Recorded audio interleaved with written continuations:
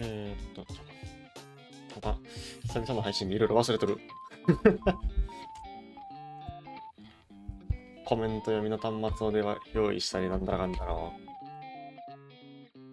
すべて頭から抜け取った。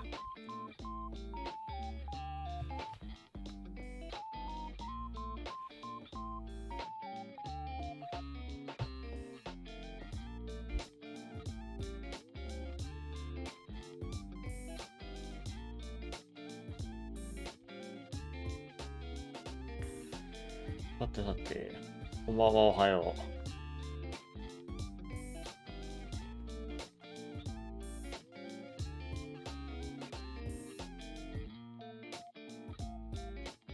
さあ、こんばんは、こんばんは。まあ、ぼちぼちやりますよ。やりますよっていうか、ぼちぼち見ますよ。まあ、基本的に配信見ながら横でいらんことチャーコラチャーコラ喋ってるだけやからね。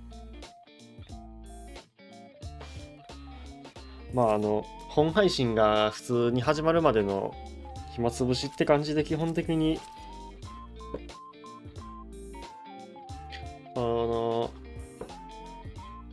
なんだろう、まあいろいろインターバルみたいな感じで余計なことただの待ち時間とかはワイが普通にアスファルトやって間をつなぐ予定ではおるけど、まあ基本的にアストンマーチンビクターのカーハントやるもんだと思ってもらって、ビクターのカーハントやったりマルチやったりで、今までのオフライン日本人一回もやったことないね。ないね。年いってる日本人の上手いプレイヤーってのがいない。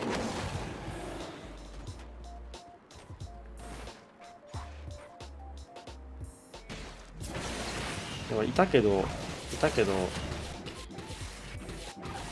もうソストローン実感中で飽きてやめちゃったりとかね。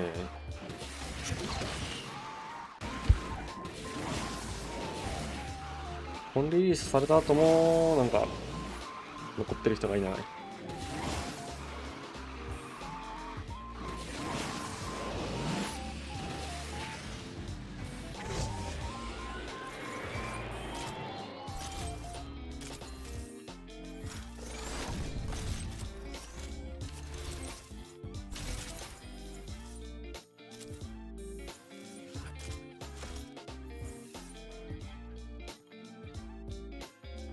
まあ、今回のe スポーツの決勝大会の準決勝はまあまあ俺が見れるけど、決勝ラウンドは多分全部ね見切れない。決勝ラウンド全部見てたら朝になる日が昇っちまうから、さすがにそれはわしも死ぬから。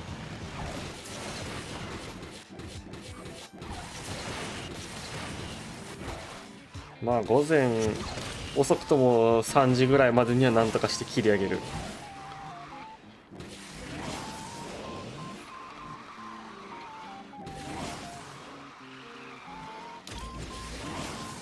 もう明日はもう死ぬつもりでおるから。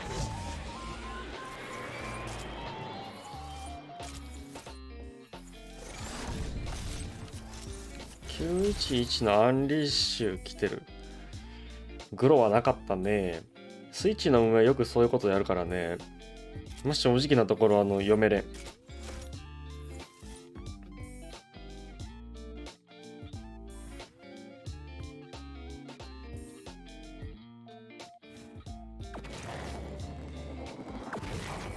今一つのゲームでアクティブユーザー時100万いたら多い方じゃねえの？わからんけど。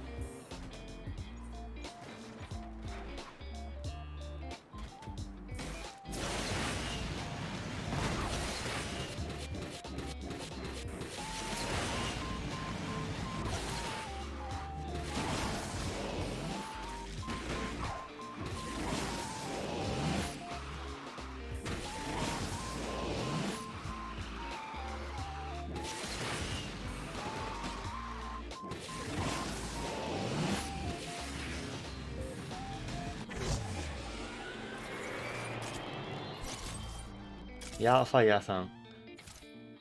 なんか、だいぶイスラ疑惑はあるよな。イスラ疑惑のあるヤーファイヤーさん。マジでイスラ来たらおもろい。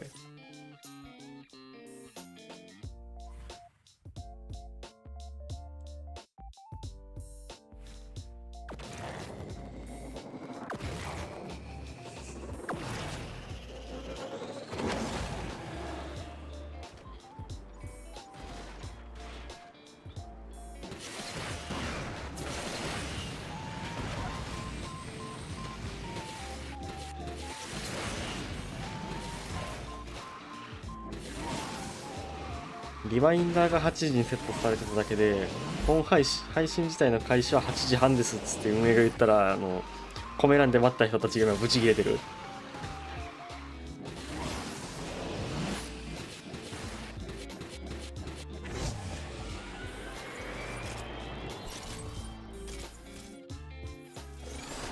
これは FPS なんかに比べたらレースゲーム自体がもうマイナーなジャンルになってしまうからね。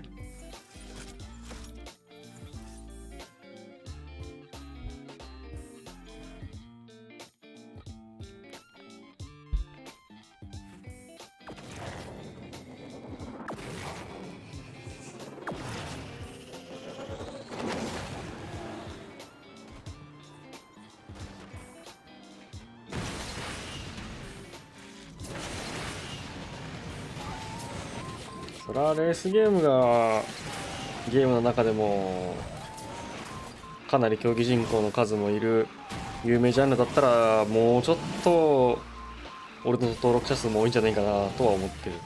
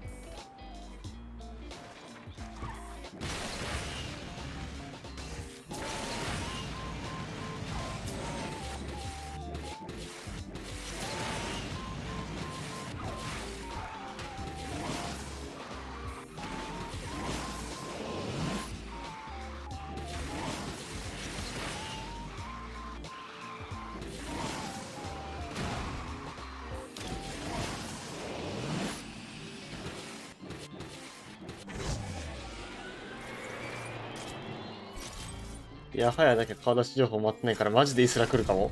マジでイスラ来たらほんまおもろいな。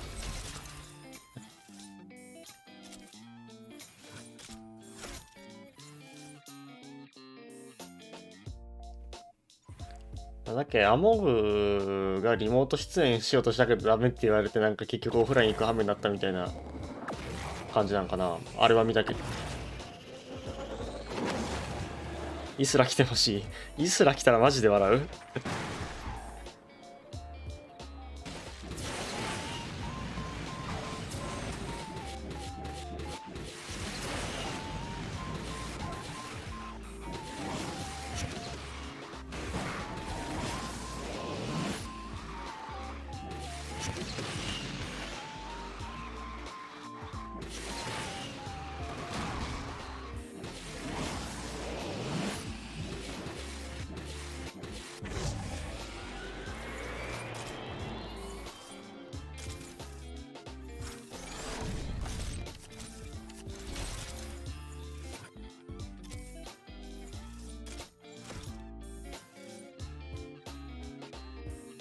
FPS に進出してみては。残念ながら FPS の才能がないんですよ、僕。できたらよかったんだけどね。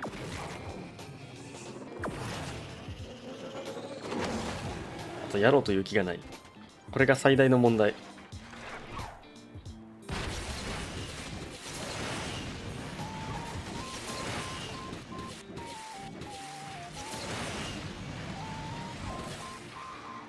オフラインはそもそも年齢関係あったくない？決勝進出のあれに。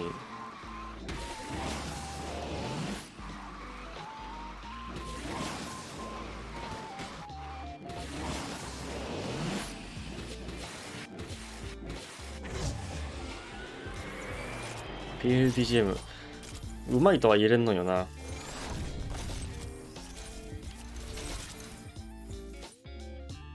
今回の MP2 のためにマルチパス買うのはあり。何もなしで3万周回きつそうだったら買うのはあり。けど、結局、パスなしだったとしても、24000稼ぐポテンシャルがないと、一番最後まではたどり着かん。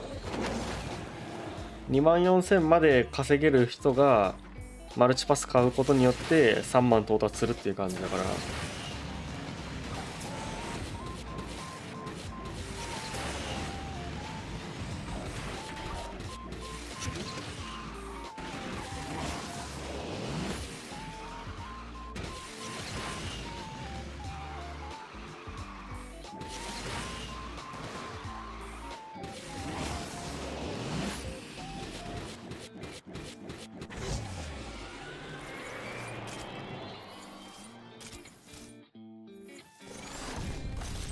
2日でビクター93枚。トークン必須やろうね。2日で行くんなら。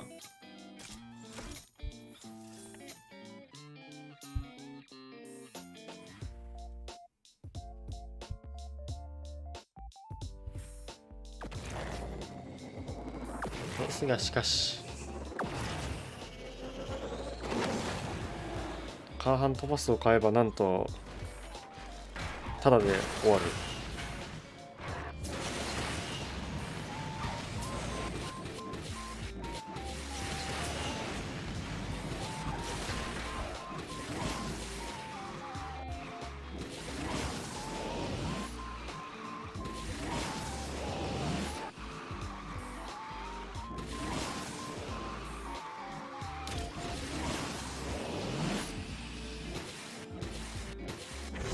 あと2日でイベントパスの効果切れる。でもそこ死ぬ気で周回するしかないわ。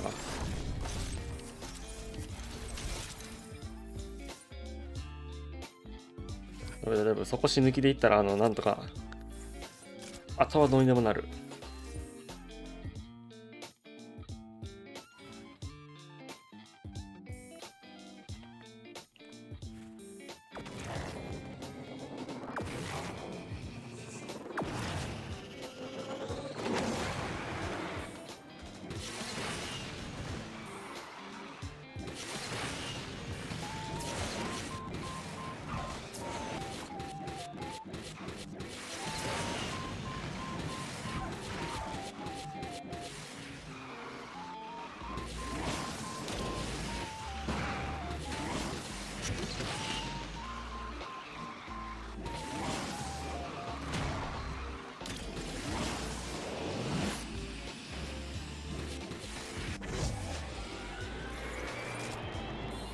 前はスイッチでちゃうけんね。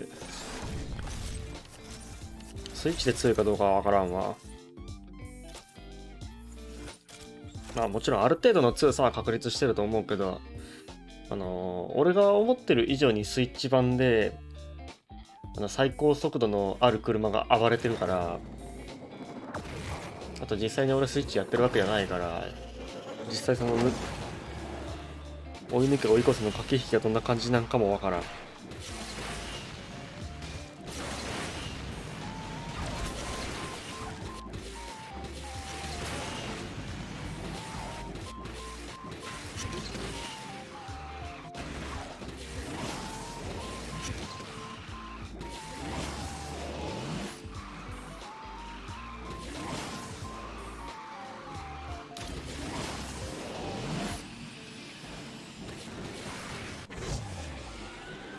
ドラバンだったらものすごい暴れてるんだけどね。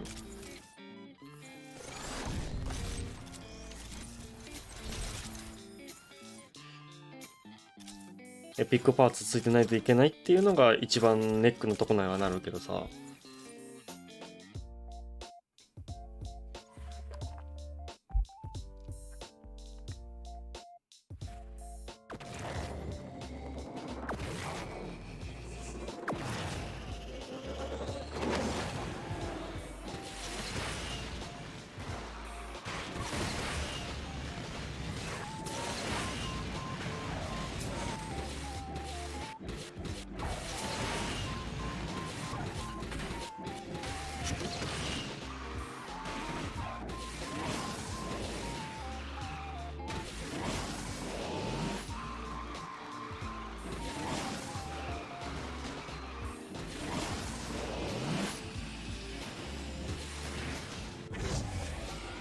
32。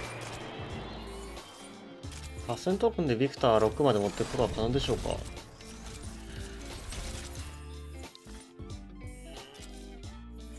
まあ、もちろんパスはなしですよね。パスない。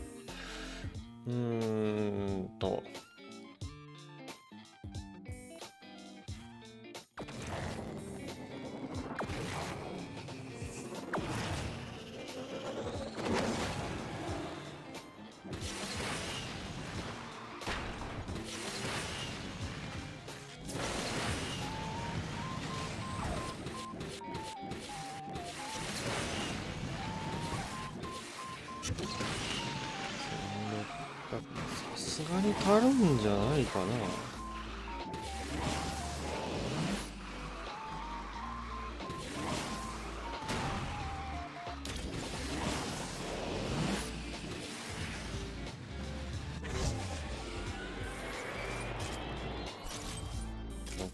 星6なら、まあ、あとは普通にどれだけ周回できる時間があるか。800ラップ、ですね。いける、多分いけると思います。8000トークンで足らなかったとしても、あとは時間で回復する分を2100、いやギリ足りんか。期待値 10% で足りんな。2400パック。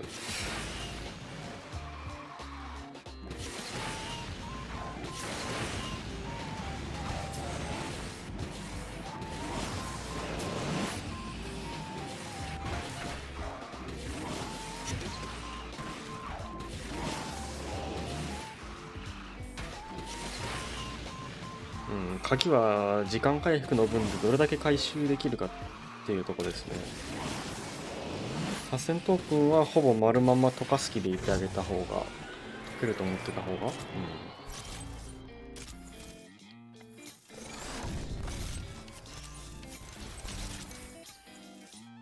や、本当にね、ビクターカーハンはこれ2回目。1回目がレジェンダリーハントで、今回は誰でも周回できる。今回こそカーハントパスは買ってあげた方がいいと思う。ゼロから集める人ほど。マジで買うか買わないかの差はでかいと思う。買っただけであれ、トークンの消費量めっちゃ抑えれるし、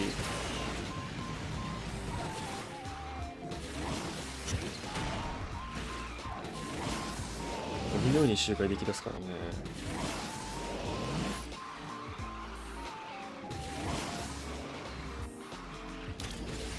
手持ちの B クラスの車が少なかったら、むしろ給油広告地獄になる可能性さえある。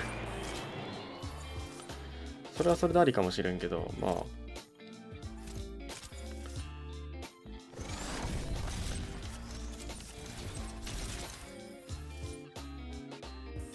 なんとなく俺の考え方だったら、1100円で8000トークン買うことはできないから、じゃあそこでカーハントパス買って節約した方がいいんじゃないっていう考えになる。トークンを多くのこそ節約しようってなるなら、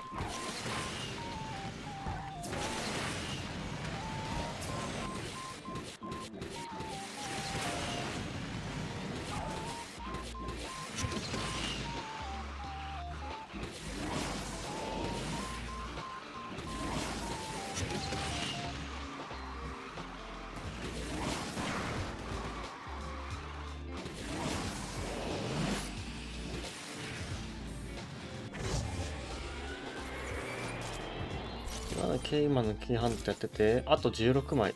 あと16か。あと16だったら、トークン使ってあげたら間に合うと思う。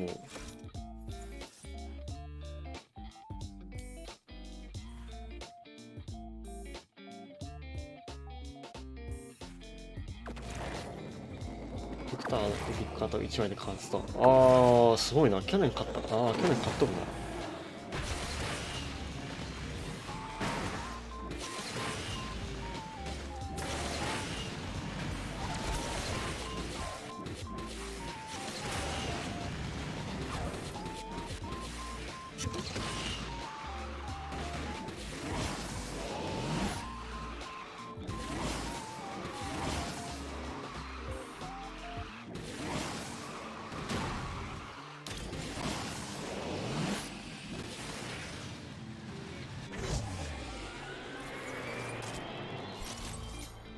BGM はシャローって打って検索したら出てくる。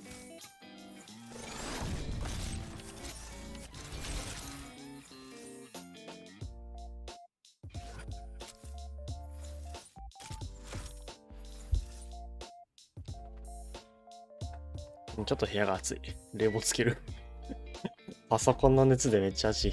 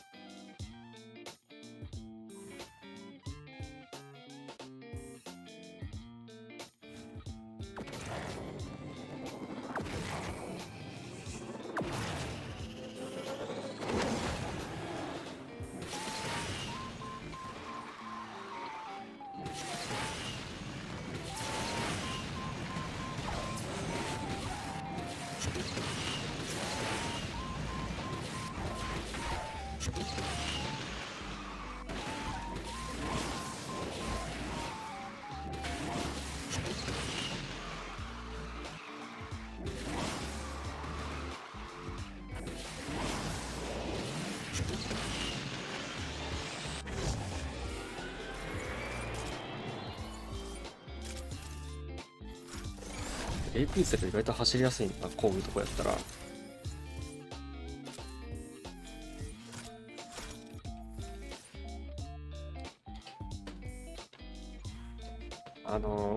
最後の S 字のコーナーのところ、もろに車ごとのその挙動の差みたいなのが出る。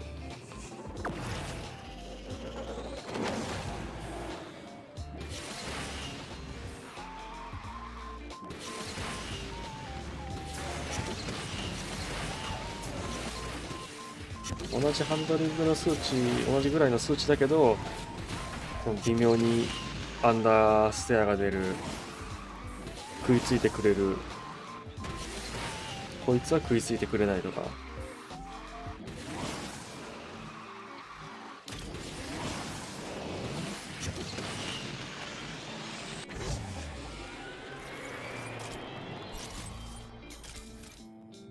まあこのコースで練習するんだったら、まあドリフト、なるべくインを詰める練習。インを詰めるだけじゃなくって、ハンドルをもう最初から最後までずっと全開で切りっぱなしで、うまいことカメラ寄せるとか、内側の磁石発動させるとかっていう。全開で曲げた時に、どういう挙動になるのかっていうのを覚え込んだりするのにはいいと思うな。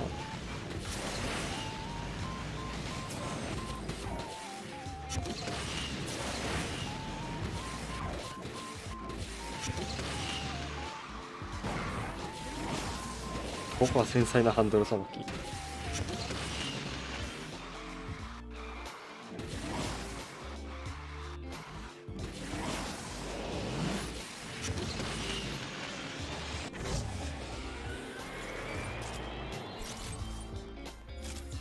この最後の S 字キリキリまで内側をするのがまた難しいんよな。このコースは楽しい割と。しかも B クラスの車って比較的高速車使えるから、裏間だったら33秒、32.5 ぐらい出るんかな。なんかもうちょっと出そうな雰囲気はあるけど、それ以外の GS とかの車やったら33切れるんかどうかな。車によっては33切れるみたいな AP0 は多分うまいこと決まれば切れる。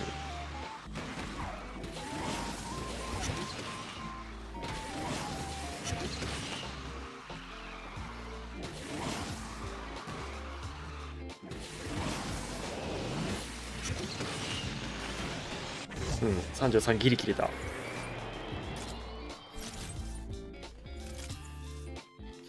まあでも7発ぐらいじゃね、理論値。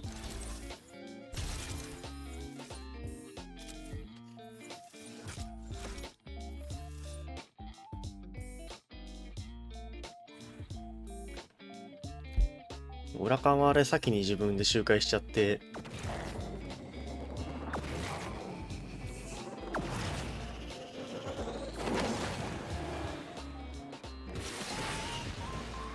まあ、今タイムアタックできないけど、裏缶はまあ前半は楽しいんだけど後半がストレス。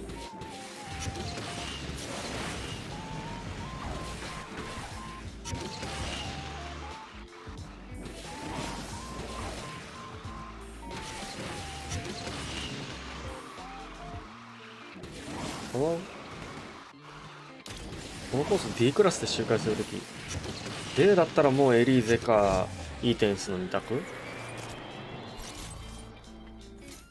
エリーゼとイーテンスでひたすらコーナーゴリゴリにイン側詰めまくってジロンチタイムアタックするのがいいと思う。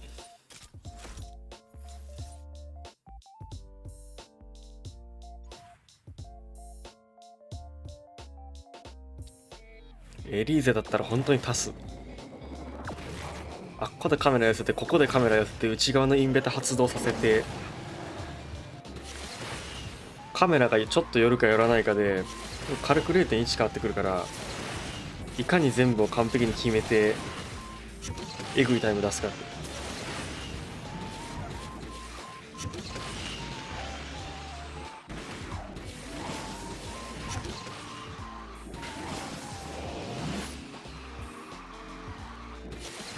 今もここもハンドル切るの遅かったから内側に全然寄れんかったし、全然寄れなかったから32秒出されてない。 TT でもカメラ寄せれます。それ無理くりでラインアウト側にしてるだけやん。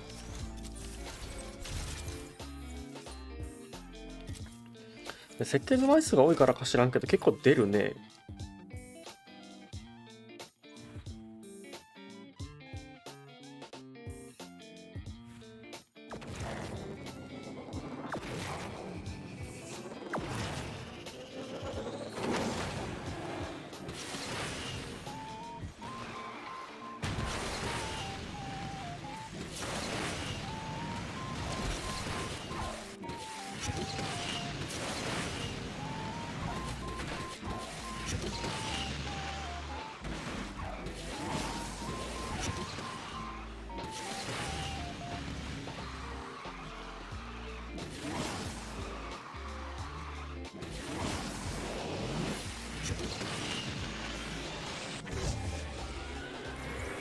まだいけるな。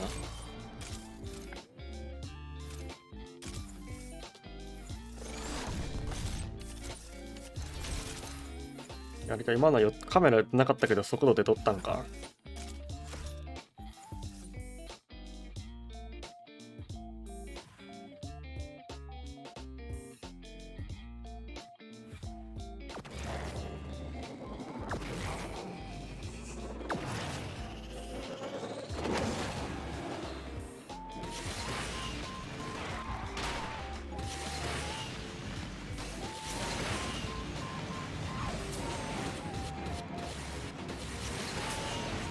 問題はみんな大好き GS で何秒出るかやね。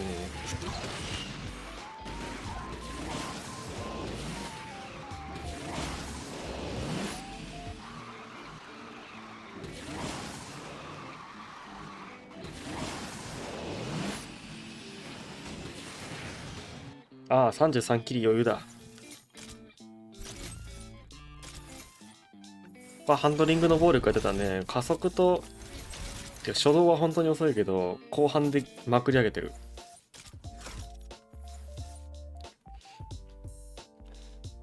バンテージとか AP0 もまあ何気にハンドリング80超えてて高いけど、85ぐらいと90あるのとでは格が違うわ。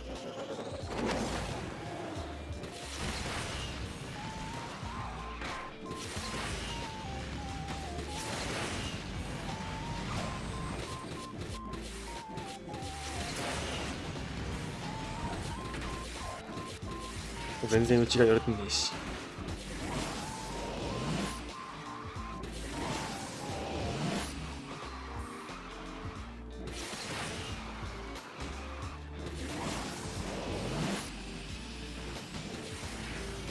GS 走りやす。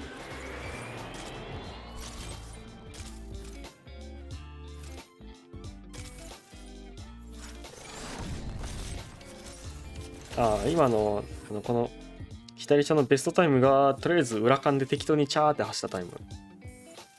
裏間やっぱ勝て。ここでの最強は問答無用で 911GT3 だろうけど、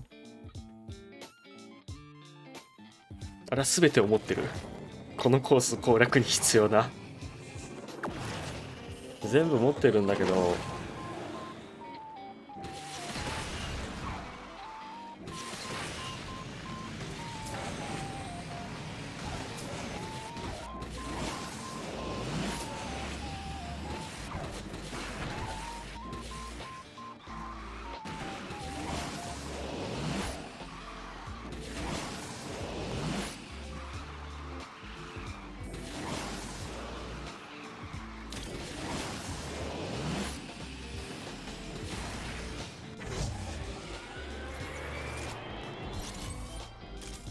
マルチで使うから使いたくない今は。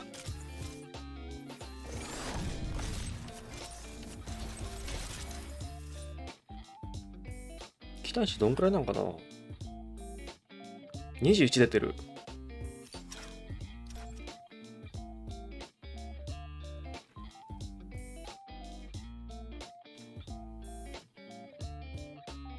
結構出てるね。いや、まあ平均ぐらいか。これ全部回して40枚ぐらいっていうことになるから。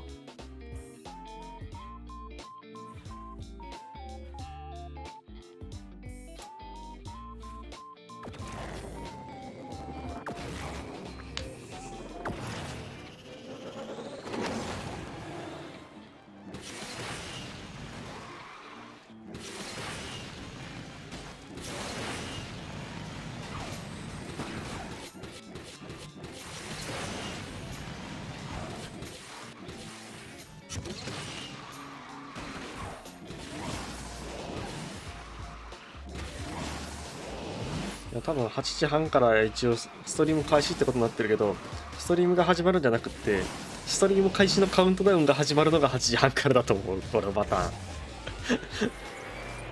実際の開始自体は9時から始まったらいいんじゃないかなっていう。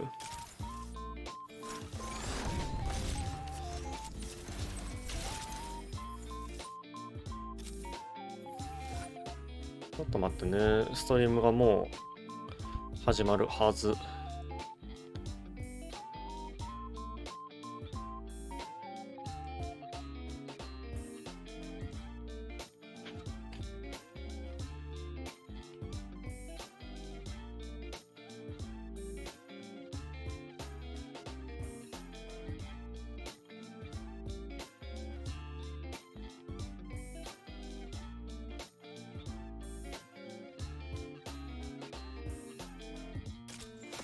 あれか、俺の電波時計がずれてるんか。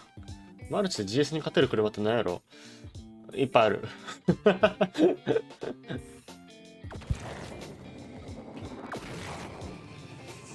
もう GS もね、全然マルチで勝てる車ではあるけど、それなりに、技量がいる車にはなっとるし、シーズンによってはもう小雑魚なめくじで使い物にならんっていう。まあ時代の波には飲まれた。まあしょうがないよね。一番最初からいる車だし。まあむしろ今の今までよく生き残ったよなっていう感心するところではある。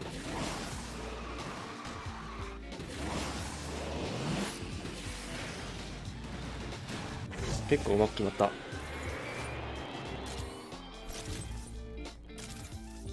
32.6。前半は出るな。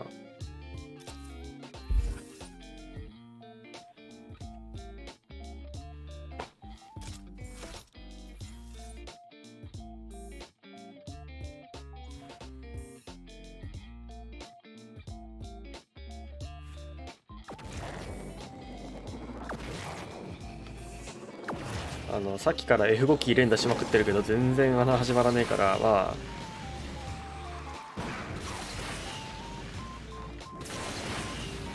あ大抵そんなもんよねって感じ。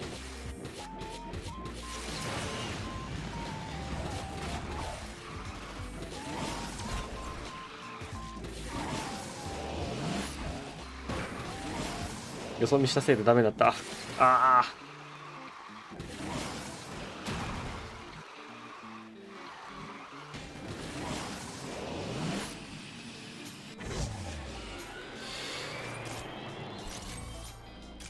グリフィスが GS に勝てるというか、それはグリフィス側がスーパーうまくて GS がほどほど下手ぐらいな感じやで。条件が良かったらできる。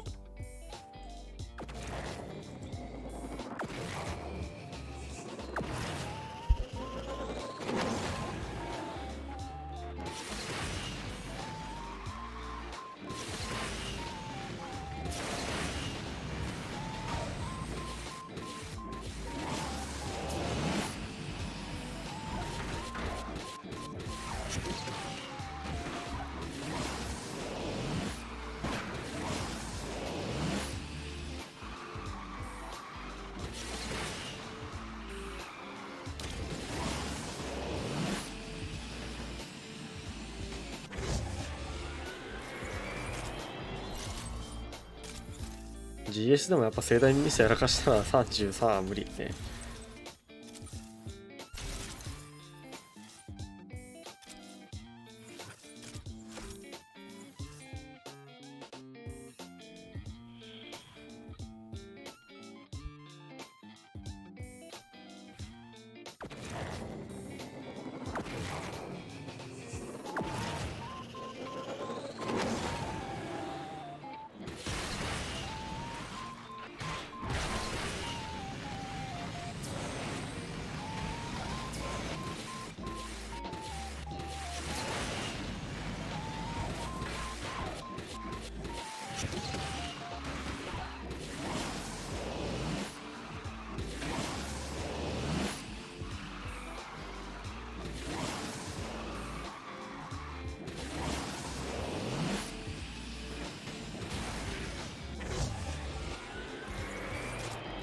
デイリーイベントパスとか赤字ありますか？俺は買ってる。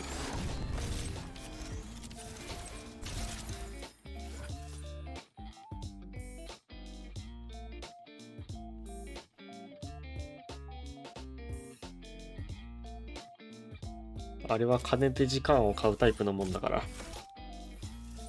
別に時間があるんだったら普通にね回せば、カーハント回せばいいだけだから金払う必要はねえけど。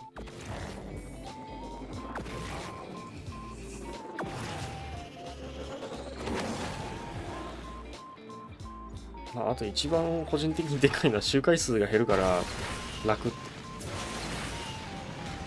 時間ないし回せるときに一気に回しておきたいタイプの人だから。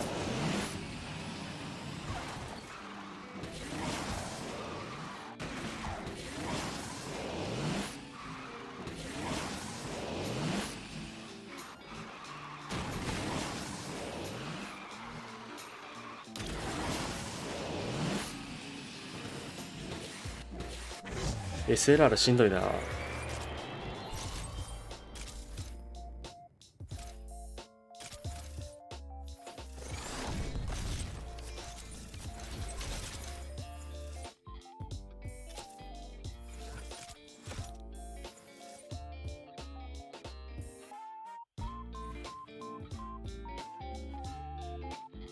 まあ、周回が嫌いな人にとっては、まず 1レースでもらえるパックの数が2倍だから周回数は減らせれるっていうメリットがある。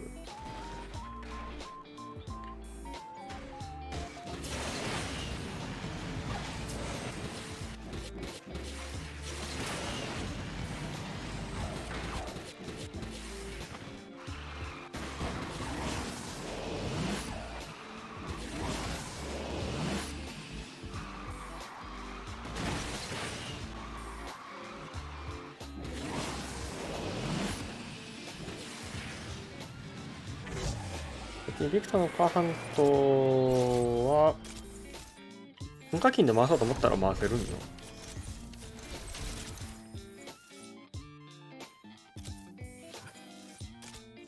SLR 曲がらへんね。硬いね。めっちゃ硬い。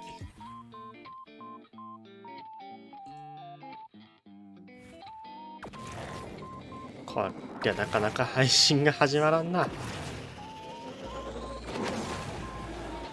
頼むから宣伝するだけしといてやめてくれっていう。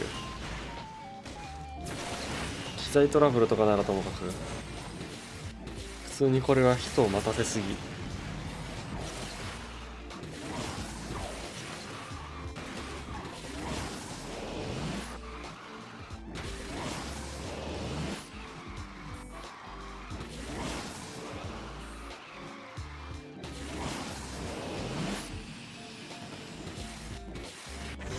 定期的に配信してる、普通に普段から配信してる人が予告してる時間にちょっと遅れるくらいならまあまあよくはないけど、ご愛嬌だけでさ、こんなめったに配信しないところが e スポーツの大会ですっつってデカデカと宣伝してやってるのにそれはちょっとえんと思うけどなーっていう。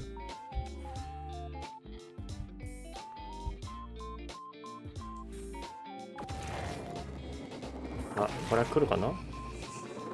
今公式はレッツゴーレジェンズっていう。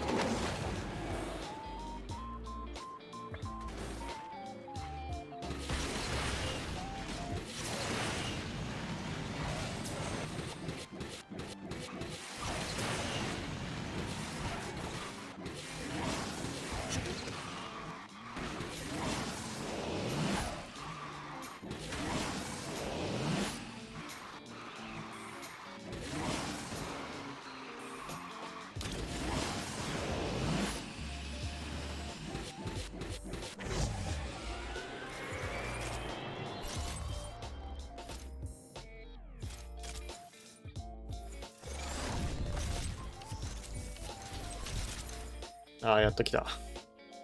待機画面が。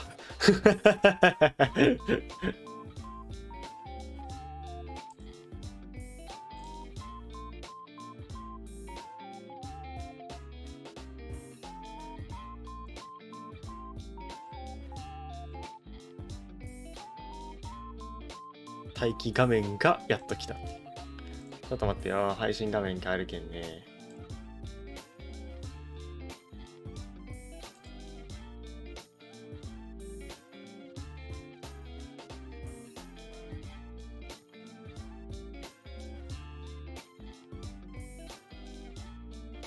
はい。ちょっと並び替えました。左下に。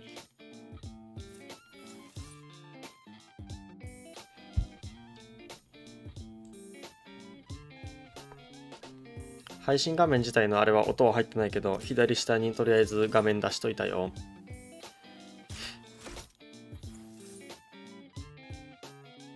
普通に放送が始まったら画面フル画面にします。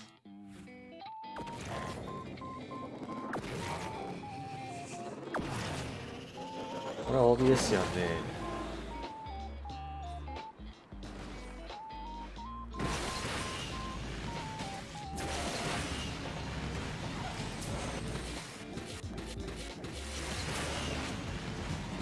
決勝どのくらいから、iOS が深夜の何時だっけ。まあなんか3時前ぐらいから決勝だったかな。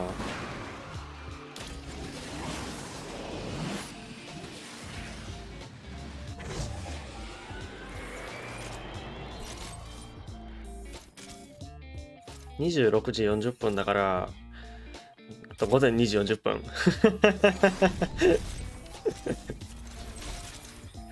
見れねえよって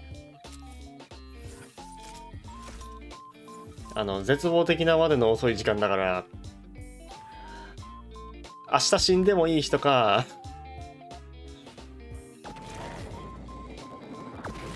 いずれにせよ予定より早く進んでればまあ3時ぐらいに配信終わる予定。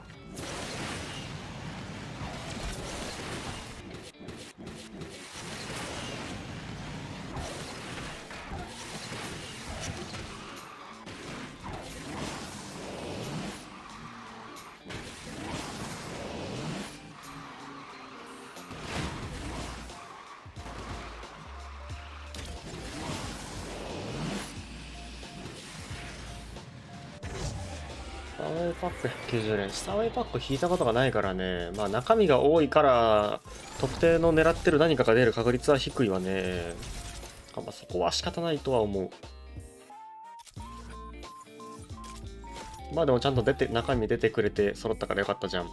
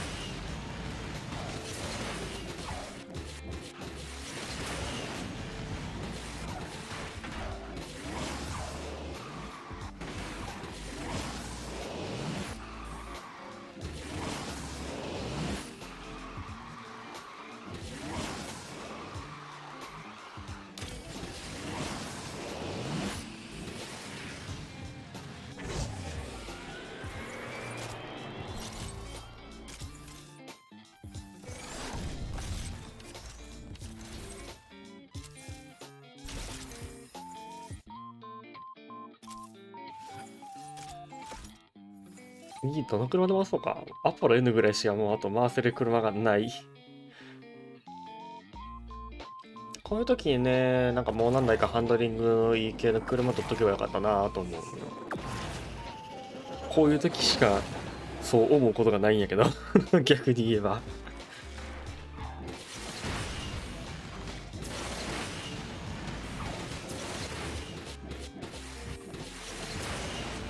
あ、プラスさんこんにちは。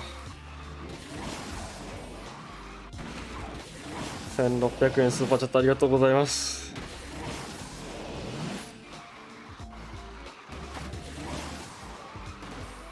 少なくないです。ありがとうございます。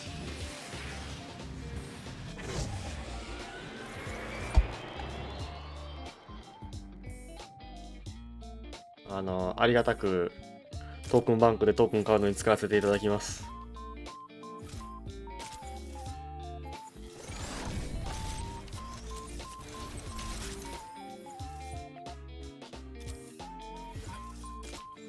とこでさ、ビクター来るのはいいんだけどさ、エンツォいつ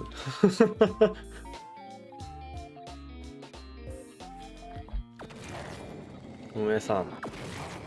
もしかしたら、フェラーリシーズンがまた来るんかもしれん。で、その時に、エンツォのカーハントが、一般カーハントが初開催ってやるんかもしれん。というわけで早めにエンツォが欲しい。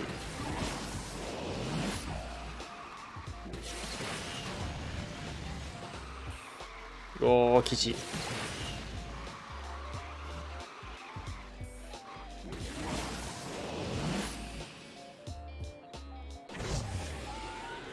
もうちょっと綺麗にまとめたら33はいけるかな。どうかな。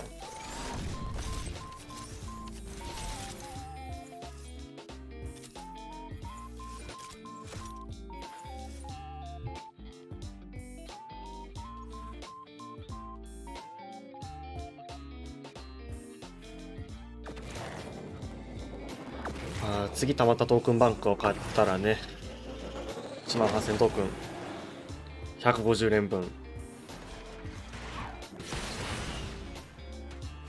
何のとは言わないけど150連分です。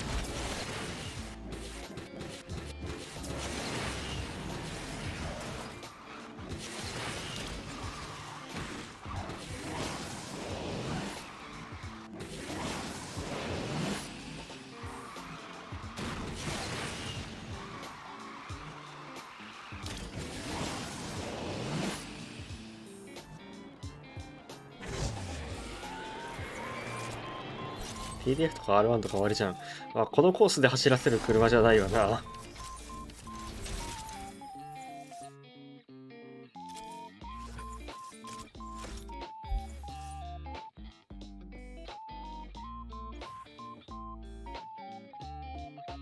終わってるとはもう。GTC4 ルッソか。まあ、それ系の形した車は意外と出せれそうなのは多いので。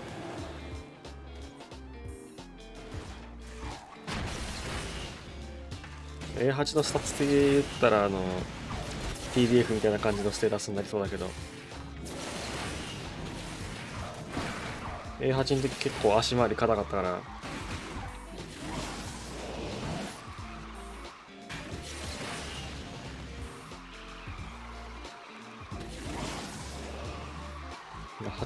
812スーパーパスタはなんかランクの割にだいぶ強い気がするけどね、あれ。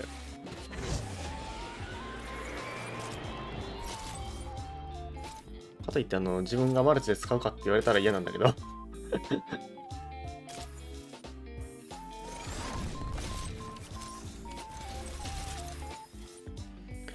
っしゃ、これでとりあえず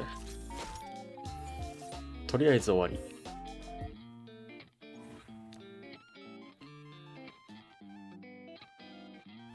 あー、ピスタね、来てほしいね。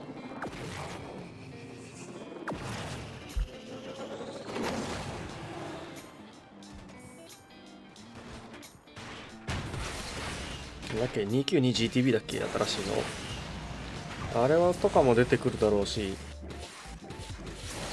ただ SF90 までの強さは期待できん。フェラーリシーズン来ても。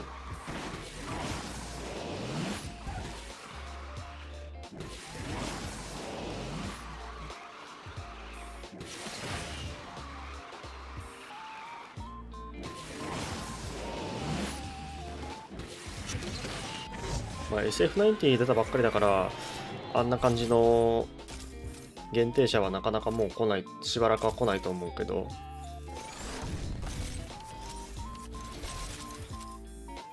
終わったよ、集会がなんだろう、8時から始まると思ったからさ、若干時間潰しして8時半から開始だと思ったけど、思ったより始まらなさすぎて、がっつりいつも通りの時間にいつも通り配信をしてから本配信が始まるみたいな感じになってるよね。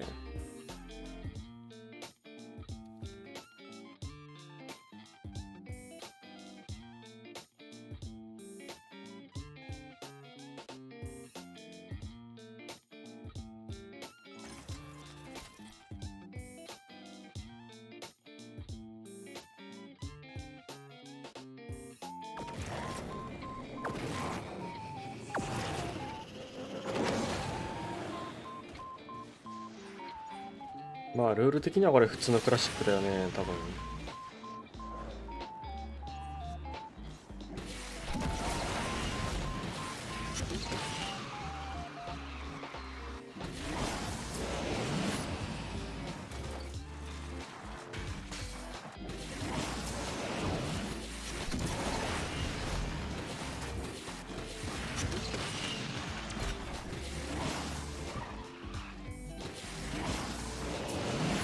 ああ、普通にクラシックだね。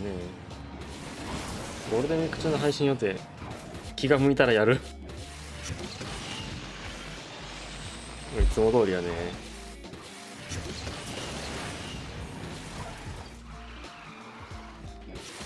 いついつ配信します的なやつはないです。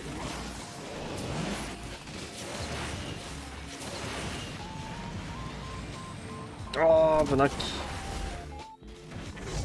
配信したいと思ったら配信する。TSRS はまあぼちぼち強い。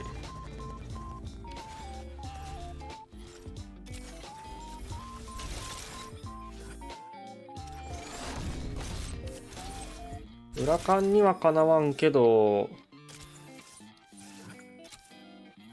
匹敵する強さは持ち合わしとる。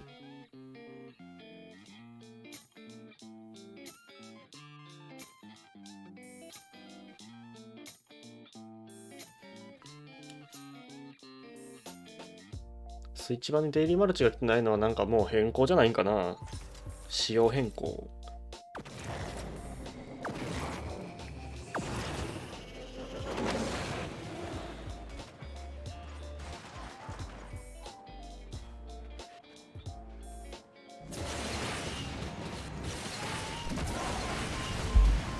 おー TSRS は星マックスにはしたいんよね、一応。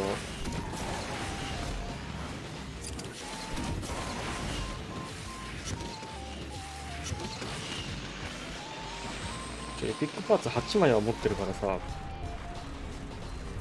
星マックスにさえなれば、もうあとは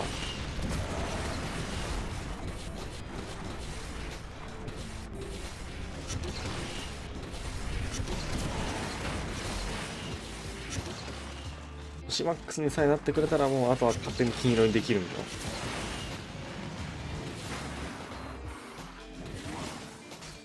俺もなんでかわからんけど、この車のエピックパーツが全部揃ってしまってる。本当になぜかはわからん。この前のなんか市場シーズンの順位報酬で TSRS が2枚出てしまって、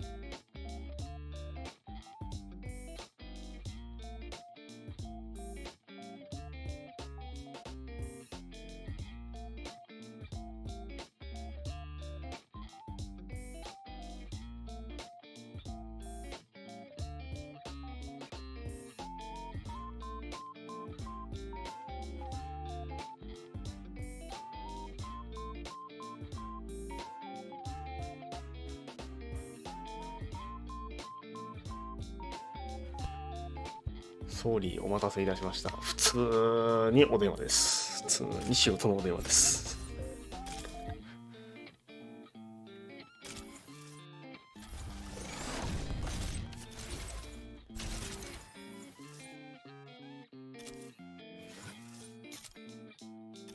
ダメだ。TSRS ニトロ少なすぎてちょっとストレス。乗るんならもうこの2台。SC18 か911。911GT3 多分バカ強いから、とりあえず SC18。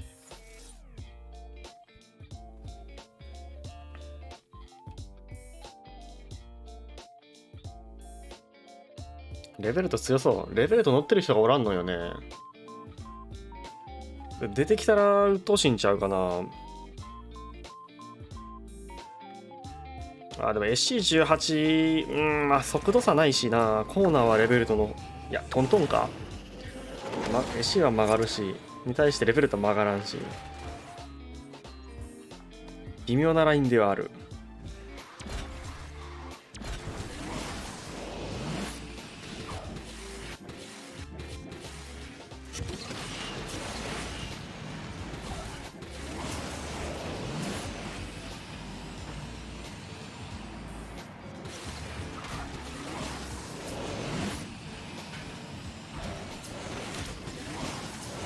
でも最高速度乗ってからは多分 SC18 が追いついてくるんやけどな。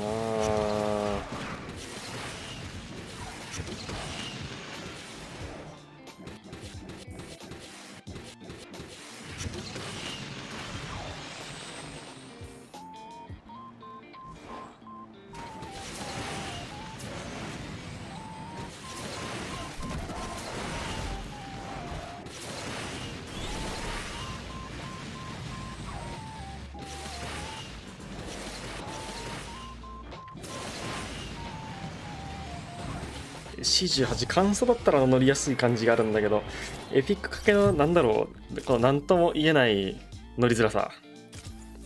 乗りづらいわけではないんだけど、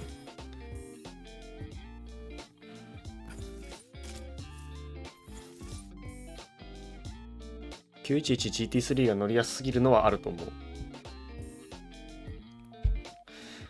C18 な、個人的にはウワイラの方が好き。なんとも言われん。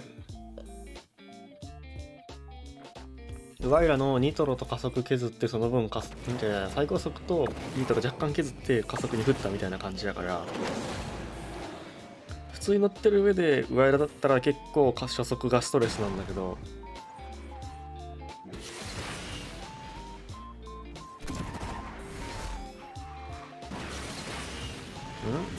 ちょっと行動的なの？言ってる？私も公式配信はまだ見てないからね。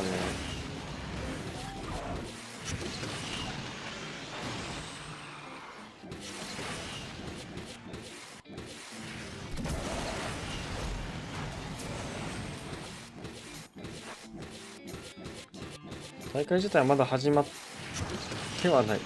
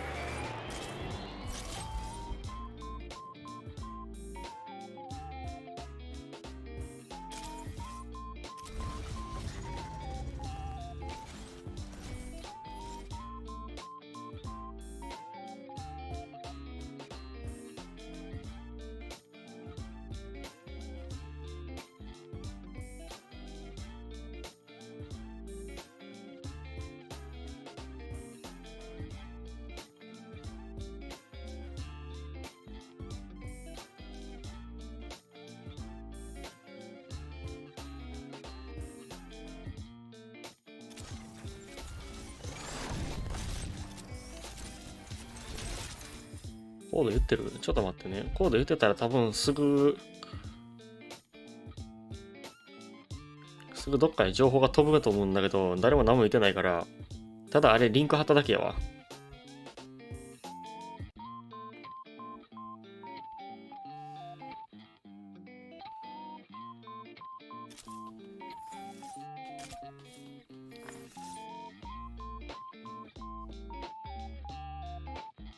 星いくつから ?SG8 は星マックス。星5だったらウワイラの劣化版。6にして初めて加速がウワイラを超えるから、6じゃないと残念ながら。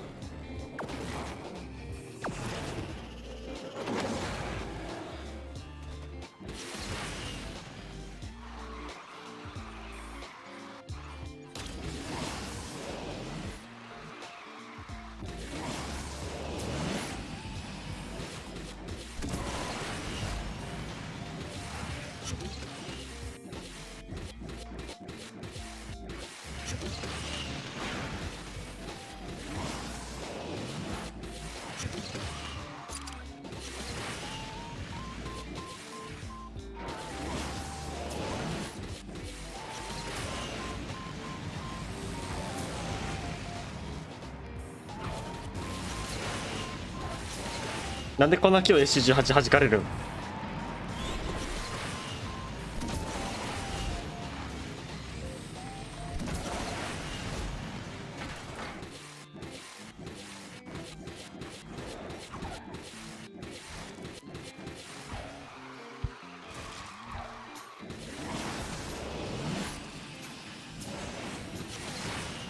これゲーム再起動した方がいいやつや。フィジックスおかしになってる。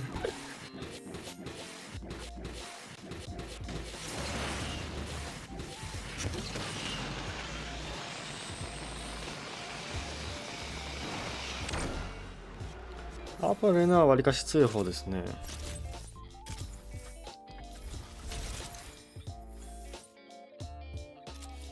FF プライド高いのか知らんけど、上海ドラグノで予選通過したとか言ってる。高いなぁ。めちゃんこプライド高いなぁ。プライドの塊やん。本当はミナレッツのラウンドで行っとるのに通過しとるけど、タイム的にはお茶の方が上だったから。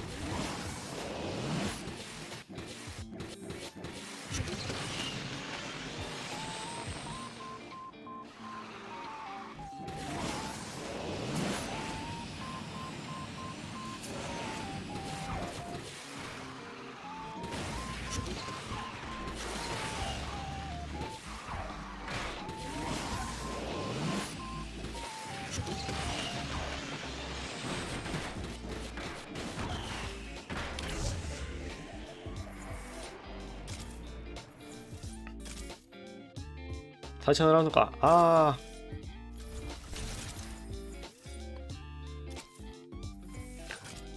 911GT2 が抜け落ちちゃった。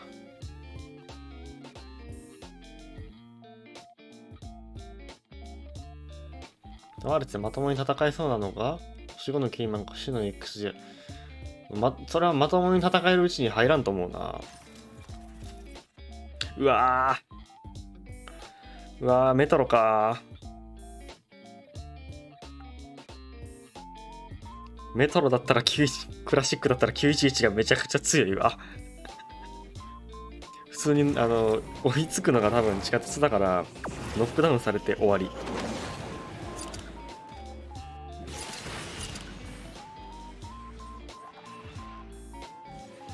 え？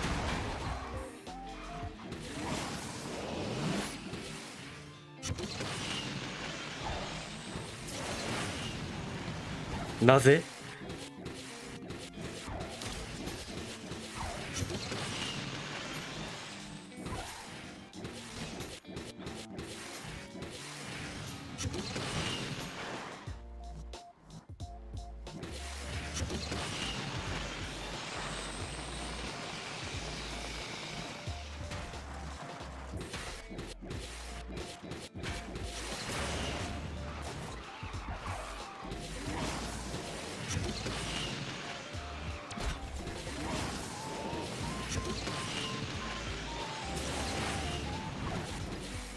バンダが早すぎるなこれ。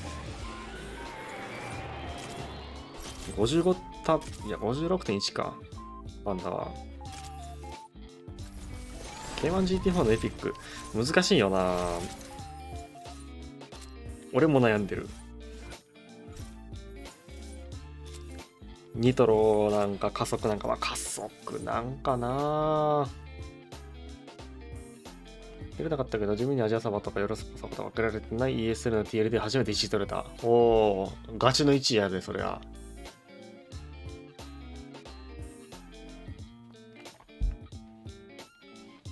ESL の1位はガチの1位。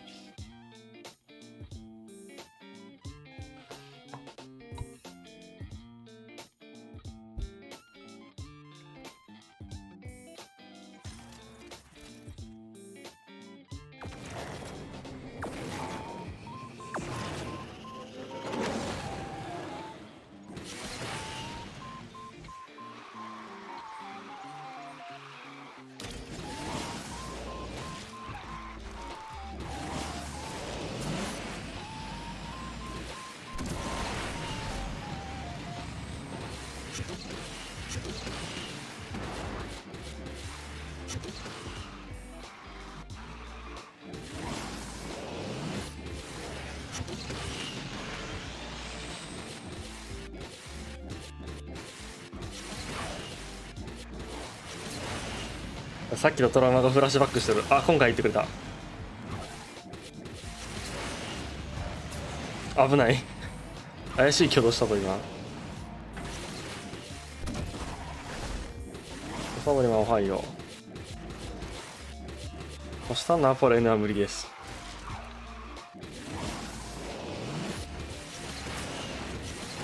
最低限星マックスです。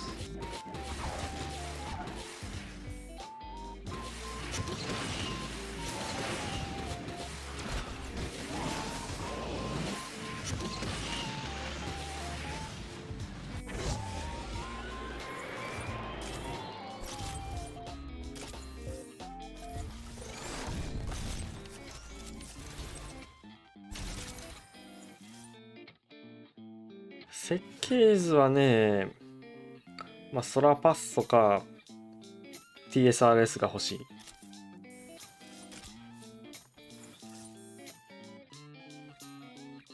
911GT3 エピック3枚あるんですけど、加速に全振れ。加速2のニトロ1かな、それやったら。ニトロがだいぶでかい。マジででかい。1.5 かある。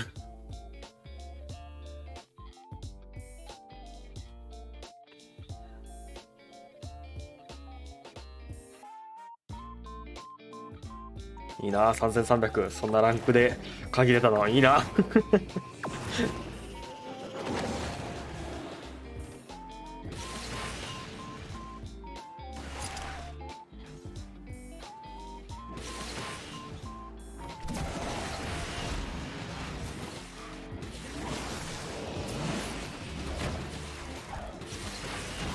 うわ、くそ。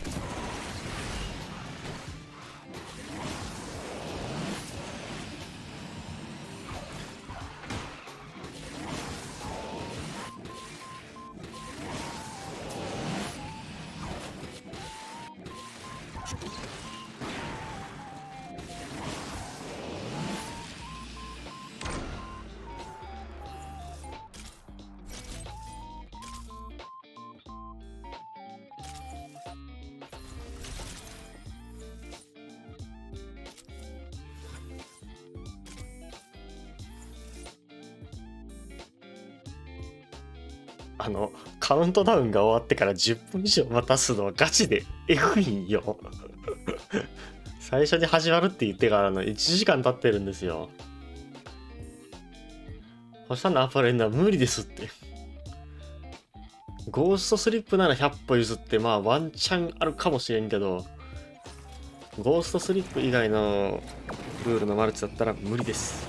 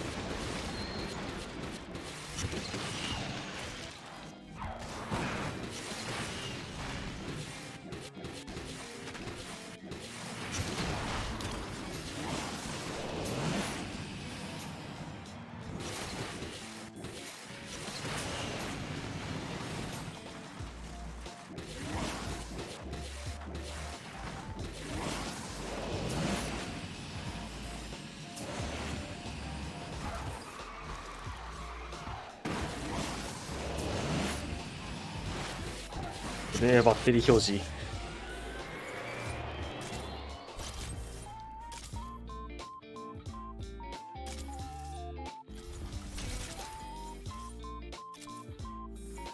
バッテリー表示に本当に配信終わらされるとこやった。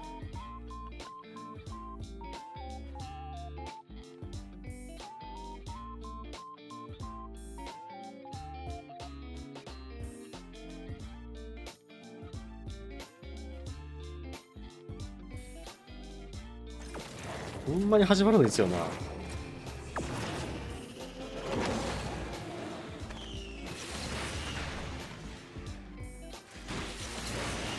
もうガチで待たせすぎ。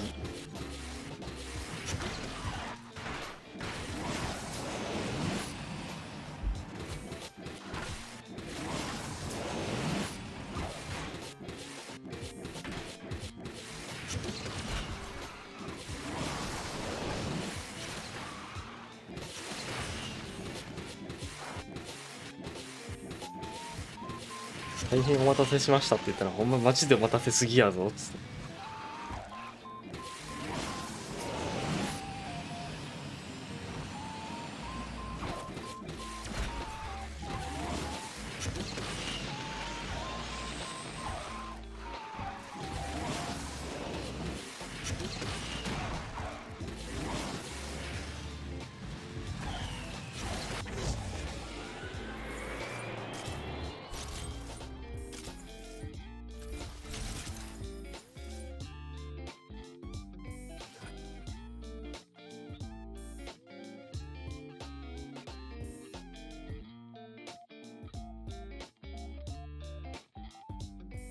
お、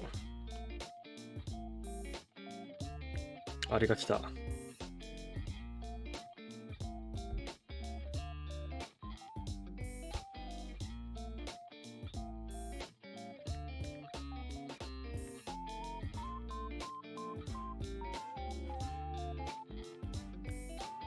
コードが来たで。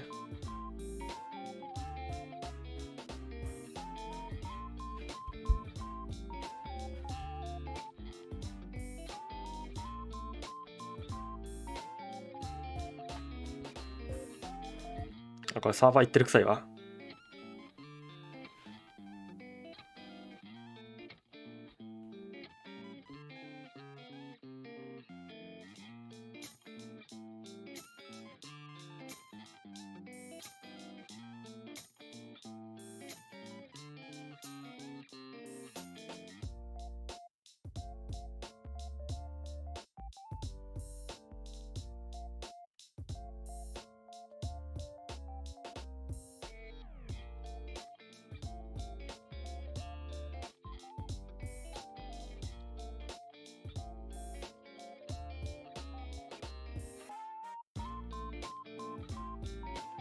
あ、これずっとぐるぐるだ。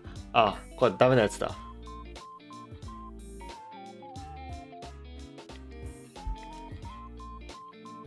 コード読み取りサイトがパンクしましたアクセス型でいっとるやん。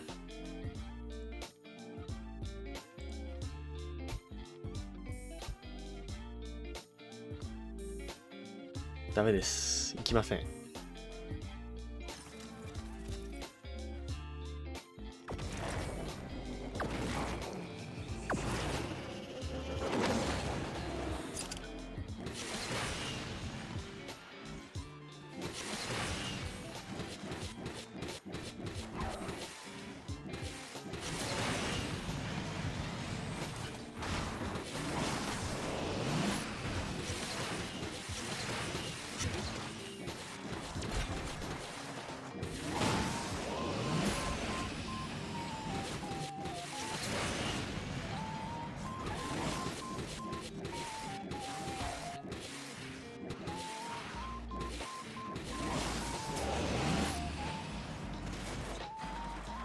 結構な頻度で落ちるよ、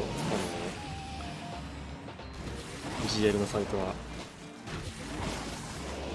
パッチノートとか情報系継ぎ出した数日後になんか落ちてるし、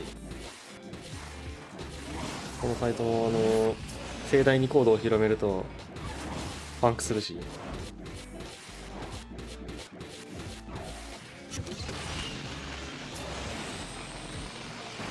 コンテンツクリエイター登録者1000人から申請可能で、申請が通るかどうかは分かりません。あ、いたいた。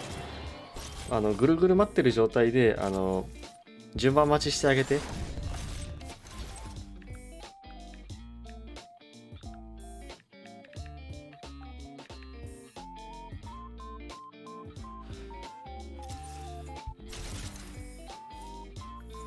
よくオンラインゲームとかであるサーバーへの入室待ち状態だから、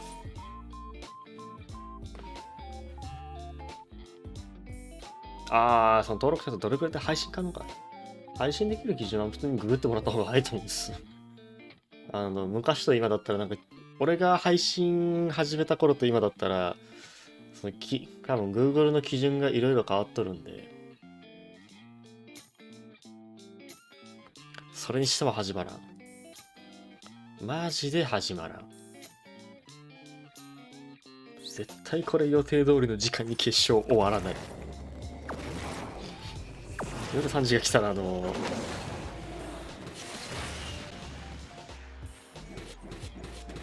んだけ待たすんやねん。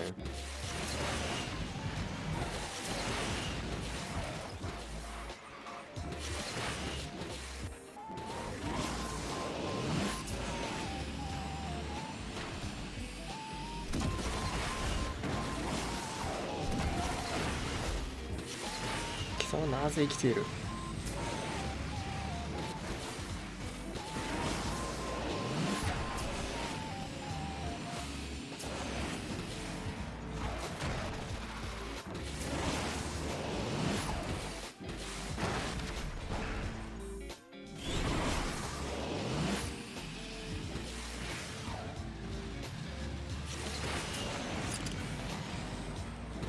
人はおるといい度胸だ、ほんまに。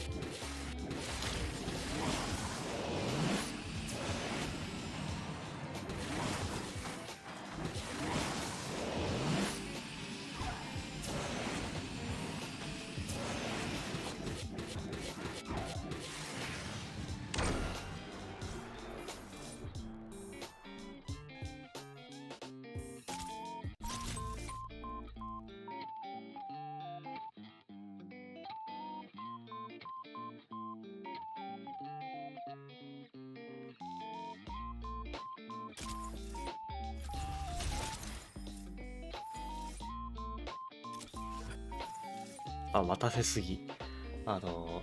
マジでこれで始まるんか不安。疑ってかかってる。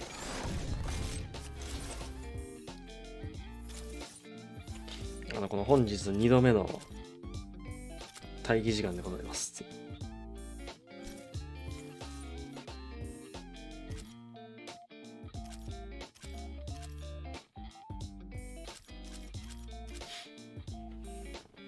やることなくなっちまったよ。うーん。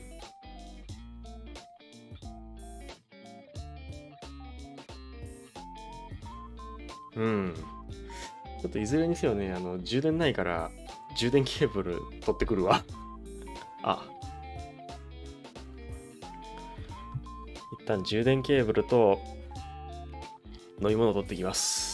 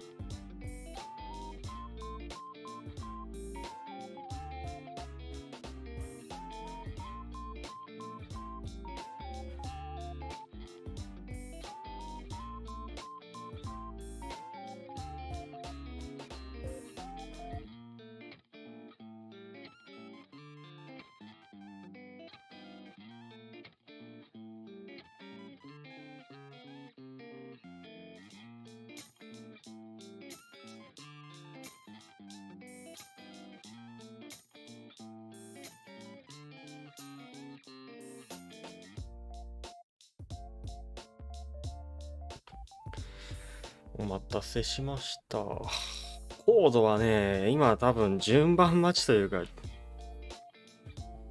渋滞してるだけだと思う。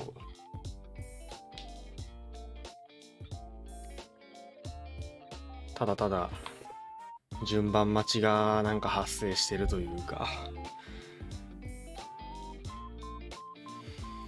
サーバーがパンクして要求がタイムアウトされてるだけだから、そこの点に関しては、まあ全然心配はいらないんだけど。オプデー 1%。危ねえ。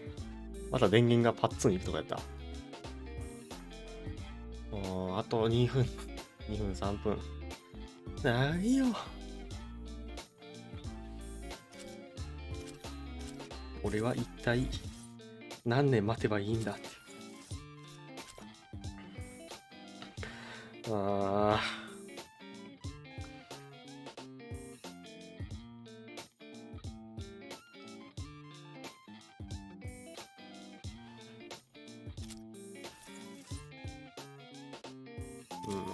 その他のパックがあと7日間で、XJR の鍵パックがあと11日間か。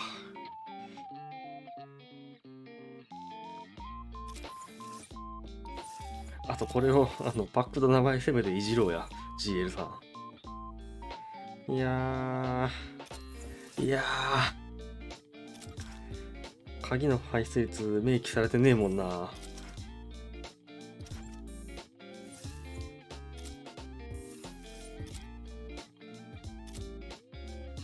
いずれにせよね、もう10連で星マックスに自体はなるんだ。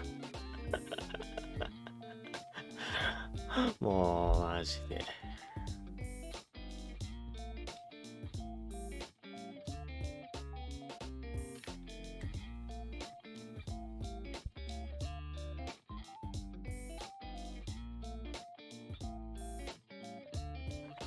飛行や今日じゃない。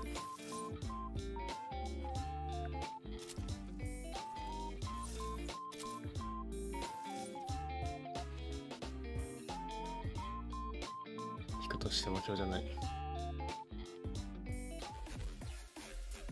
まあとりあえず配信画面切り替える。まあね、この待機画面が終わった瞬間始まるとも自分も信じてはいないんだけど、始まる可能性にみじんかけてる。あれだよな、この待機時間が終わると何が始まるんです。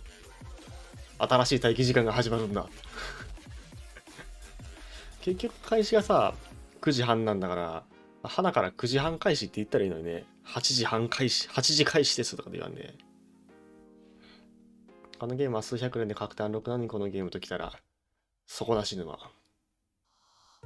救済はない。エンドレス待機時間。本当だよ。お、来るか。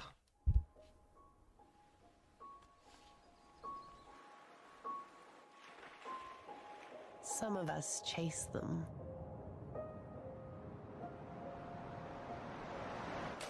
For 75 years, we've been driven by dreams. We dreamt in full color.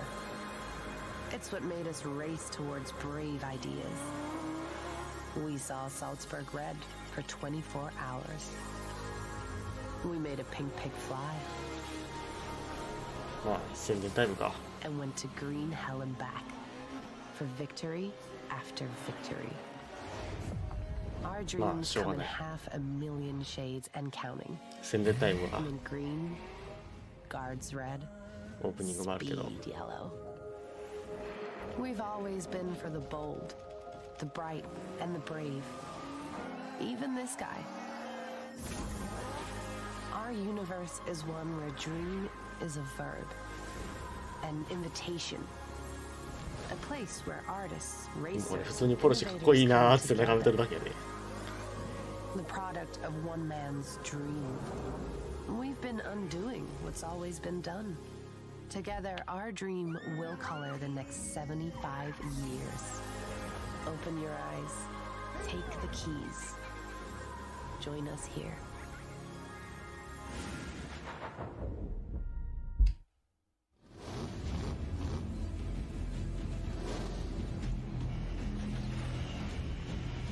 あ、やっとアスファルト来た。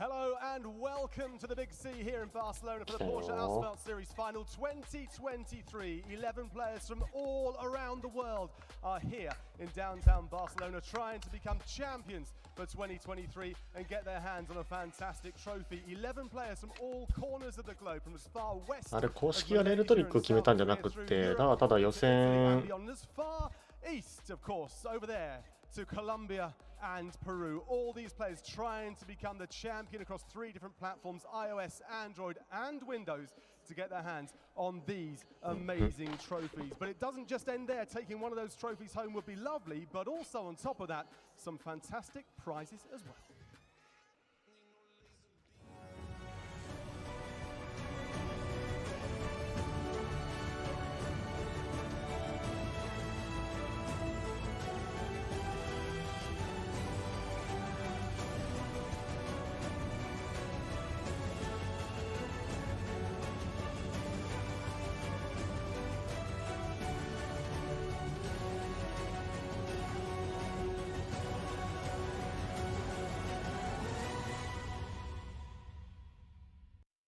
I was given one of those watches as well. They're a thing of beauty. They said to me I've got to give it back at the end, but I can see the doors just over there, and I reckon if I hot ゴールドイヤホンとか誰がそのどの商品をもらうかっていうのを今やってる。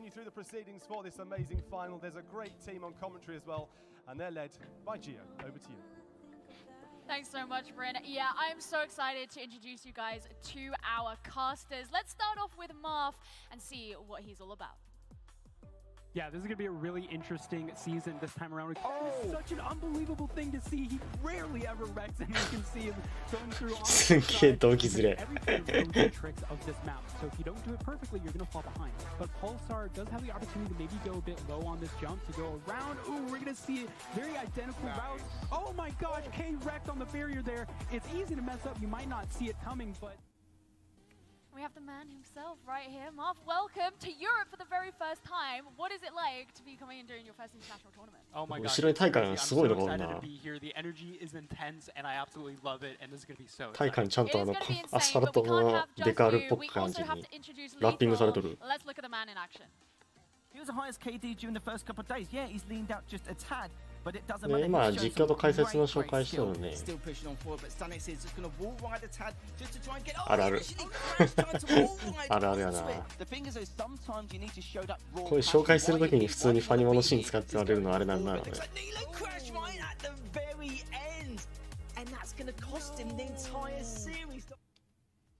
your first time in Europe though, is it?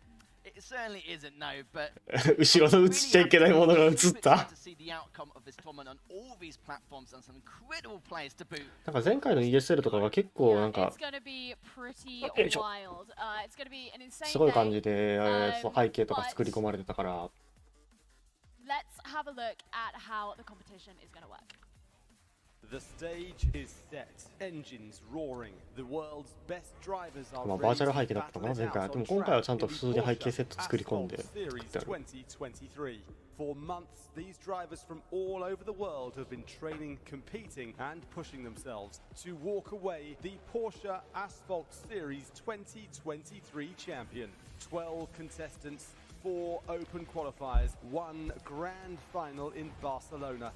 With over 10,000 euros in amazing physical prizes provided by Porsche, Tag Heuer, and Bose, as well as 15,000 今回の決勝に日本人はいない It comes down to Barcelona, where legends are made. ポルシェはマルチ強いの？強い車もある。今回予選ラウンドとか背景に映ってる4台じゃないけど B クラスの 911GT3RS あれがめっちゃ強い。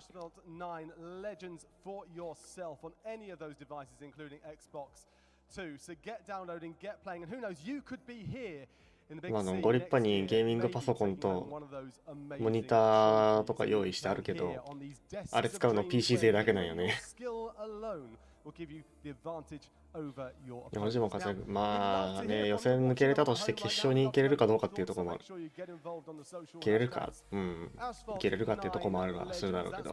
Porsche Asphalt 9, that's the way to go. We'll give you a couple more as well so you can get across it all. Asphalt 9 Legends, Porsche Asphalt Legends. There's a couple of ways. The other one using the hashtag A9 Esports. I'll give you those a little bit later on as well. But get involved, get in touch. We would love to hear from you over the course of this afternoon's events. Now on top of that, for you at home, you want something 配信の感想とかはさっきのタグをつけて言ってくれよって。8 unique liveries using the code that's on your screens.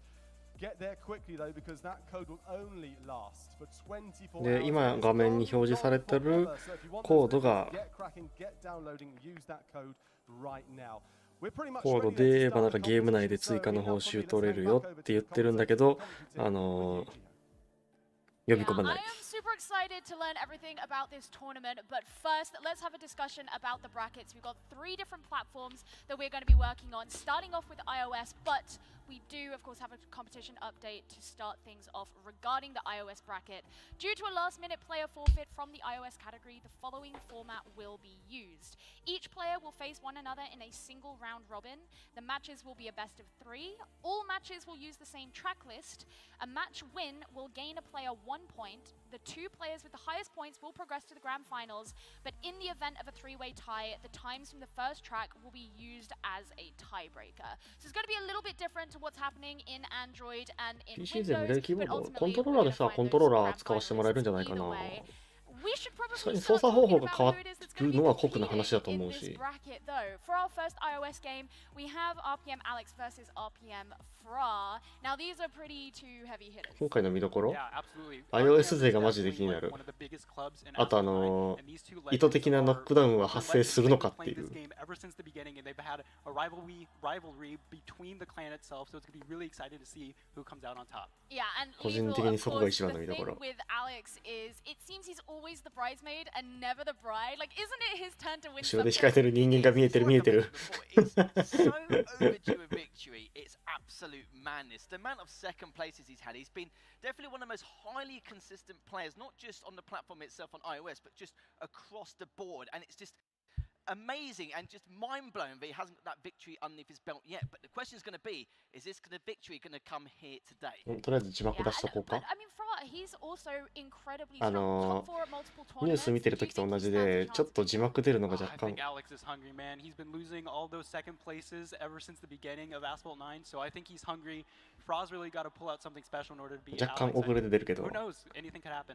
I am so 英語の ready 字 to 幕は see, 結構 but first we're going to have to find out what tracks these players are going to be playing on. The 正 players 確みたいだか thus ら。 far don't know. They don't know themselves. So this is going to be a 読んで surprise 分かる to 人は読ん them でくださいって感 just じや as な。 much as it is going to be for us. But before we get there, we're going to send it over to Bryn for those walkouts.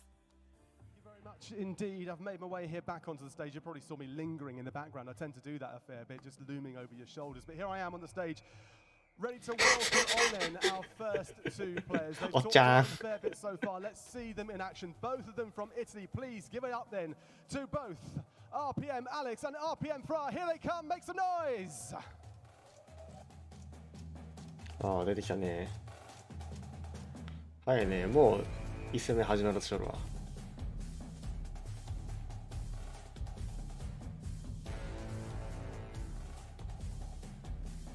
iOS やで。字幕日本語にできるんかな。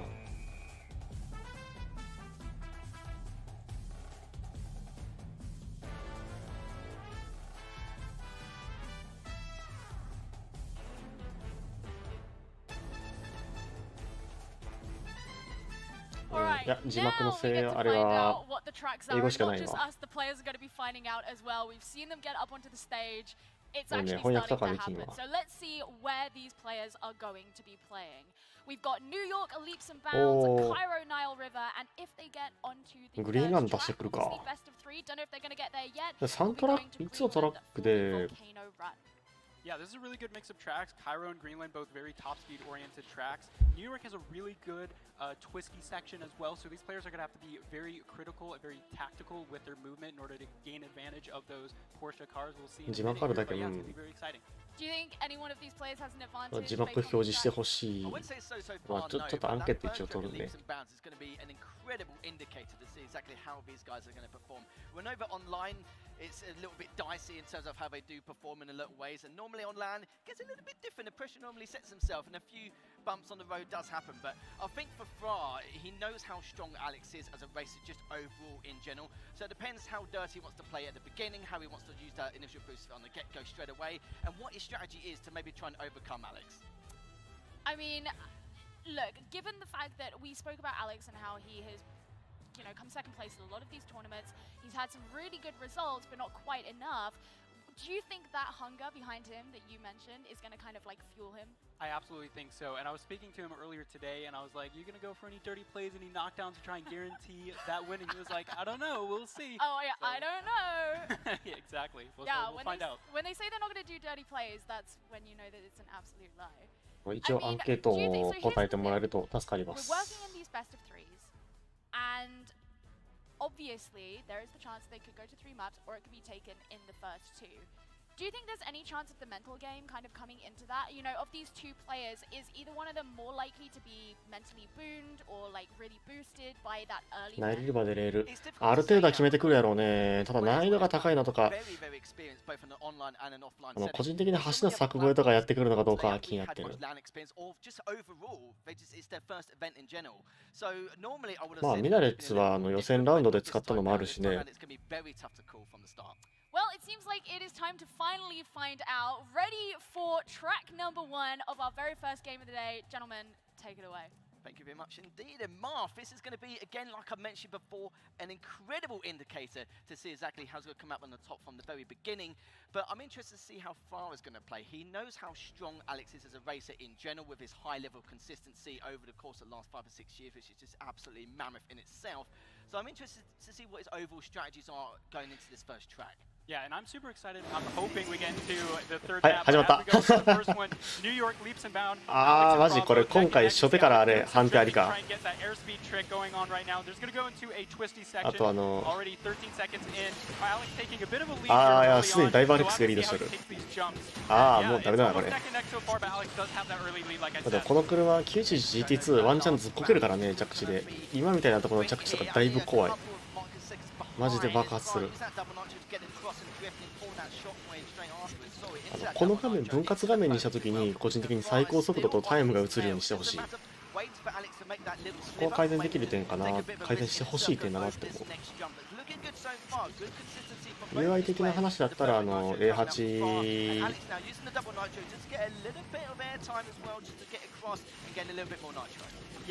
A8 ってそのニトロの上の部分に最高速度の表示があったからこういう分割画面にした時でも速度が見えたんだけど9は右上にあるからねどうしても真ん中だけ映したらカットされてしまうからjust a bit there. Might have been a bit tighter cornering there as we head onto the second lap. Fra is falling a bit behind. ワンラップ目が So we'll have to see if 11 he can gain any more speed in the 13 second lap.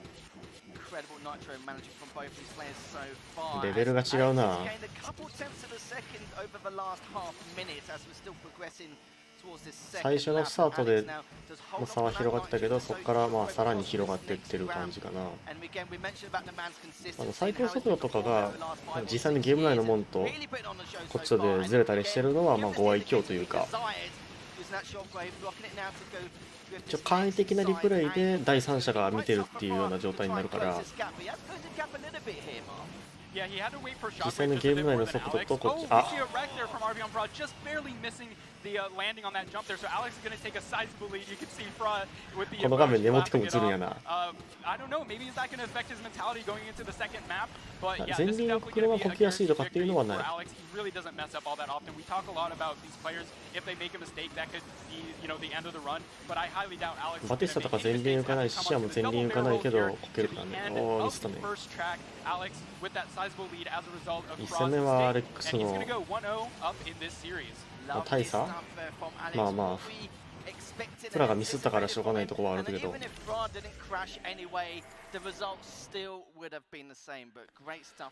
普通になんか自分が持ってるデバイスで決勝やってない Start to the series. I mean, you guys mentioned, of course, how Alex took not only an early lead, but it seemed to just continually add on. りあえずアンケートの結果的に字幕あった方がいいっていう意見がまあ若干優先なんで字幕は残したまんまにしますね。I was going to say, him missing that jump and adding to the lead, what do you think that's going to do to Fra going into this second lap? ご投票いただきありがとうございました。切り返しは全然使ってる。配信自体の音もうちょっと大きくした方がいいかな。多分ちっちゃい気がする。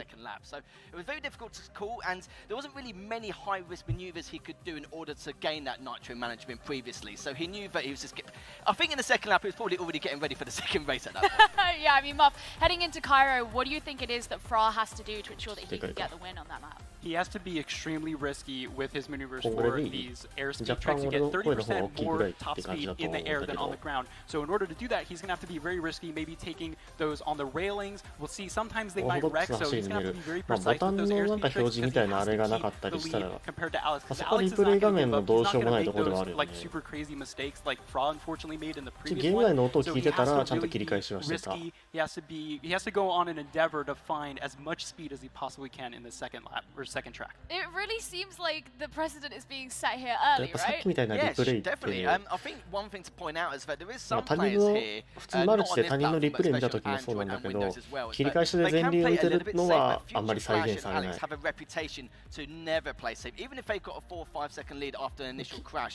が浮いてるのをしっかり見たいんだったら、そのやってる当人の画面を引っこ抜いてくるのが一番だね。well, but just in their patching measurement, you might as well just stick to what you know and what you're doing rather than playing it safe. Sometimes even playing it safe can cost you as well. I mean, what sort of advantage do you think there is here, considering the fact that you know, these players are part of the same club, they're friends, you know, they know each other very well, they probably race against each other a ton. Like, do you think they've got like the extra little like ESP on each other? I don't know, it's because all the time in these clubs they share these different tricks with one another. So we'll have to see in the second track if Fra pulls out anything that Alex might not know. Okay, well, the second track we will have to go and see. It is ready for us now, so boys, take it away. Cheers, Gio, and we're going to see if Alex is going to have a clean sweep, a great start to his tournament run so far, or if Fra can bring this back. And it's funny because obviously all three members of RPM is basically an RPM platform at this point. Yeah, it's very funny. RPM seems to be snatching up all the good players, including myself. So yeah, it's going to be RPM all the way for iOS. Yeah, it'll be interesting to see what Alex is going to do here. It's like I said before, there's going to be a lot more ramps, a lot more airtime, of course. You know, bringing out the 30% difference in comparison to how you get the visual nitro. And now we're going to witness how Fra is going to try and bring this back if he can. That's going to be another story here. We're going to try and witness that soon enough. So Alex is going to be playing from behind from the get-go, and we can't, you know, discuss further how important it is to have the initial lead at the very beginning of that start. Yeah, I said that Fra needs to get a lot of airspeed, and he actually got it in the beginning where Alex went to a different route, which was interesting. So we'll see that Fra has a bit of a tiny lead, but it has been a bit closed by Alex here coming onto the twisty section of the pyramids, and they actually went different routes. Fra might be coming out a bit slower, but he gets that airspeed, which is going to catapult him ahead into the lead, ahead of Alex. They're going to go different ways, which is really interesting, both of them using the ramps there, but Alex might get a bit more time. They're going to go underneath with the barrel roll. This is so close, neck and neck. Oh, we see some contact. This is incredible. They're both very close to each other. Fra pulling out just ahead on the straightaway as we come into the curvy section, and we're going to have to see how they come into the 360 turn. That's going to be really dangerous. That was so risky as well, considering Alex was directly underneath, and I love how move that way just a little bit in case he was risking a crash along the way. Still neck and neck between the two. Fra with a very slight lead, but Alex head on his tails here, both going in with that shockwave. And of course, anyone new to Asphalt, they do use that single and double nitro for more durability, which is why you will witness that, and not as much the perfect nitro and the shockwave. As Alex still trying to catch up, not getting as much airtime, so it's looking for a little bit more of an edge here in terms of nitro. Yeah, you actually saw RPM Alex learn from the mistake in the last lap. He actually followed Fra with that early airspeed trick in the beginning of the lap. So he's going to close this gap ever so slightly, but Fra is still maintaining the lead. Will they go for the same route this time around? No, they won't. They're both going the same route they did last time, I believe. Alex taking the lower route, which gets him more airspeed right here. And you can see, will it catapult him like Fra did last lap? No, it won't. But that lead is ever so slightly close.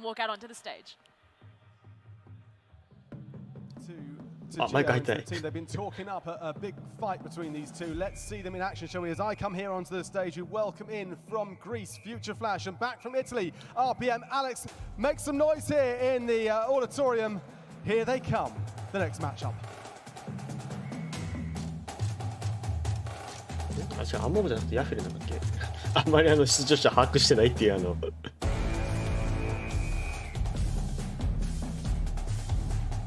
FF とアレックス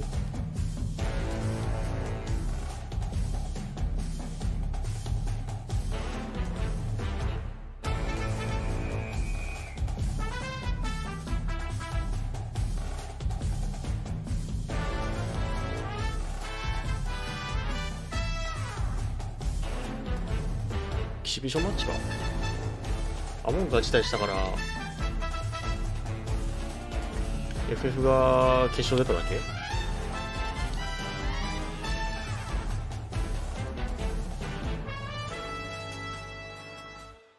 It's so early on in the competition and it's already getting real here in Barcelona. Guys, we have to talk about the fact that no longer are the maps a secret. Future Flash is stepping out onto the stage having just seen Alex compete. What do you think he's going to be thinking? He's going to be thinking, well, do you know what? He's probably just taken some of the strategies I've just witnessed him and maybe try and manipulate in his favour. But this is crazy. In the esports world, just overall, the fact that we're getting like a potential grand final in the second match of the day this early on is just I'll take it. A blessing in disguise. It's lovely. You can't complain at all in the slightest. But yeah, so far, I want to see what's going to happen. You've got to remember that even if Alex does lose or one of them does lose and they're both meeting the grand finals, but at least they've got that kind of second chance, so to speak. Oh, well, we'll see if they even need the second chance because the race is ready. Let's go. Yeah, let's get it as we go into the second series of the day here, Marvin. Yeah, what まあヤフィレは本当に辞退したのか、イスラだったから急遽帰らされたのかどっちかね分からんけど。Yeah, absolutely. This is going to be incredible. The two titans of Asphalt 9 on iOS clashing together here in Barcelona. It's going to be super exciting. And yeah, イスラって最初は1年だけ e スポーツのイベントへの出場権限剥奪されたんだけど、激しい抵抗をするから。FF はだいぶ前だった。いや、一番最初の前出る駆け引きを見たかったんだよ。いつの間に始まってんだよ。一番大事なところを見せてくれ。カウントダウンから見せてほしい。Slowly behind him, going up this jump with the double nitro. Yeah, usually we see these players try to do shockwave just like Alex did on those jumps. あれ様子を見るに FF がアレックスを内側の壁に押し付けて減速させたとかそんなとこじゃないかな。一番大事なところが見れなかった。They have to be pixel perfect this time around. Flash, he's gonna nail it. Does it very well, not hitting any corners. Absolutely amazing. Frost, or Alex, excuse me, I believe doing the same. Both extremely tight, but we did see Flash executed just a bit more cleanly, so he's going to take a pretty sizable lead as we go on this straightaway here. Yeah, you can see Alex 何時まで1が多分もう午前4時とかぐらいだ。午前4時5時とかになると思うから、さすがに俺もその時間まで起きてないんで途中で終わるとは思う。アレックスがだいぶラグい。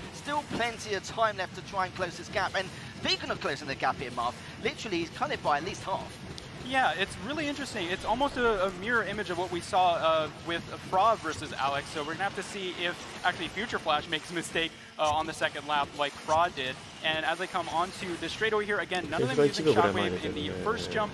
Probably use it in the second one here, but it looks like the lead has gotten a bit closer, like you said, and we'll have to see on that little jump there when you go into the squiggly section on top of the railway. That's the most important part. Ooh, Alex is actually gaining just a little bit. Might have been using the break nitro trick a bit better than Flash here. Oh, here they come. This is the most important trick of the map, and they both nail it really well. Alex hitting a bit of the corner, Flash taking a bit of an early lead going into the straightaway section, just like last lap.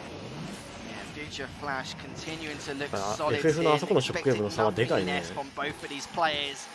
And Alex now just continuing to use that break nitro trick to try and gain as much momentum as possible to try and bring this back. But may have hidden himself a little bit, even though he got a bit more nitro in the process. But we'll have to see how this next bid goes. Shockwave over the first one, going over the second one. There's a bit of a round on Future Flash's side, but still should be more than enough to finish, take that first place position in the first race. And I must say, that was some stellar stuff from both players. Yeah, they were extremely technical, very good from both players coming out here. 多分一番最初に絶対何かあったんよ。We talk about the fact that they're already going to be really close together. But what was it about the way that Alex was playing that meant it just wasn't quite enough? Like you said, he had the double nitro, he nailed the tricks that he needed to, but it just wasn't enough to catch up with Future Flash. Well, in that second lap, I thought he was trying to do カウントダウンの画面から入ってくれ。カウントダウンから入るようにしてくれたら、画面追いつくから、頼む。お願いします、運営さん。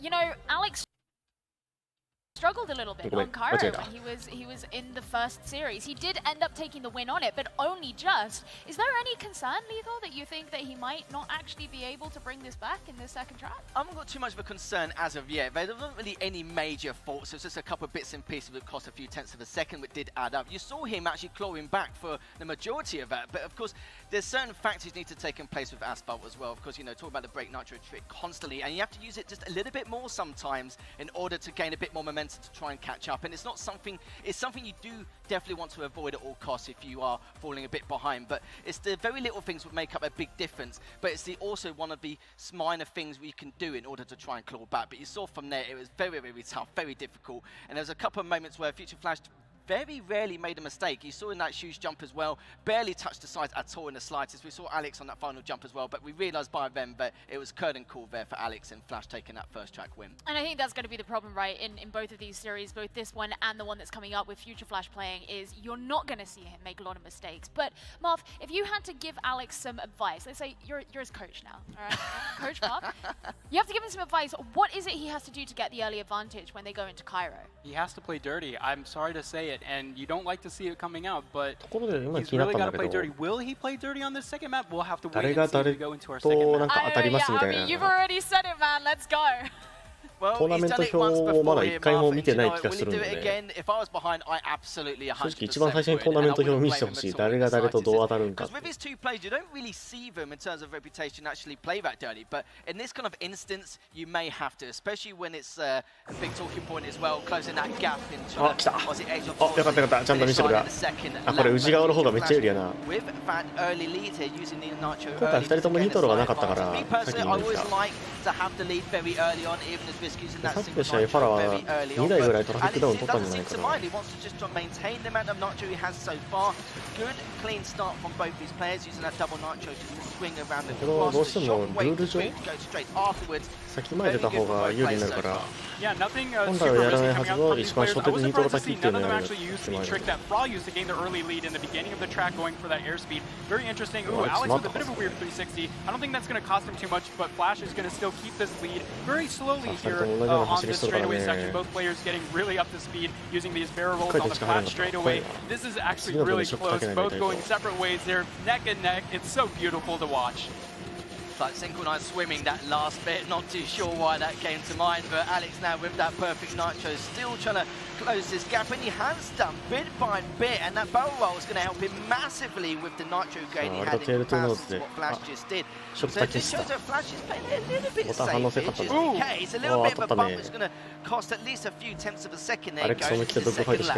I think he was trying to get that shockwave go into the inside line and overtake Flash, but Flash actually blocked him. That was really insane contact. No knockdown, thankfully, so both these players are thankful that that didn't happen. But that means that Flash is going to have a very sizable lead coming into the second lap, going onto the straightaway. They're not going onto the rails, which you can actually jump onto to get some airspeed, but they're not going to take that risk this time around, especially Flash, understandably so. He doesn't want to lose that lead through any risk maneuvers. Alex, though, taking the different route. He's going to go underneath, which is a bit slower, but he uses that airspeed to get a bit faster. He's not going to be able to slingshot like he did in the previous game, so he's still going to be far behind on this super straightaway. Yeah, you saw Flash shockwave in over that last jump compared to Alex there using the double nitro, again, using the brake nitro once more to try and get a little bit more momentum, double nitro in over that last jump.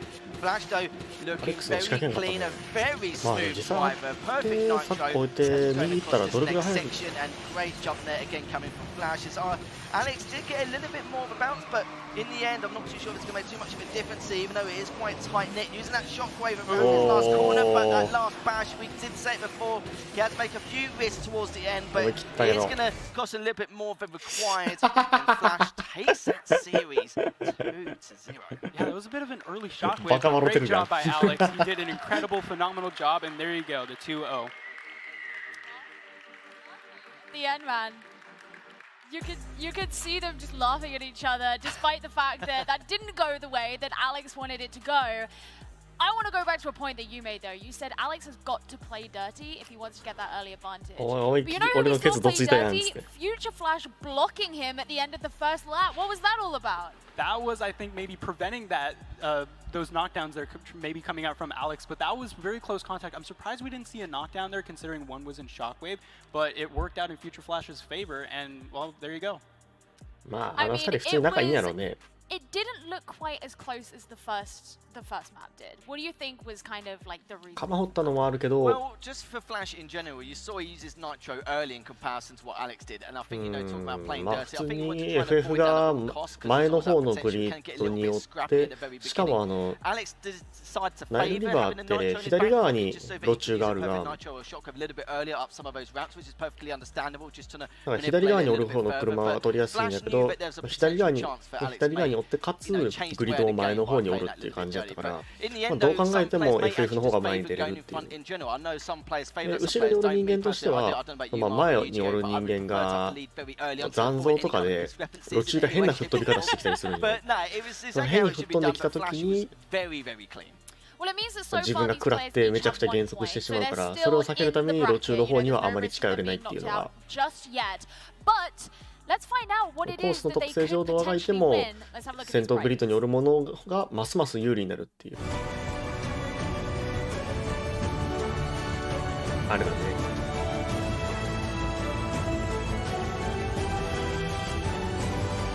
コース自体の設定というか。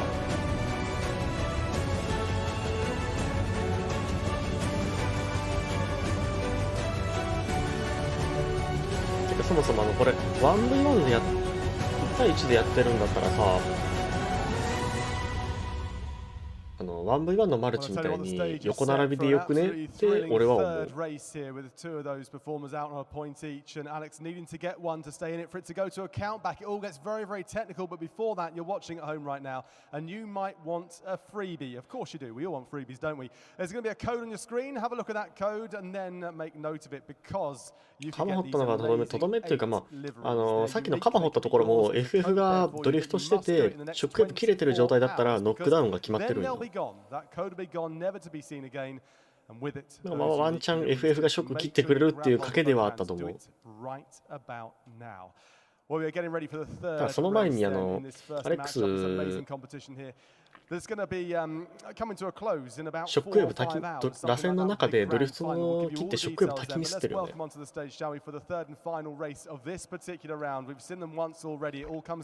は大きかったかもしれん。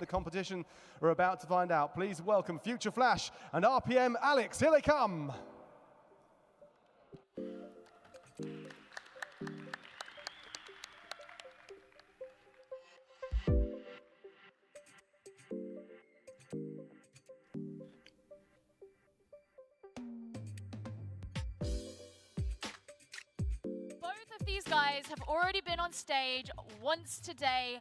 We have 1 point in the bag for Future Flash, but nothing yet for Fra. What is going to happen here? It's really hard to call, isn't it? Like, Flash just looks disgusting, doesn't he? It's incredible how he's been performing so far, and it's going to be extremely tough to take it. But of course, for anyone at home, for Fra, if he does take this, it will go to a tiebreaker. And the question is, will he be able to do it? This is going to be the big asking point as well. Fra is, don't get me wrong, an incredible player himself, don't get me wrong. But the way Flash has been performing so far today already, I know it's just 2 tracks, but it's enough for me to say, do you know what, he's looking pretty damn fine right now. Mark, before we head into the game, give me your quick prediction. Oh, I think Future Flash is going to take it. He just has that confidence, and Fra was looking a little shaky on that first track there, so I think Flash is going to take it. Well, we don't have to wait to find out. The players are ready, the game is ready. Let's head straight on in. Yeah, let's see how this last series in this group is going to go, and we'll have to see what Fra can do here to perform his absolute maximum to take down Future Flash. And let's be honest here, Moth, not exactly the easiest feat in itself, is it, going into this first race of this series. But let's see what Farah can do here, as already both of them decided to go for an early nitro, and you can see a little bit of a bump there as Farah going a little bit nitro, but the problem is still a little bit behind. やっぱこれ初手ダーティーかましたもん勝ちなんよ、ここのコースは。位置が外によるから、外側から内側にかぶせて内側の道を塞いでしまうっていう。Especially after 2-0ing Alex, and we see a bit of a lead coming out from the man himself, Future Flash, coming into the bend here. And again, what that section is just after this, the sharp corner trying to go up onto that track, it's going to depend on how these players, how tight they can take those corners.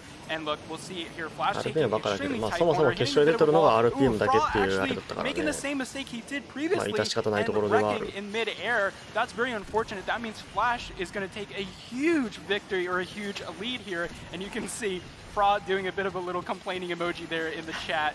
Yeah, Flash is, well, he's well and truly ahead now. Yeah, he's at least 3 or 4 seconds ahead at the moment. That's going to take something monumental for him.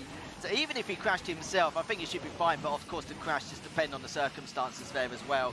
In the scenario he's in. But Future Flash just doing what he does best. Shockwave over that last jump, just pausing it a tad just to get ready for go around this next bend under the bridge. Shockwaving underneath, and now that singles into the perfect nitro straight afterwards. The Future Flash here is continuing on the warpath, going around these corners, but it's pretty smooth sailing apart from these 2 jumps. As long as he successfully goes over them, no problem at all. But as like I said before, him and Alex are known to not really take any element of caution, and Fry now just doing everything he can just to try and close this gap, but it's going to be very highly unlikely. As we know in the Asphalt scene, normally that first crash will normally do it for them, and Future Flash is continuing to do this fantastic jump, shockwaving over, a little bit of a slip up, but doesn't matter, it's not going to cost that much time. Yeah, usually I would say, hey, you know what? There's always a chance for Future Flash to mess up, or the player ahead to mess up, but it's Future Flash, so yeah, that's very unlikely. And Fra was doing those emojis in the chat. I think he kind of gave up pretty early on, especially after that first wreck there on the ramp up the track there. And yeah, Fra very behind, and Flash is definitely going to take this second lap here on New York. Finish off the race and just probably collecting his thoughts 予選と決勝条件違うっていうのがまあ難しいところだな。スイッチの人はいない。 that one jump again, which he sadly failed upon, and it's going to cost him the entire track. So it means he needs to create a reverse sweep in order to keep himself in this competition. And we haven't had a map 3 yet today. Are we likely to see one? Ooh, I doubt it. Fraud's looking shaky. Fraud's looking shaky. It's not looking good for him. I mean, talk to me about this fact that he repeated the same mistakes that he made in that first game against Alex. How did that even happen? I think he tried to go beyond the barrier where the game allows you to go above that track area. I figured he would have learned from his first mistake, but it's really unfortunate. I mean, these players don't make that many mistakes. It's very rare to see 2 of the same mistake coming out at the same time. I mean, what are the odds that this is, 予選をやってなんか人絞るっていうのはまた難しいところがあるのかもしれんけどね。 first bracket of the day, the iOS bracket comes up first. So could it be that he's just kind of like feeling the pressure a little bit? It could be. Sometimes it doesn't matter how much LAN experience you have as a player. It can creep up on you from time again. You've got to remember, it's the first LAN event we've had in 4 years. So, of course, we've had a little bit of a break leading up to this event. And it just means that, of course, you've got to not regain that experience, but kind of beef up the offline experience overall. It could be that, don't get me wrong. Maybe it's just take a little bit of a risk because he knew how far behind he was. And I think it's understandable. But sometimes some of these tricks or some of these bits and pieces you do on Asphalt will cost you the entire track. But then again, the outcome would have been the same anyway. So if you don't risk it, you know, what was the point in the first place? But from what we've seen so far, it is quite tough. Like, Flash has been one of the smoothest players on the circuit. He always has been, always will be. But he just reeks of confidence. We've seen it throughout the entire week and leading up to this event and leading up to today as well. And yeah, he seems to be quite comfortable to take it. But yeah, like you said, we're going to go to a track 3. It's not looking likely, but I'm hoping Flash changes that a little bit. I mean, there's going to be so much pressure going into this next track because not only has Fra got to win it if he wants to keep himself alive in this best of 3, but also to keep himself alive in the bracket overall because he's the only player without any points. But also on top of that, if he were to win it and get that tiebreaker point, he still needs to have a higher or a faster lap time than his adversaries. So this is going to be a really, really tough one here for Fra. He's going to have that opportunity to try and prove himself here in Cairo. Guys, let's see if he can do it. 声かけまくってるみたいだからね。 It's going to be extremely tough to call because we know that まあ iOS はそういうところがあるかもしれん。 against Alex in our first matchup of the day, but the question is, can he replicate that? I think that's going to be the next question going into this second track. ほんまに内側有利なんよ。 here for Fra with Flash. the 1-0 lead in this best of 3, and let's see what he can do. Fraud taking advantage of that early airspeed, and you gotta risk it for the biscuit. Future Flash going on top of the hood of Fraud there, the Porsche 918 Spider, one of the most beautiful cars in the world. Fraud taking that shockwave, both of them actually doing so on this barrel roll ramp.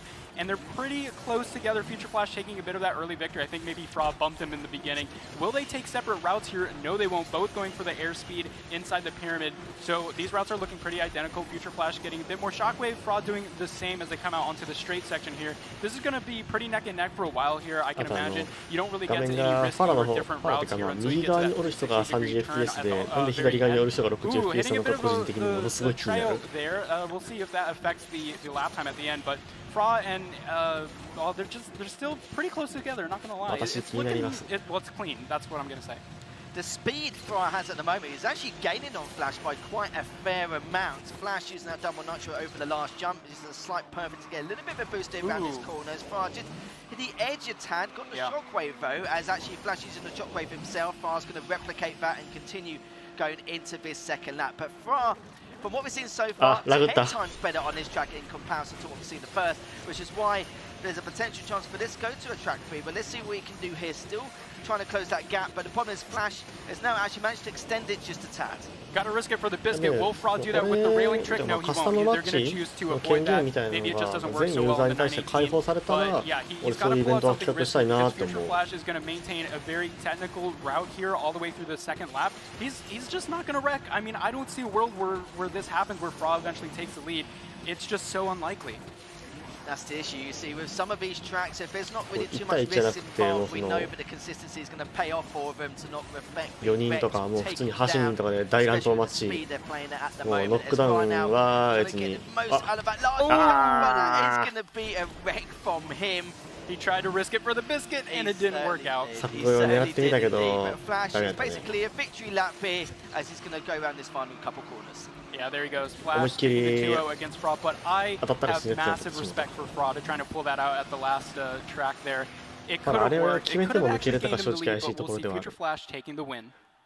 ほら顔死んどる。 That was a high risk, high reward attempt there from Fra, and it just didn't work out. What happened? He just tried to get a little bit more nitro from that last jump, which is why he was swerving out the way a little bit, trying to get a bit more air time as well. But I think even then, the gap was just way too far apart. But we saw the consistency coming out from Fra again. His speed management as well. At one point, I think towards the end of that lap, he was actually gaining on him pretty fast, at least 20-30 kilometers an hour, something like that. But it was enough to kind of bridge it a little bit further. But Flash is not phased at all. It's like a man of stone, pretty much. Well, we can take a look at how the bracket here for the iOS bracket has been looking in our round robin. Fra is going to end up leading us here with 0 points. Got defeated by Alex, got defeated by Future Flash. 2 points for the latter there. Unsurprising given what we know about the history of the player. He's consistently been able to come out on top, and he just seems to be proving it once again here in the iOS bracket. I think we both, I think all of us would have predicted really that in this three-way we would have seen at least those two, first or second. We're not sure which order, but I think we've got a clear example of it now. And it's interesting to see because now we're going to see a repeat of a repeat pretty much. The last few timesお互い1本1本取ってラストの1本さあどっちが取るみたいな熱い戦いがない。あれか予選はもう基本的に総当たり戦なのかな。総当たり戦で上位2名が決勝進出。Oh, I think it's going to be consistency, honestly. Both these players are not going to want to take too many risks going into the best of 5 because it's a best of 5. I think what they're going to want to do is try and stretch it out to that 5-track thing like they've been doing all this time anyway, just to try and see if they can wear the other player out. Well, we're going to have to wait a little bit for that point, but our 2 grand finalists are on the stage to talk to Brit. Yeah, they certainly are. There was a lot of jumping around in the background there. I thought I'd just wave and try and steal the focus from you lot while you were chatting away. How about that? That was absolutely fantastic, wasn't it? We just got to see a pretty impressive performance from this man here, from Future Flash, and I'm not sure how anyone's going to take you down. I'll come to you first of all, though. Talk us through your 2 matchups just there, because the commentators were saying how good you are and how hard you are to beat, and I think you proved it. Yeah. I've trained very hard for this, and I'm very confident that I will keep dominating like this. So I think it was a very consistent performance. I think my laps were pretty good and were good enough, of course, to win. all of the races from both of them. So Alex. I'm really excited for the finals now, and let's see what まあ happens. それはそう。 Confident that you won all the races so far. It's a daunting prospect. Let's go to Alex quickly. I think in the build-up to Yafi that どこ行ったんやろ last ね。 matchup, I got so excited that I announced you as Fra, but there you are. It's definitely Alex. You've definitely got through as well. It was a tough matchup just there. You beat your good friend Fra there as well. So you must be feeling a お茶 bit と FF だったらお茶茶ね。 conflicted. Well, actually, yes, Fra is a dear friend of mine. お茶の方が多分勝つとは思うんだけど、ただトリック決めてお茶が自爆する。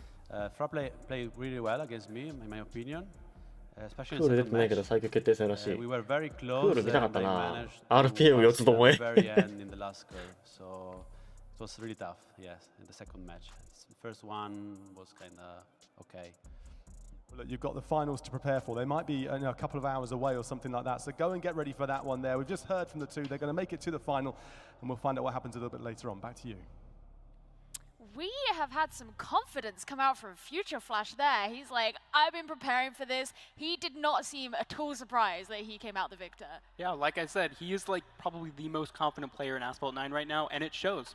Yeah, I absolutely can feel it. But then let's also talk about what Alex said, because it was a lot more emotional. He was like, yeah, Fra did really, really well, especially in that second map. He seemed almost sad that he didn't make it through with them. Yeah, when your counterpart doesn't really fall through, then it's just one of those situations, isn't it? But all from the same club anyway, not just nationality, so it makes a little bit more sense as well.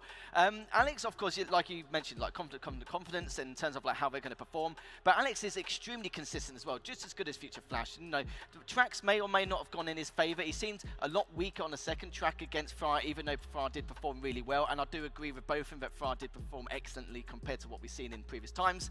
But for Alex Snow, now it's going to be what he wants to do against Flash. He's had a taste of what the series could hold in terms of a tournament setting. But now the question is going to be, how on earth am I going to take this grand final? I don't want to be a repeat of what I've seen back in Milan Games Week in 2019. I don't want to see it back in the Pro Series 4. He wants to try and make this work, and he knows he's beatable. Every single time we've had a best of 5, it's gone 3-2 every time. Alex having that 2-0 lead in the previous tournament as well is just saying enough in itself. He's definitely got the capability, the potential, and the skill, or the pedigree skill rather, to actually come forward and actually take it. But the question is, will he be able to do it this time round? This is going to be the question we could be asking later. Well, as mentioned, there is a couple of hours before they even have to prove themselves in the final. They got some time to prepare, but for now, we're going to send things over to Bryn. Yeah, thank you very much indeed. What a matchup that was. A shame for Fra didn't make it through, but RPM Alex did, as did Future Flash, and they'll be back a little bit later on for the finals of that one. We haven't got a third place because there are 3 players in that one, but we have got 4 players coming up for you with the Android matchups coming in just a few moments after a very, very short break. We'll see you in a few. 個人大会とかが開けたりするようにあれは欲しいね。カスタムマッチの機能は本当。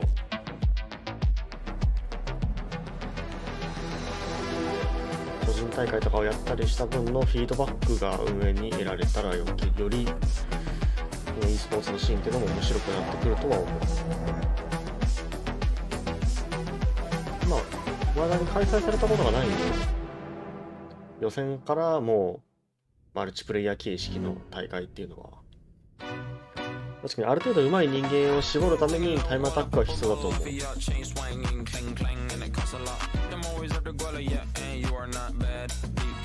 タイムアタックが上手くないのに、マルチが上手く走れる道理はないからね。タイムアタックがあった上でのマルチにはなるから。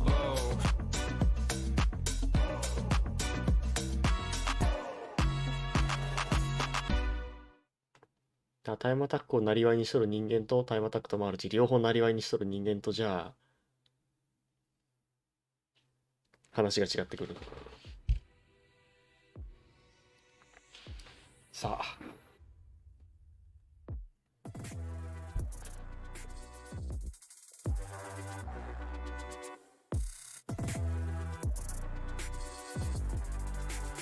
ブレイクタイムでございますわよ。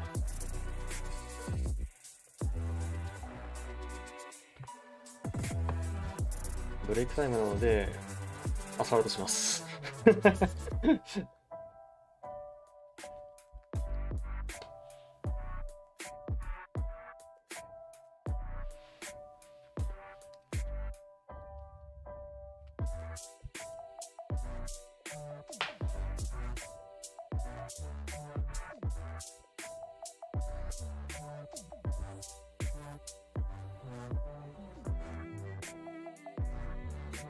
600同士の頂上決戦とかね、見てみたいよね。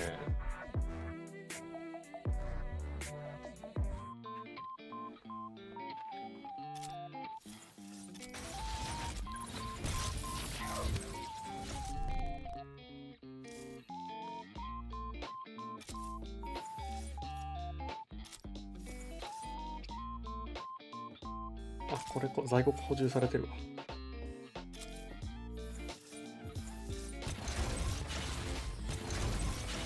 あと1ヶ月だよ。あと1ヶ月でアゲラレースアンロックできるからね。みんなもうちょっと待ってね。F5 タイガーとか見てる側を脳汁えぐり。ドリフト、前輪ぴょんぴょん浮いてるのが再現されないから、そのところがちょっと面白くないというか、見ててムムってなるところもあるかもしれない。トライができない状況で上手い人は、若干運ゲー要素はある。T の回数制限を設けたらキャリアで練習したすから意義がない。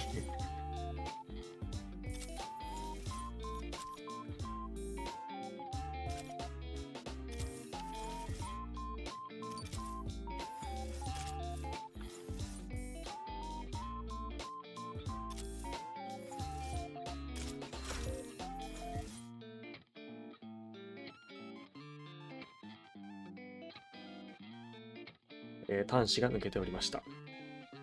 あれ戻らんて？待って。あ、戻った。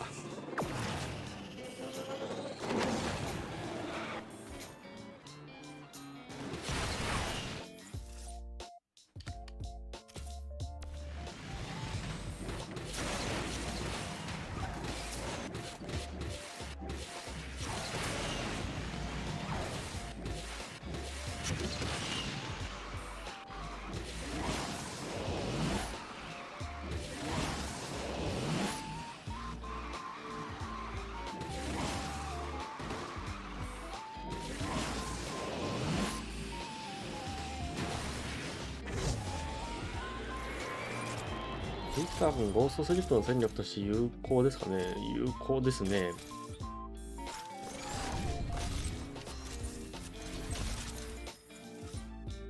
有効だけど、なんかオニキスでいいような良くないような気がするっていう感じです、個人的に。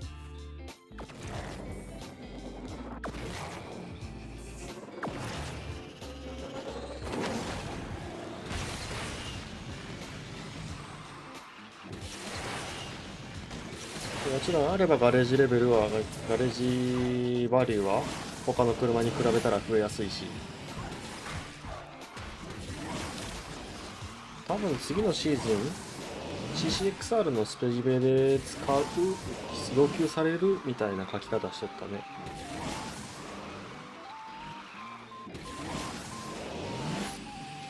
ブラックパンダ75はしんどい。ヤリナカ様の舞台へ行きません。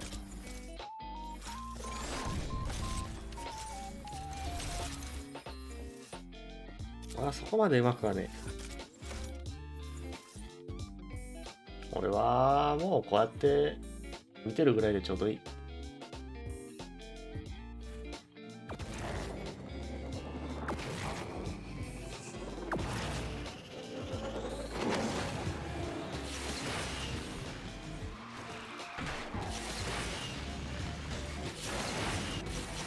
リアルだったらバレルロール回転してる途中で止まらないよ。回転速度は途中で変わらないし、そもそも280キロの中でドリフトできないよ。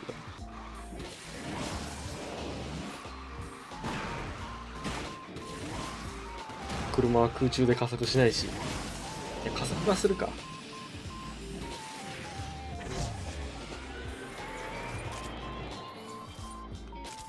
重力のかかってる向きには落下すると思うけど、そもそも着地に耐えられんと思う。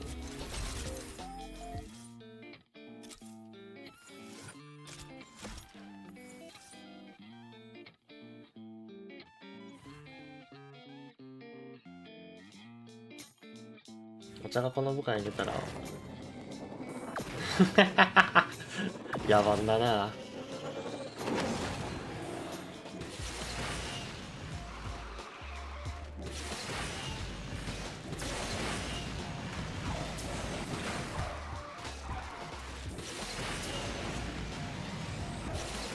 リアルマリオカートはコスプレした人間が、カートに乗れば完成するけど、リアルアスファルト9はただただ高級スポーツカーが走ってるだけになるからスポーツカー、スーパーカー、ハイパーカーが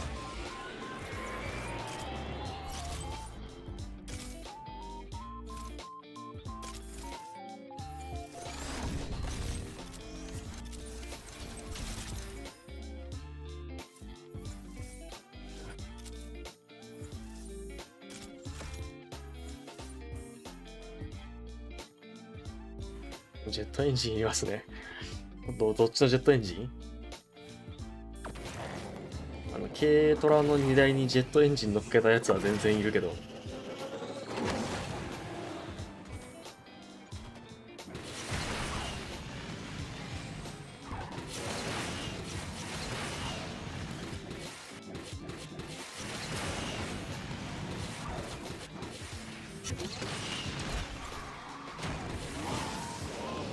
やべ。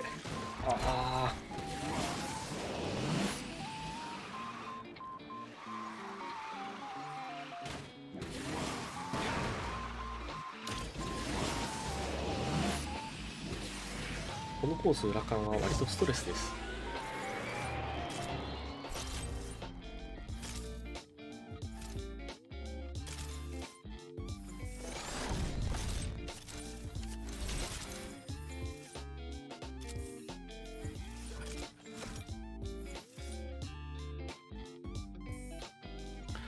この間イベントの自動クリアができるようになったんですが、自動クリアの条件、確かガレージレベルが12に到達することです。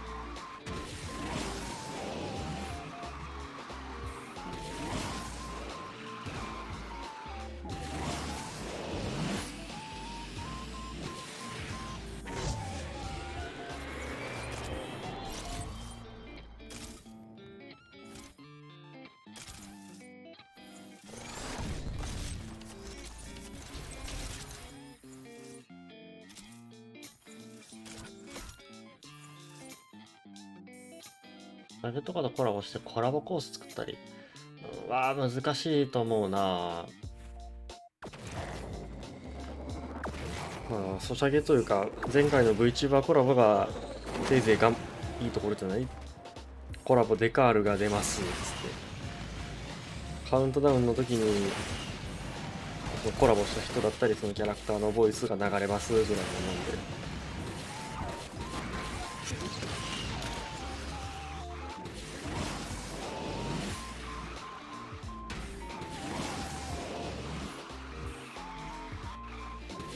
このゲーム VR だったら酔うでしょ。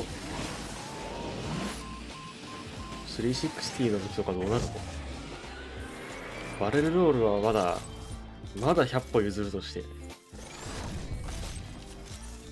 戦闘機でもぐるぐる回ったりするとぐるぐる回れるじゃん、バレルロールの方向になら。けど360スピンの方向は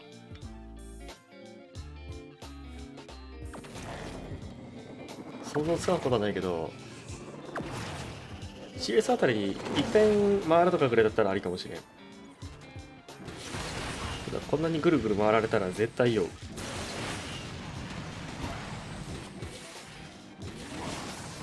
バンパー視点ってこのゲーム多分めちゃめちゃやりづらいと思う。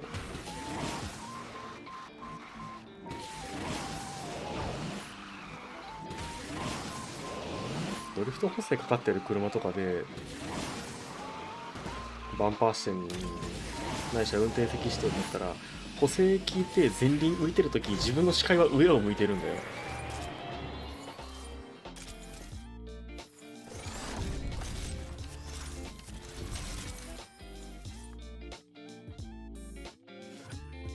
自分で喋りながらエグいなって思った。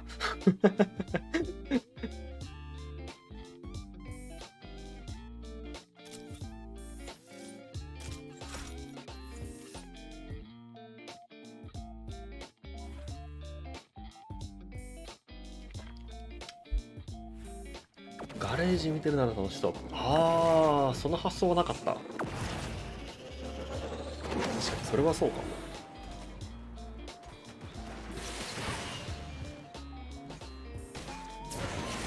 このゲームにガレージを揃えて遊ぶという遊び方もあったわ。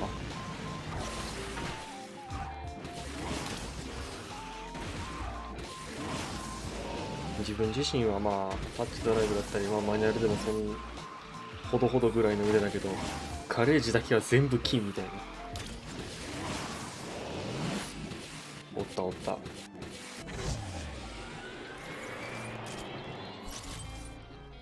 アーケード版 VR にするなら座席上下最悪もうそれはさながら宇宙飛行士の訓練みたいにならんかな。宇宙飛行士の適性検査みたいな。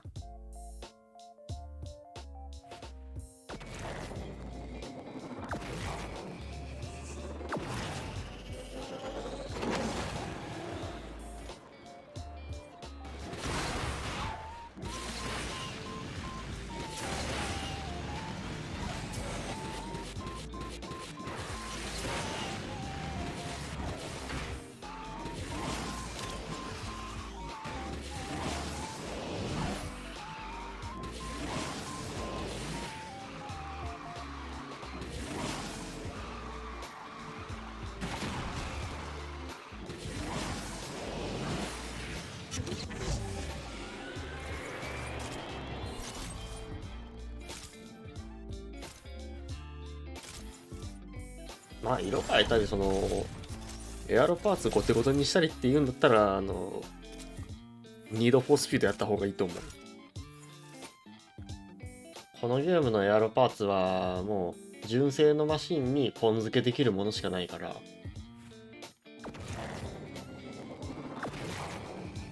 リバティウォークを筆頭としたワイドボディ系はひっつけれないから。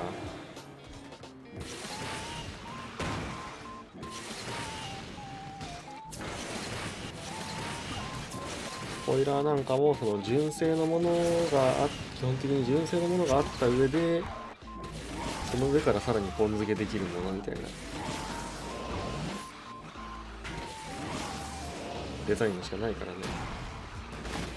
まあ、マクラーレン P1 とかはだいぶワイドボディチックな雰囲気が醸し出してるけど、あれポン付けしたパーツの横幅が広いだけだ。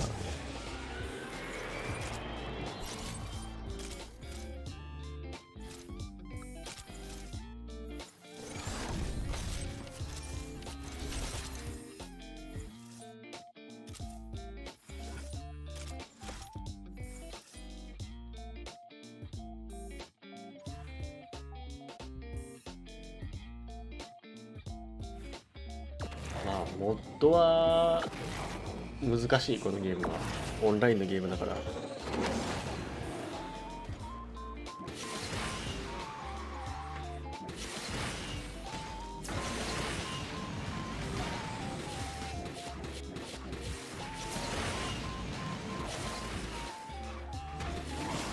モッドって悪く言えばチートだからね。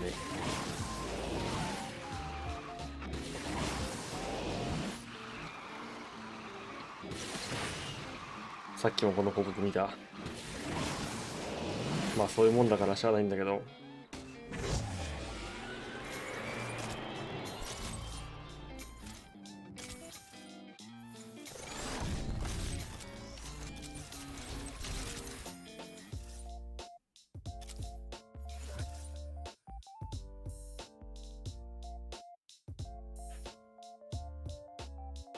A million shades and counting. Mint green, guards red, speed yellow. We've always been for the bold, the bright, and the brave. Even this guy. Our universe is one where dream is a verb, an invitation, a place where artists, racers, and innovators come together. The product of one man's dream. We've been undoing what's always been done. Together, our dream will color the next 75 years. Open your eyes, take the keys. Join us here.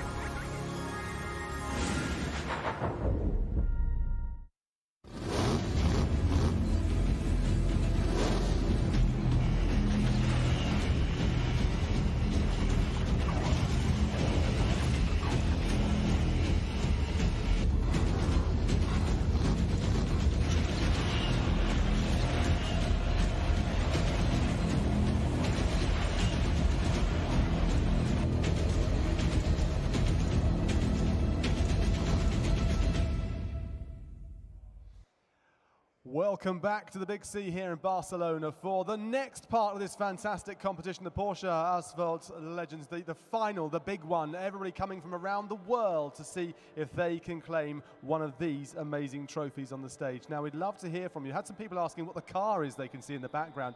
I'll tell you what, it's a Porsche Taycan, a beautiful car, fully electric.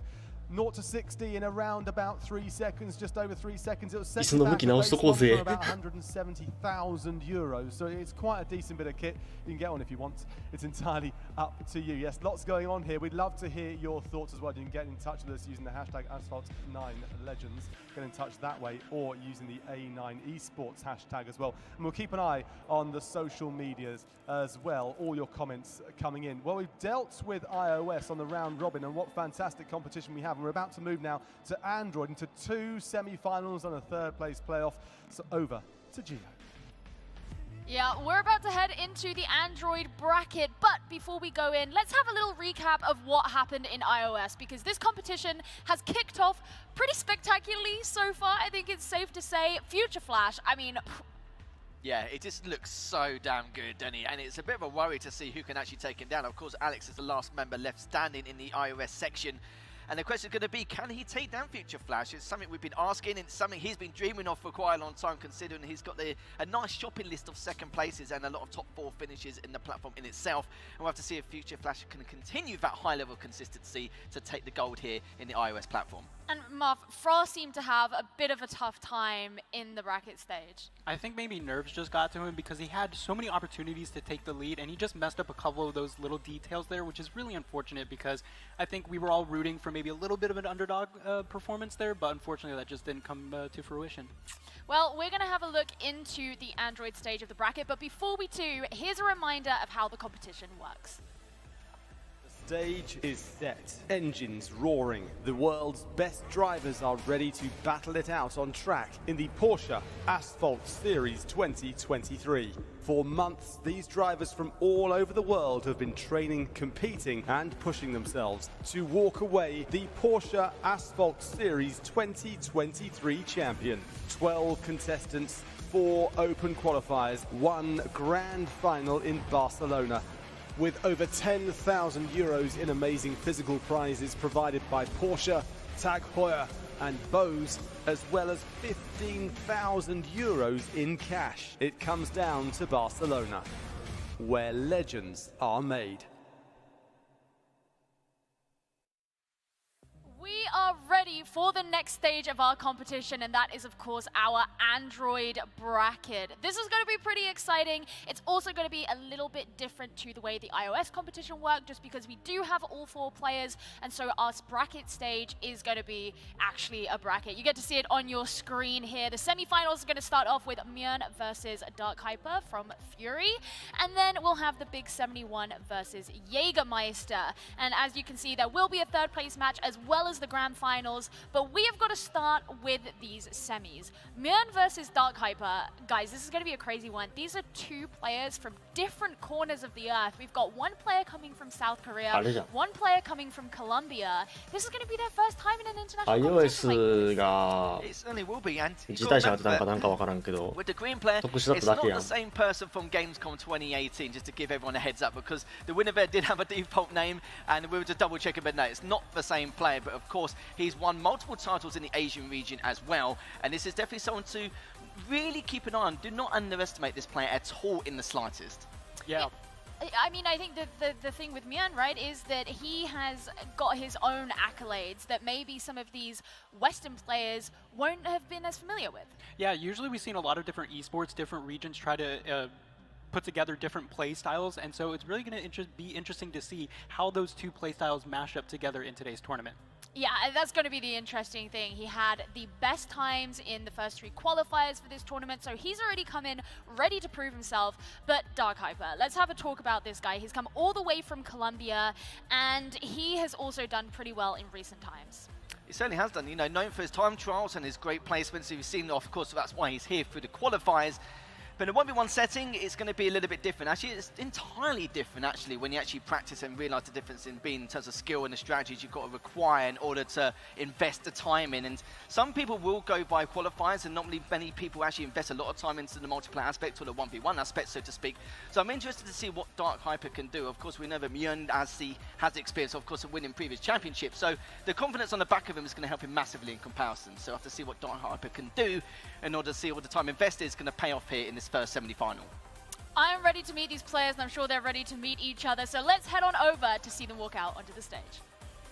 Yes, indeed. And do you know what? I've switched to a more conventional Atlas now. So I'll tell you, from the east, from South Korea, we have Myeon, and coming from Colombia in the west, we have Fury Dark Hyper. Let's welcome them here in the arena onto the stage. Here they come for semi-final number 1.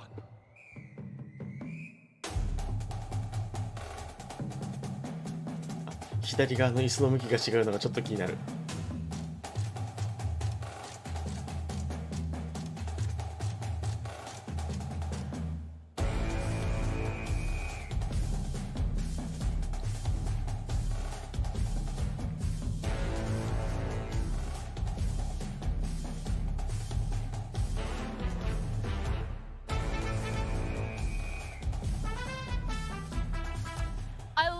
Having the hug on stage, it's such good vibes at the start, but these players are going to have to know where it is they're going to be playing. So let's take another look at the tracks that the players will be competing on here at the Asphalt 9 series. There we go, finally get that. New York, leaps and bounds, Cairo. Oh, it's not going to be New York, I lied. Scotland, the Path of the Wind.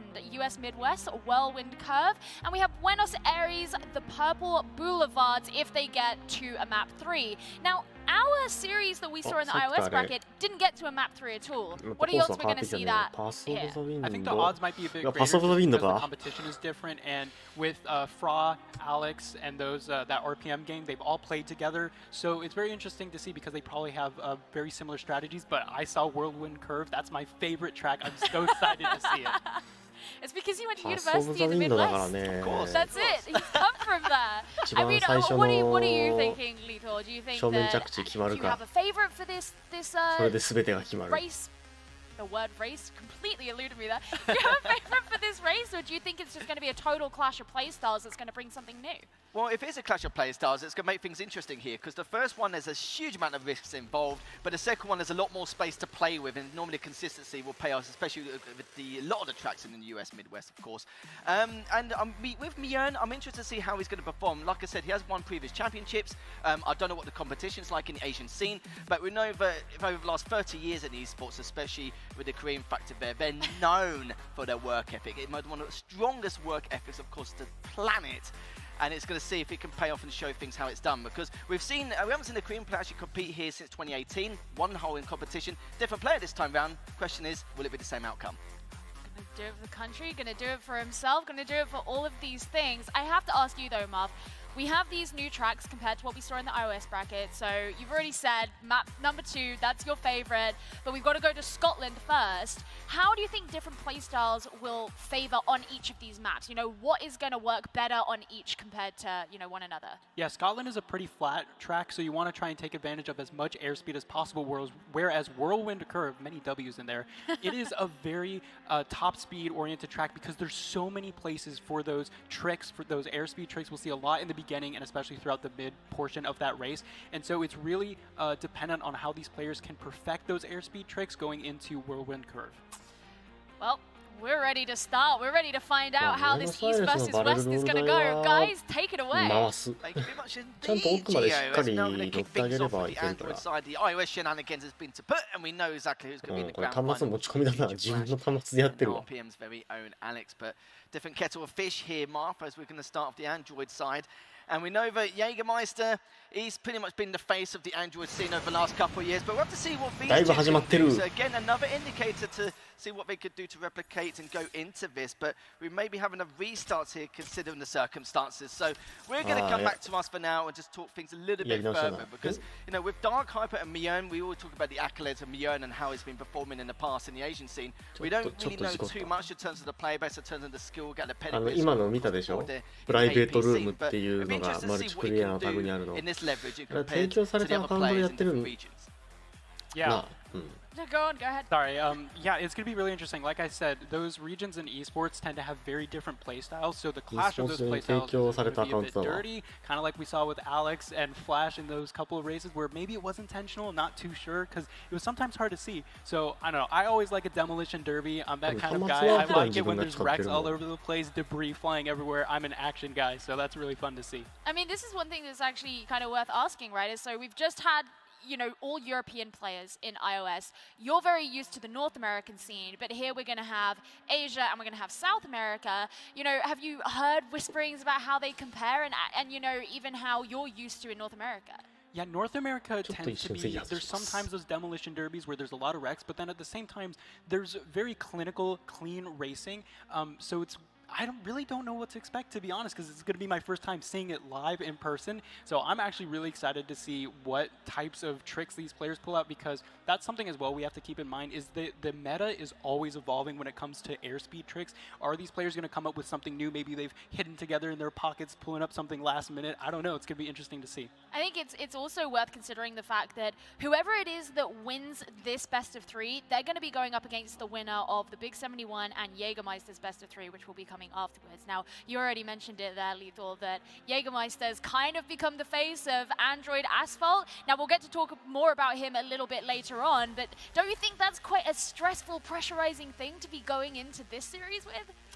If it was me, and I was one of these two players, I would just be glad I'm not in the second semi-final against Jägermeister. I'm not going to lie to you. I don't know what anyone else thinks, but yeah, of course, with 60 not being here for Jägermeister, it's a bit of a different story now, because 60 is an extremely, extremely strong player in the Android scene. We've seen it previously in the past tournament, but he's not here. So for Jägermeister, it's obviously not just, you know, his to win. Of course, he's going to be the heavy favorite coming into this, but because we haven't really seen much of his other 3 players and what they can do, how they're going to perform, what tricks are they going to deliver, this is going to be a key moment here to see exactly what they could do against him potentially later on. Well, that may be what happens, what comes along in the grand finals a little bit later on, but now we know this semi-finals is ready, so guys, let's see what's going to happen. Lovely. Right, let's see, we're going to this first semi-final very shortly here, Martha, and we've talked a lot about how these guys could perform going into this. Of course, both of them representing completely, entirely different regions. Let's see what they could do at the very get-go. With Dark Hyper using that early lead to his advantage, Myeon now just slowly trailing behind. Of course, the beginning of this game is very, very important. Both using that shockwave, using the barrel roll as well to almost overtake, almost landing them as well, and will retain the lead. That was incredible, using the outside line to get the advantage, but Myeon quickly taking that right back. And this is actually a very different race because this is a D-class car, very different than the other cars we had, and it's electric, the Porsche Taycan, very beautiful car, and we have one in person, and I gotta say, it looks really nice. But back to the race, Myeon taking a very large lead here going into the straightaway, and now this top speed is very different compared to the other cars, so that brake nitro trick is gonna be very important and also very clean racing lines. You want to get as tight as possible because the handling on this car is pretty good. And Mion gets that shockwave there. He's going to get a little bit further ahead of Dark Hyper as we head onto the final part of our first lap. Mion doing really well to get as much airspeed and as much top speed as he possibly can. One thing to mention on this track, I always worry for the players a little bit, depending on how dicey it gets with that narrow bridge, but it seems to be all smooth sailing so far. He's come up to his first bend on the second lap. Dark Hyper still playing really well so far, just trailing behind a little bit, but still able to put the pressure on here. As Mion now performing extremely well indeed, but the problem is for Dark Hyper is the opposite end of the spectrum. Continuing to use that shockwave, is going to be training a little bit further behind, not as much as I actually anticipated with the windmill crash down there, and still continuing to get a lot more nitro than anticipated. So Dark Hyper still got clawed back by a fair amount, but it's not all smooth sailing as of yet. It's Mion now just continuing to play it safe. Yeah, I think that extra 360 cost Dark Hyper a lot of speed, unfortunately, so Mion extended this lead. And we saw Dark Hyper try to pull another speed trick where you bounce off the top and then try to get some airspeed. Oh, again, a lot of extra 360s there. That's really unfortunate for Dark Hyper because he's not going to be able to use nitros effectively when you're doing a 360, but Mion is just bailing it down the last straightaway here, and it looks like they're going to take this first track. Certainly are indeed. The Dark Hyper using that brake nitro to win perfect nitro around this next corner. Double nitro over that last previous bend, but it's all said and done here. Just a little bit too late. No crashes, no wreck downs, no takedowns in any way, shape or form. Quite clean from what we've seen. Just a couple of mistakes from Dark Hyper, but I don't think they were proper mistakes or intentional mistakes. They were just different ways for him to try and increase that nitro management in order to try and at least have an attempt to overtake Mion. I mean, this was a very different game to what we saw in the iOS bracket. First of all, the first time that we've actually seen a player overtake another player, and that was very early from Mion. How did he manage to do that? Well, it was weird because Dark Hyper tried to take that outside line to go ahead, but Mion said, "Nuh-uh," and he went right for that inside line, using Shockwave to go right up against that barrel roll. It was really intense. I wasn't sure who was going to come out on top, but Mion obviously did. And the interesting thing actually about his playstyle that was coming throughout the rest of that race was that later on, as you said, he was playing it safer. He seemed to be doing that. You were saying, is it going to be dirtier? Is it going to be more clinical? It seems like Mion went for the latter in that a little more. Certainly did. And it seemed a little bit more respectable in some areas also, which is a little bit strange in itself. It's so used to what we witnessed on iOS in comparison. But with Scotland, it can be a little bit tricky. It depends on which track as well. If it was the other track where literally you start from the very beginning, you have to go to the right side, both players normally fight for that initial jump, don't they? But of course, it wasn't the same track, a little bit different. I was a little bit worried about the narrow bridge. Sometimes we've seen some slip-ups here and there, but it seems perfectly fine. It's very smooth sailing from both his players. But the reason why Mion played so safe in that second lap is because he knew that one takedown, one wreck was going to basically cost him the entire series, because we know that with a wreck it can take 2-3 seconds or a little bit more depending on the scenario, and you knew just one mistake was going to cost him entirely. So it was a good thing for Mion to actually play it safe towards that second lap. I mean, as we head over to the US Midwest, you know, as we were saying at the beginning, very different kind of driving that's going to be required to actually succeed there.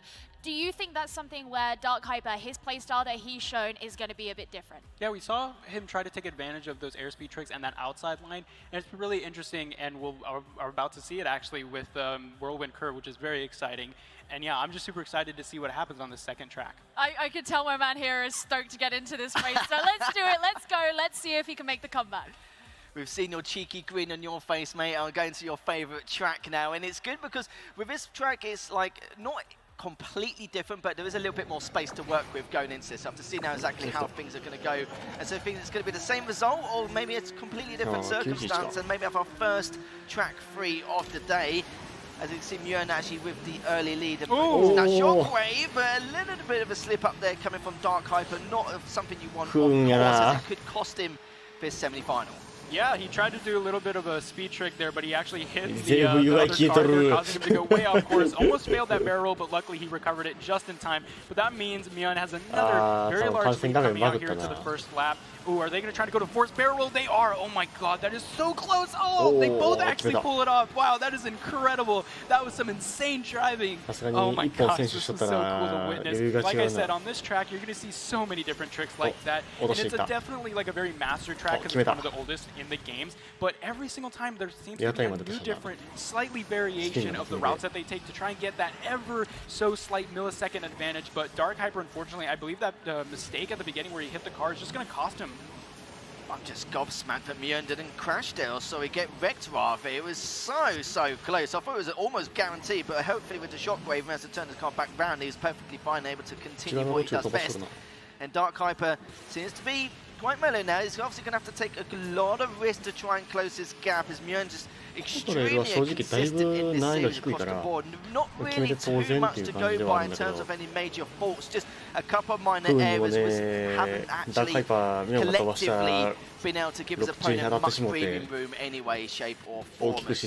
Dark Hyper now using that brake nitro just to gain a little bit more here, a bit more speed and momentum from that nitro. Is going to try and go for the barrel roll again off the side of that straight ramp, which he has done successfully, and a lot cleaner as well compared to what we've seen before. But the question is Mjorn too far ahead? I think the answer to that question is yes. I mean, he's been so good. Ooh, nice flat spin there going into a floaty drift. That's going to give him a bit more of an extended lead. And I think it's just a W for the in the bag of Mjorn this time around. It's just the lead is so far ahead, even with those little bit of a mistake that might come out. I don't think there's a chance where Dark Hyper can catch up. And we'll see coming into the last section here of this second lap. Whirlwind curve coming to a close. Mjorn taking first place. Yeah, not too shabby at all. He can't really complain there. An incredible first series from him, as we'll be seeing him in the grand final. Dark Hyper give us a little bit of flair towards the ends, but it's not completely over for him yet. We'll see him in that third place match later on. I mean, we heard a lot of reactions from the audience throughout that, and like you guys were saying, there was some really technical driving going on. Yeah, there really was. I think we saw it in a couple of moments, especially in that track in particular. There's some players who do just go over the straight ramp, no problem, but there's some other times they would rather just risk it for the barrel roll to gain that extra nitro. And I think Mjorn, he didn't have to, but at the same time, he knew there was only about half a second ahead. It probably wasn't really enough to be a convincing lead to then play it safe. But they both did perfectly fine. I'm gobsmacked that Mjorn didn't actually wreck himself towards that, which is a little bit of a shock to the system. Could have seen a track 3 if it wasn't as safe as we saw it. But from what we've seen so far from Mjorn, I'm quite impressed with how he's been performing so far. Look forward to see whoever he plays against in the grand finals. Well, we're going to get a chance to speak to the man himself because he's on stage with Bryn. I'll tell you what, you made that look a little bit too easy for our liking just there. Was it easy from your position? Yeah. Did you find that easy? No, not that easy. He's also a tough opponent. Very tough. And now looking ahead, you've either got the big 71 or you've got Jägermeister. So do you prefer to have maybe the Frenchman or the Pole in the final? Who would you rather be up against? Maybe Jägermeister, because he's my teammate. So you'd like to beat your teammate in the final. Fighting talk just there from Mjorn. This is going to be exciting. We're about to find out anyway. Back to you, Gio. I mean, he's not looking to pick like the easy. We don't know if it's going to be the easier opponent yet, but he's straight up just like, yeah, that guy's my teammate. I want to pummel him. Well, to be fair, he might know all the tricks of the trade of what Jägermeister gets up to. It might be something he's quite comfortable with. The only other issue is if Jägermeister loses, then he's going to be thinking to himself, my goodness, like this guy is going to have some impeccable skill to actually be able to take someone down like Jägermeister. I've said it before, over the last 4 or 5 tournaments, over the last few years, he has basically been the face of the Android scene with his collective wins. I'm sure he's got a trophy cabinet of everything he's won on the Android side. And the fact that he wants to play Jägermeister is very interesting. I think it's more due to the fact that he probably knows how he's played. He's obviously played against him a few times leading up to this moment. We obviously know there's a big ping difference between Poland and South Korea, of course, but it doesn't matter. It's a matter of the fact that he seems very confident going into this grand final. It doesn't really seem too edgy at all in the slightest. Well, before we talk too much in detail about what's going on in the next game, let's have a look at the updated bracket, because that first series seemed to fly by, but was definitely one of the most exciting, I think, that we've had so far. Mjorn is going to be going forward into the grand finals after his 2-0 victory over Dark Hyper, but Dark Hyper is not fully out of the bracket yet, as he will be taking place in the 3rd place match a little later on. Yeah, we'll have to see exactly how people go later on, especially, and for these guys as well, Dark Hyper, there was no doubt about it, he still played extremely clean, there was not really too many mistakes. Some mistakes can happen when you're forcing yourself to have to catch up, it happens every single time, which is why I always say the very beginning of each track is so crucial, so important, because that way you won't have to take too many risks in order to try and escalate things further, and maybe even spiral things out of control. We've seen it time and time again, but very interested to see how Jägermeister does in an offline environment. It's been a while. Well, や this っ is 続 going け to て be る the exciting thing. 人 We've いない spoken け a ど little bit about Jägermeister here. We've said that いな he's かったり、あ basically と the はまあ face of 普通 Android. に中国版 Asphalt, の he's 永久の got 方 his をやってた trophy り cabinet, you know. But what about the big 71? C9 の Because 方 this is someone who's coming into this tournament with no previous tournament experience. Yeah, it's going to be really interesting to see because 強い人 everyone が loves an ほんま underdog に強い story. But 日 Absolutely.本 Jägermeister 人よ Titan, I mean, it's going to be a David versus Goliath if I've ever seen one. Obviously, we had the iOS side where there was a bit of a favorite coming in with Cheetah Future韓国人 Flash, and we'll see how that turns out later on. But I can't imagine that this underdog story is going to particularly play out very well, but we'll have to wait and see. I mean, it does feel like the odds are stacked up against the big 71. But could it be that he's got something like kind of secret going on that simply Jägermeister doesn't know about? Well, the problem is when you have to play against someone who's got nothing to lose, it's going to be a very tough call because, of course, Jägermeister's going to have a huge amount of pressure on his shoulders for the reputation he's been able to perceive himself as being one of the best players in the world, not just Android, but just overall. And for Big 71, he's got nothing to lose. He's got no pressure. This is his first event, so he should. Of course, he's going to have the pressure being on stage for the first time, being in an offline environment for the first time. チーム名が出てこないんだけど、ヒーさんがおった Someone チーム。 setting such as this at this magnitude as そ well. れでものすご So, かったみた but い the な only thing is he's got to tell himself, you know, the fact that he's actually been able to いろい qualify ろ here is one thing, but making it to the エ grand ハチの finals 時 is going to の be another まあなん big かい step ろいろ for な him. チー And ム we know not 中 too 国 much 系のいろ about い him, ろ so 関係の hopefully い if ろい he ろな plays チー like ム he が does this 合 time 併して trials, できた there's チーム no がいいか reason why he is not able to take down Jägermeister. Well, it's almost time, so Sama let's send it to ASL. Bryn to invite Jägermeister back for what seems like the millionth time and the big 71 for his very first.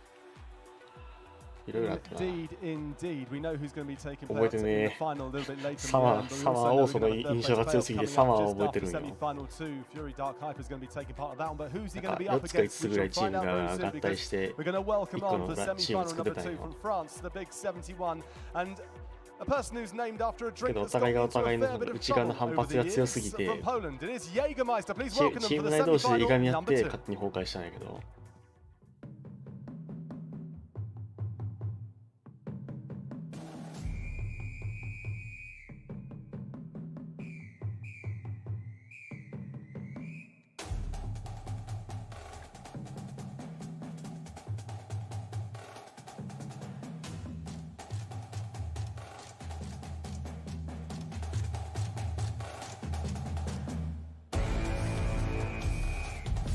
ビッグ G とイーガーマジェスター。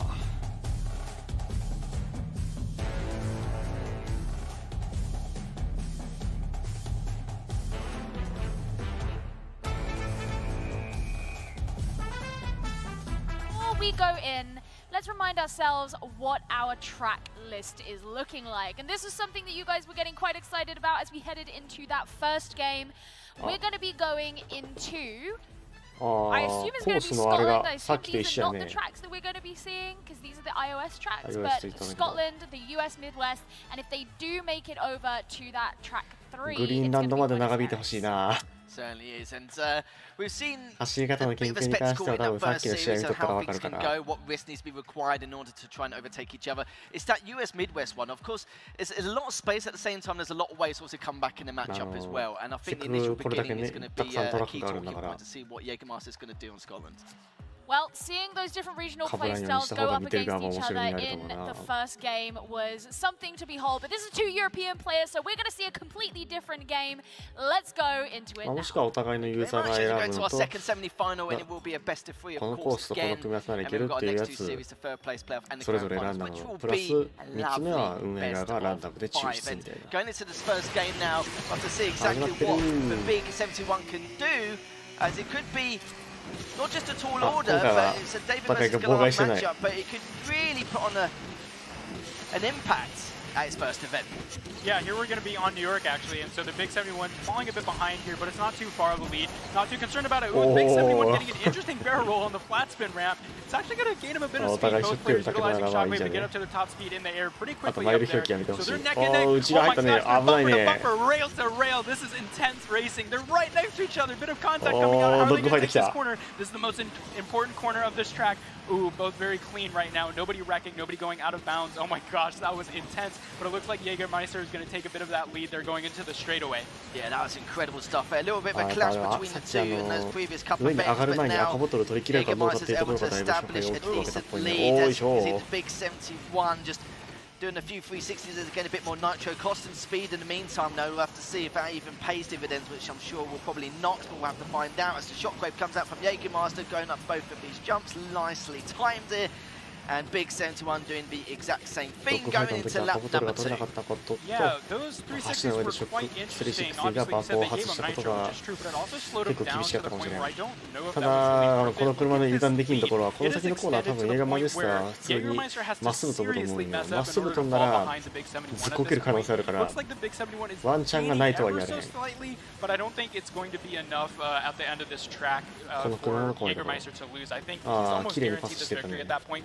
We'll see them coming up onto that important section, like I was mentioning, going up on top of the railway.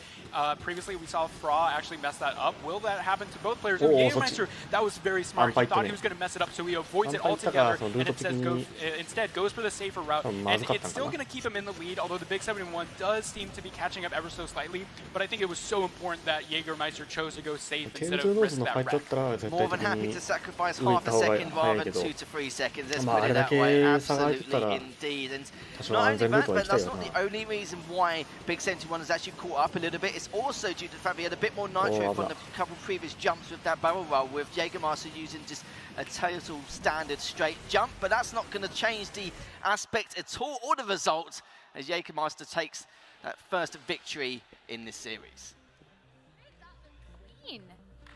That just looked incredibly clean. So I don't want to go as far as to say super easy, but this is maybe where we're seeing that difference in experience, right? Yeah, absolutely. I think顔が Jägermeister 死ん was どる obviously the favorites here, and at the beginning, that looked so intense. I was so excited to see what was going to happen, but yeah, unfortunately, those extra 360s cost him that lead, and Jägermeister pulled it out. Yeah, I mean, Lethal, what is it that you would like to see the Big 71 kind of change going into track number 2 to sort of clean up some of those issues that he was having? I wouldn't say it's too much of a change either, because that first track was very good. I just don't feel like it paid dividends with the 360 he was doing. I think he sacrificed way too much mileage in that small process, and you couldn't remember if he didn't make that mistake and Jägermeister actually continued, obviously avoiding that jump because he wanted a plan B, then he maybe, or most potentially, could have actually overtaken him, which would have been a little bit of a shock to the system. And I kind of feel like with the big dogs as well, if you take him down on that first track or come out heavy hitting, then make a massive impact and just cause them to force them to make mistakes with the pressure they're going to have on their shoulders, we could have seen an entirely different ball game. So heading into Cairo for track number 2, do you think that there's a big chance that things could change? You see this going to a map 3 maybe? I mean, admittedly, this seems like the one that may be the hardest for that to happen. I want to see Greenland so badly just because it's a very new track, and I don't know how much these players actually know about Greenland. It's going to be interesting to see, but honestly, I think Jägermeister definitely has the advantage going in here. It's definitely a more technical track. There's not many like hypercritical moments like we saw on New York, so I think overall Jägermeister is just going to have a nice clean victory. It's probably going to be closer unless we've seen those nerves from the Big 71. I think those accidental 360s maybe could have been because of the nerves. So if he doesn't make those mistakes, it's still going to be a close race, but I think Jägermeister is going to take the win. I mean, help me root for the underdog here. He で来たら結構 qualified, 荒れ you ると know, 思う it's よ not like he's just shown up uninvited. ただまあ So there's maybe he did. He did. トリッ There's ク思いっきり always 決め that ていけん chance. から面白いかもしれない。ただ absolutely. ミスったらもう One thing I have to say about him, I thought he played great. I think he had an extremely good first lap. It was just that one mistake cost him dearly, and we could see the repercussions of that straight afterwards. And I could have felt like he may have actually taken over him and then maybe made it a closer feat in itself. And I don't think he's all out yet at all. I do agree that maybe a pressure got a little bit to him on that previous jump, but I still feel like he's definitely in this. There's nothing which doesn't show a clear margin. The clear margin is, for me, is the fact that he was able to keep up, he was able to keep it as competitive as possible in that first lap, and I feel like he could maybe do damage in the second one, but it does depend on what he wants to do, not Jägermeister, as Jägermeister may go over some of his straight jumps on this next track, but in the end, we may see Big 71 obviously doing some of the barrel rolls off these straight jumps instead to try and close the gap. Well, we're ready to go. The players are ready to go. Guys, you better be ready to go because it's time. Always ready, mate. Always ready as we're going into the second track. As なんかレカロ it か could ら be the last semi-final track この we 椅子 may は提供 witness 受け depending 取 on るら how しい Big 71 is going to go and perform going into this Twitter で next matchup here. 公 As 式 I で do 出 have た a little あ bit け of ど faith in the young man. I certainly do. It just depends on how he's going to go about, 映画 especially マ at ジ the スターは very 1月と get-go. ね Looks like 3台ともか Jägermeister ら will have a nice little early lead. Yeah, both of them doing the airspeed trick. We saw that Fraud attempted it. Actually, that gained him very well a lot of speed. But ooh, is he gonna pull it off? No, he's trying to go for the railing airspeed trick, and it didn't work out. So unfortunate. Now, luckily, this is very beginning at the early stages of the race, so he has a lot of time to make up for this lead. But we all know Jägermeister, he's not gonna mess up. It's gonna be very weird to see if he does anything out of the ordinary here. Big 71 failing that barrel roll. He obviously got it, but it wasn't as high as you would have liked to. Is he gonna go for the riskier airspeed trick section? He is. So he's gonna do everything in his power to try and make up that lead. But at this point, Jägermeister is like 30% ahead with this lead. So I don't know, man. This may have just been a done deal already. Yeah, I kind of feel the same. It's the repercussions there from that previous. And you kind of felt, yeah, I think that's pretty much confirmed it now, sadly, with that last crash from Big 71. And that's the problem is, I've kind of found that with the Big 71, he was trying to pull off his tricks a lot earlier than intended, as he knows for how good of a driver Jägermeister is, how clean, how smooth it is, and how efficient he is on this track in particular. Yeah, I think a lot of players, what they try to do is feel out the other opponent, don't really do anything super risky until they absolutely have to. And the Big 71, I respect the ambition right out of the gate, but unfortunately it just didn't pan out the way that he would have liked to. Jägermeister is going to play this next lap extremely safely just to make sure he doesn't lose any lead here. And the Big 71, I honestly think he's going to have to go for even more risks, but this lead is pretty big, though. I don't know if it's going to actually make that much of a difference. Obviously, the favorite coming out here. Yeah, we're no David versus Goliath today, unfortunately, and I'm sorry to say that, but that's just the way it happened. It's all right, mate. I'll understand it. It's just one of those things, but like I said, it's the same for me as well. I respect the risk, but look at the way Jägermeister's playing at the moment. For Mjörn, I'm sure he's watching this, just keeping track of what he's up to. In terms of not just his game plan for a lot of these tracks, but in terms of his confidence and how he's going to bring to the table. Of course, in terms of the risks when he does have that initial lead. But in the end, though, Jägermeister is continuing to plough on forwards with the perfect nitro as he goes around this next corner. And still continuing to use that with the 360 as well. Going off his next jump with the double nitro. And just continuing with that's going to make as well, but the Big 71 doesn't make that previous one, sadly. But it's like you said already, Marv, all said and done here in the second game. Yeah, there we have it. Jägermeister taking the second track here. He did a little bit of a wreck, but it wasn't enough. There we go, Jägermeister with the win.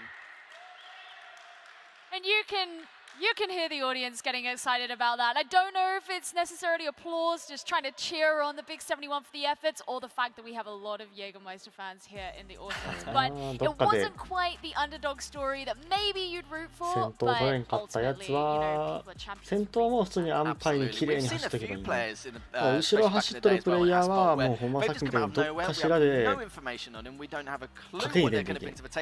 We either come out swinging or it's just the opposite end of the spectrum. Today, a little bit different, but it's like Marv said before, we respect the risks he was taking. He felt a little bit uncomfortable knowing about how efficient of a driver Jägermeister is, so he kind of felt like he had to pull off some tricks out of the bag very early on. Well, we can take a look at the updated bracket now that we've had our second semi-final. So not only do we know who is going into the grand finals, but also who is competing in that third place match. And that's going to be Dark Hyper versus the Big 71. Now that we've had a look at both of these semis, what are we feeling about this game? It's going to be again a tough one, but I feel like Big 71 is probably not going to pull off as many risky tricks as he did previously compared to what he did against Jägermeister. That was an entirely different story. I think a lot of us may have done the same thing if we knew that our opponent's a lot more efficient if we can't play Dirty, so it makes a lot of sense. But with Dark Hyper, even though he lost to Mjörn, he was also very consistent and a smooth driver. So I think for Big 71, just feel out how this first track goes, see what he can do, see if he can use his maneuvers and either to close a gap or maybe extend his lead, and then take it from there. And then at least he's got an idea of what to expect from the second, maybe a third track if we get one at some point. Well, before we see what's going to happen there, it's time to go and speak to our winner. You know him, you love him, it's Jägermeister. Do you know what? At the start of this, Jägermeister, I said that your name is after a drink that's got me into a lot of trouble over the last number of years of my life. But I tell you what, out there was no trouble for you at all. No, hopefully, like, for the people who've been wondering why name is after this, it's just not completely related to this. I have nothing involved in it. It's just the most random thing I高速道路的なコース。まあ大阪に一部環状線のようなセクションはある。けどコース全体が高速道路っていうコースはない。First of all, before I answer this question, I would want to give massive shout out to the Big 71 because it doesn't matter what the final result is. It matters that all 4 of us have managed to make it here. So especially when he played for much shorter period of time than I did, so he definitely deserves like much appreciation for making through. Now, to answer your question, I'm very intrigued to see how finals go, especially since Mion is like good friend of mine. We both are teammates, so I'm very looking forward for it. Well, he said he wanted to beat you, so I'm just going to put that out there and leave it there at this moment, because I tell you what, not just trophies they're after, but also some pretty cool ジャガーじゃな prizes. くてあれイエガーって読む。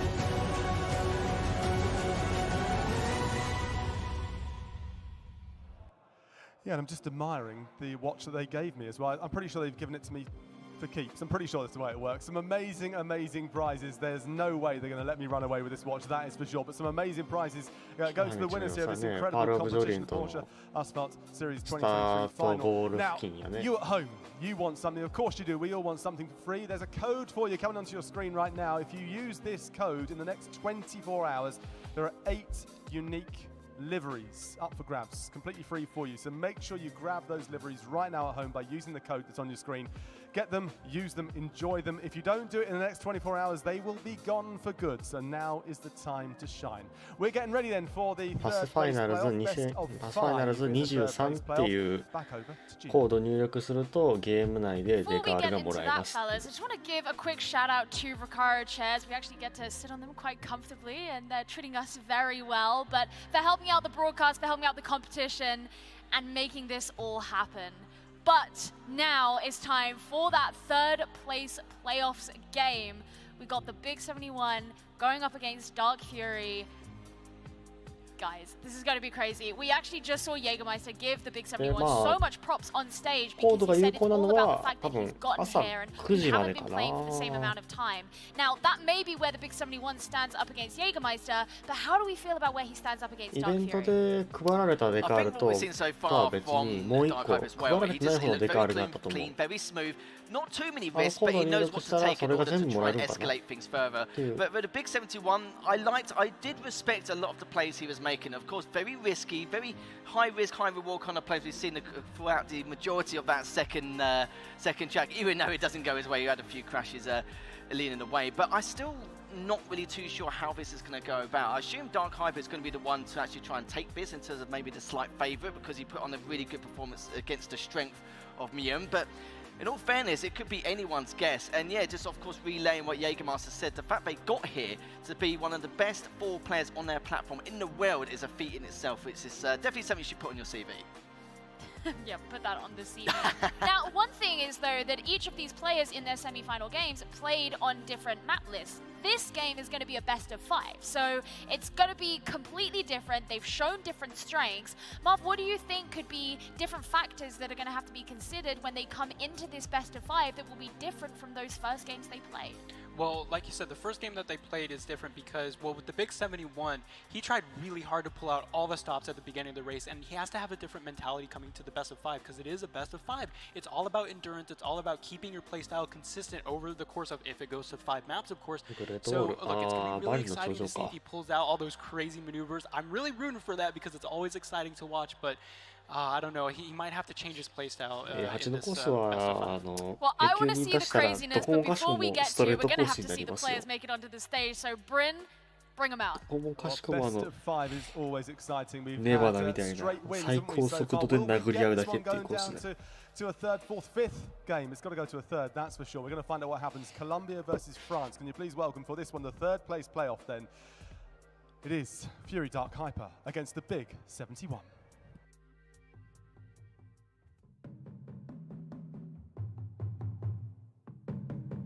次はこれ3位決定戦です。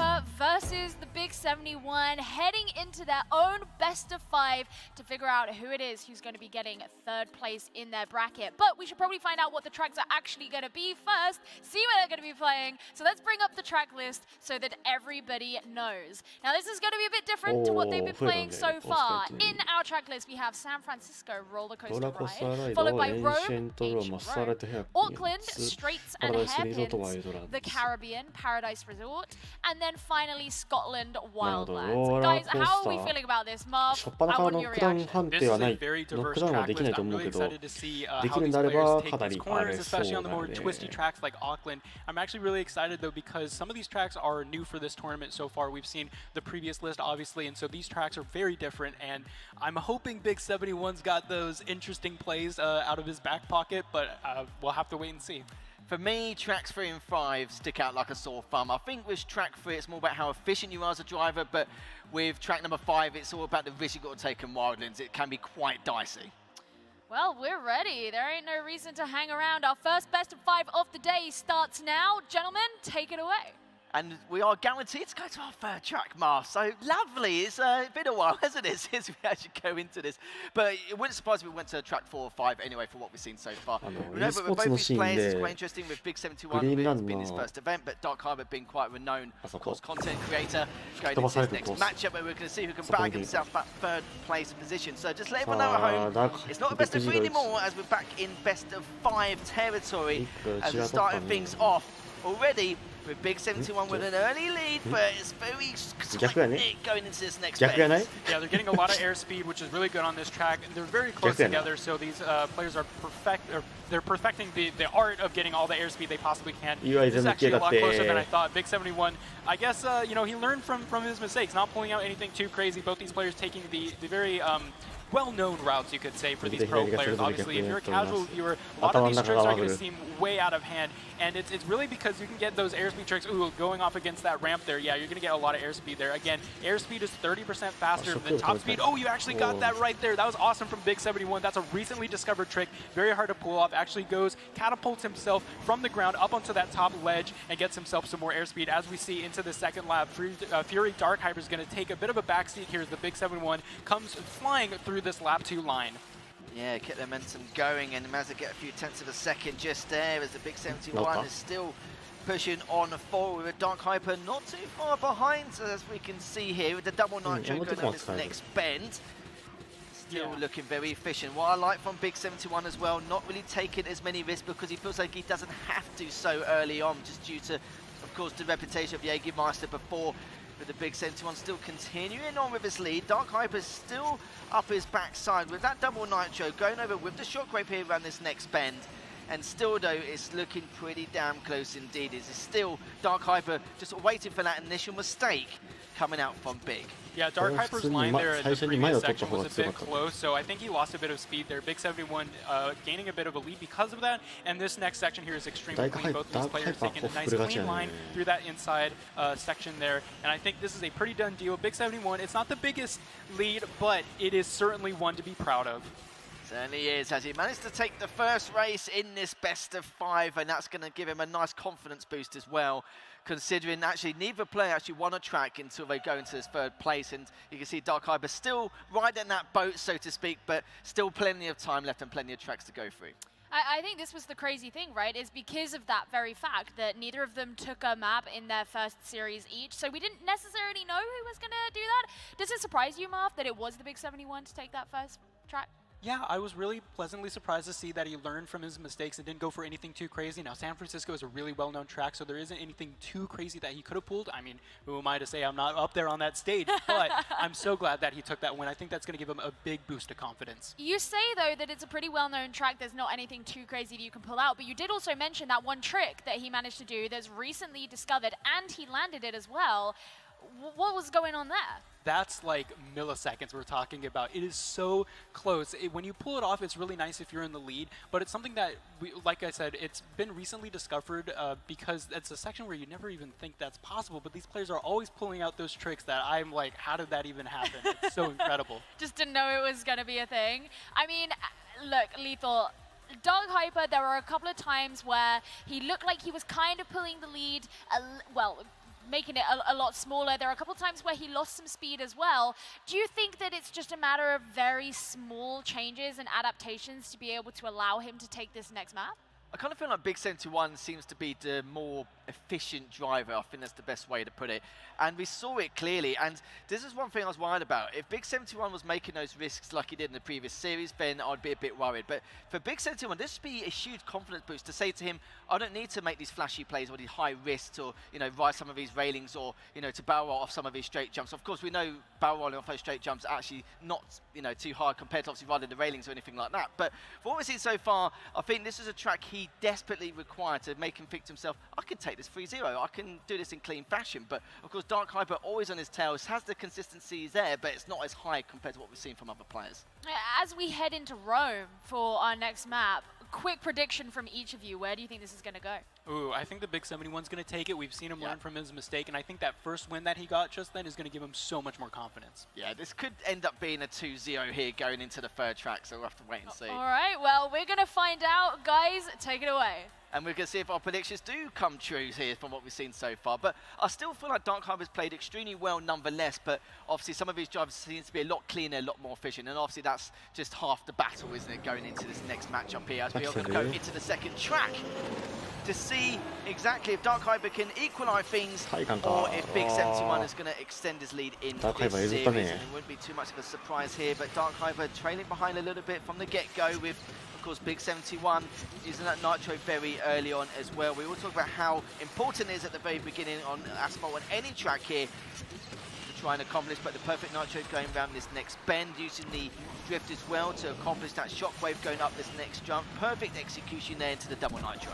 Yeah, we saw a bit of a different section being taken. Oh, weird 360, you kind of want to get that barrel roll, but it's not like it's going to cost him that much. As we see, the lead isn't too big, but this is a very different car to the one previously. This has a different mechanic to where the top speed is actually increased when you're perfect Nitro. They're neck and neck. That was a 360. Very interesting coming out from the Big 71. It's going to cost him this lead. He's going on the inside line. Dark Hyper is going to take it. Oh my gosh, this is so close. Oh wow, they're actually going to go neck and neck. This is such an early battle between these two players. Oh, the inside line being taken by the Big 71. Reverse coming out. Wow, what an overtake. That was some intense racing. They're still neck and neck. It's incredible how the speed he's still able to collect up to keep up with the momentum as well, because he tagged him quite hard on that previous bend and still going back and forth. A little bit of a tag there.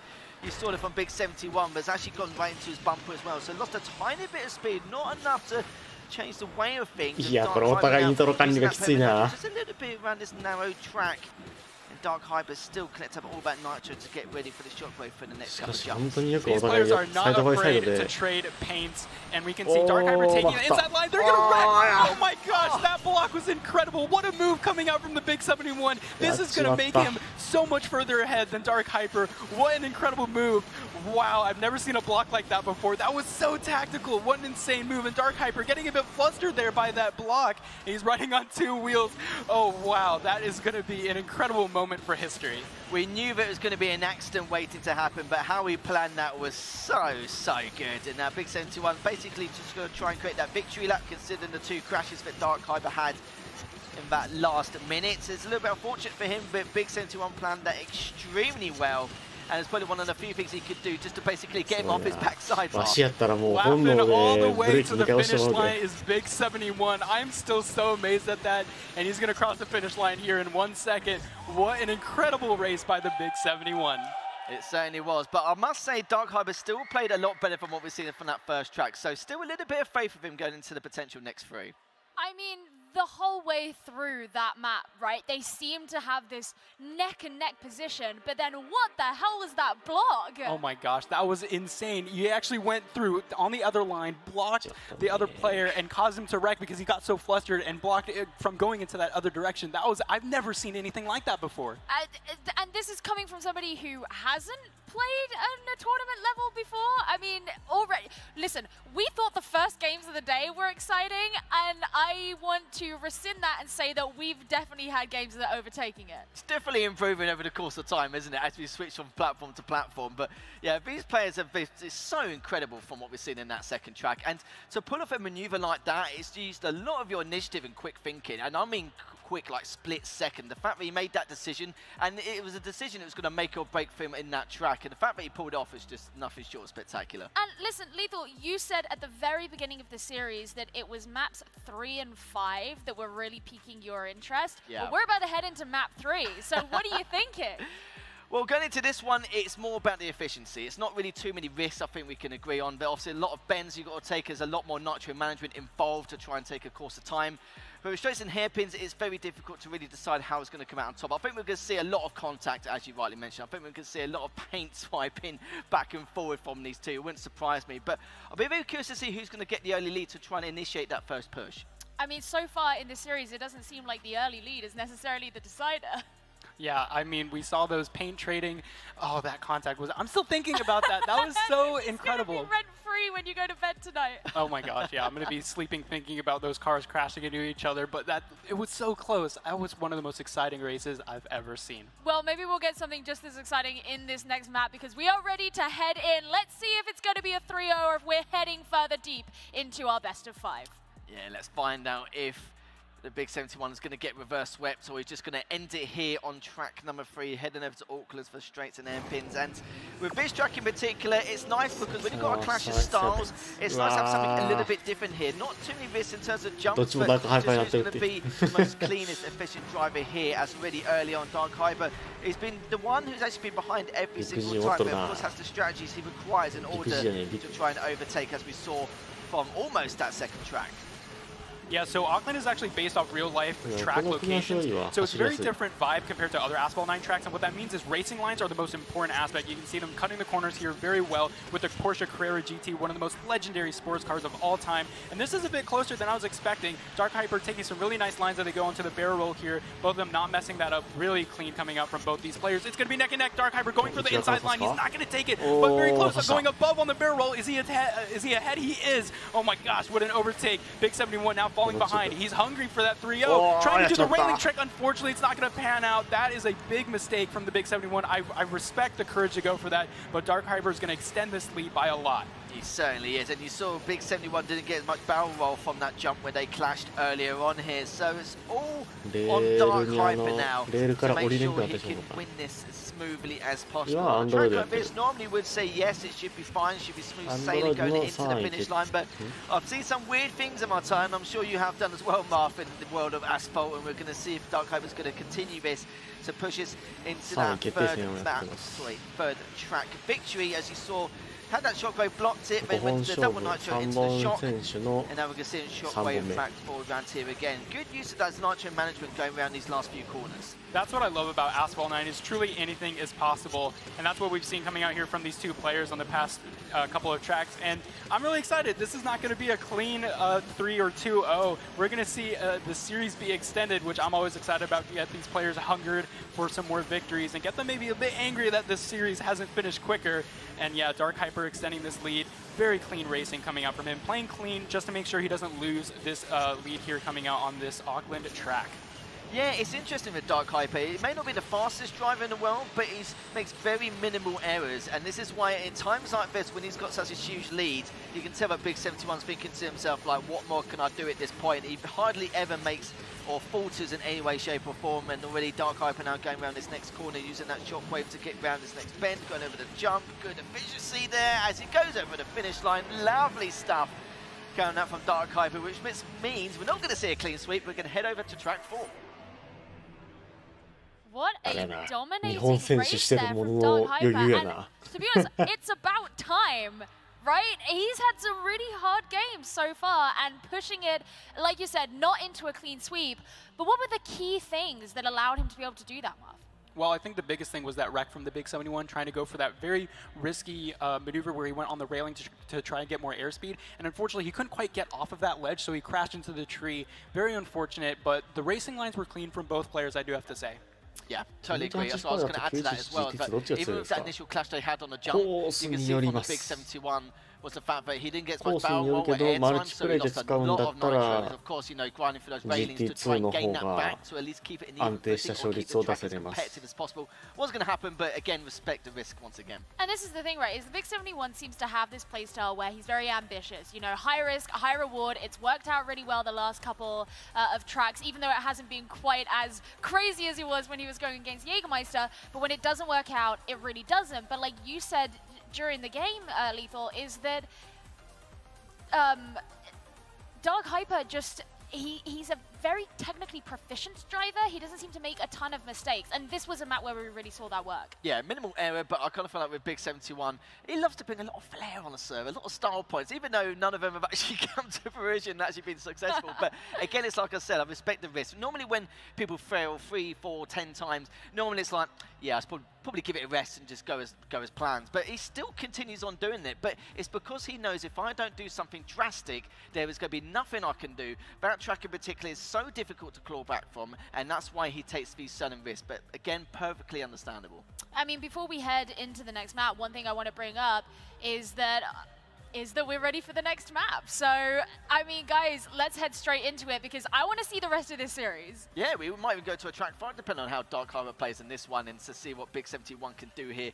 And Marv, this is turning into a little bit of a spicy series as we edging on forwards in this best of 5. This is probably the closest, most competitive series we've seen so far in this tournament, and I am here for it as we get into this next race. I'm so excited to see more bumper-to-bumper contact. Ooh, a bit of a block coming out. Very Dark Hyper trying to shove Big 71 onto the other corner. Oh, Big 71 wrecking on the bridge, actually going face first into it. That's going to cost him right at the beginning of this race. Dark Hyper in the 911 GT2 RS Club Sport is going to take this early lead. Big 71 does have a lot of time to come back.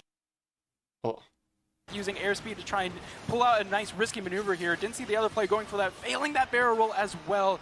Oh, this is going to be really interesting. Big 71, he's really trying to close out. He really doesn't want that big, massive reverse sweep, but who knows? We might be able to see it now. Looks like Big 71 getting a bit of nerves after those first two victories, wanting really to finish out that race as soon as possible. Yeah, and that seems to be the plan here. And Dark Hyper was probably begging for something like that to happen, just due to the fact that in that first jump earlier on, he had nowhere near the air time and nowhere near the amount of barrel rolls he had. As you saw that Big 71 was looking incredible with the amount of nitro he had. He had a huge amount compared to Dark Hyper, but then you end up topping it down anyway. So it's all now on Dark Hyper's shoes to see if he can continue with his consistency on the rest of the majority of his track. It doesn't seem to be doing anything too risky, but it's making sure he's got enough nitro in order to continue with that momentum going forward. Still looking very nice, very clean already. For Big 71, this is not going to do well for his mental here, Marv.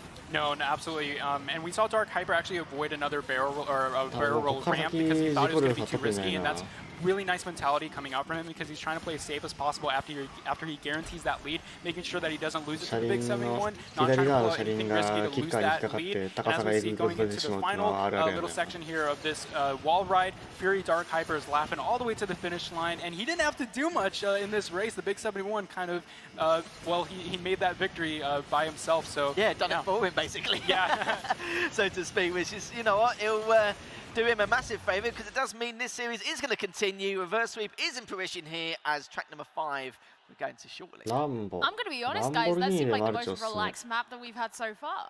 Yeah, I think everything just escalated in such a short space of time at the very beginning, but we kind of knew exactly what was going to happen. That's why for the rest of the track, we're just like, should be calm, should be smooth sailing, unless he messes up one of the jumps on the sea, or maybe something else in between. But honestly, I felt like that was a huge milestone there for Dark Hyper. On that first jump we saw from Big 71, had a lot more airtime, did a lot more barrels. He had so much more nitro in comparison, and that was probably one of the very few things that Dark Hyper needed. He was probably begging for dear life as maybe a major fault would come. It happened, so here we go to track 5. And it really feels like we're kind of at this point in the series where, you know, the crazy ambition was working really well at the beginning of the series, and now this more safe way of playing that Dark Hyper's been bringing in has been working well for him. Of course, we're going into map 5 now, and this is the chance to reverse sweep. Marv, what are the odds, do you think, that Dark Hyper's actually going to be able to maintain his composure long enough to continue on this progress? Well, like I said before this series started, I think the most important thing for Big 71 is going to change his mindset to be extend this play time and not really go for those risky maneuvers. But it sounds like he had a different plan altogether, and that would have been great for if we went into a best of 3. But I think he didn't have that mentality of trying to extend play safely, try and work his opponent, make sure that they tire out. But the opposite happened. Fury Dark Hyper turning out to be that player, playing safe, like you said, and it's going to work for his favor. I'm pretty sure we're going to see a reverse sweep here. Well, here's the question: is Dark Hyper? You know, this 5th map's going to be in Scotland. This is a map that Dark Hyper played in his semi-final, but we didn't see the Big 71 play. So is that going to give an advantage anywhere?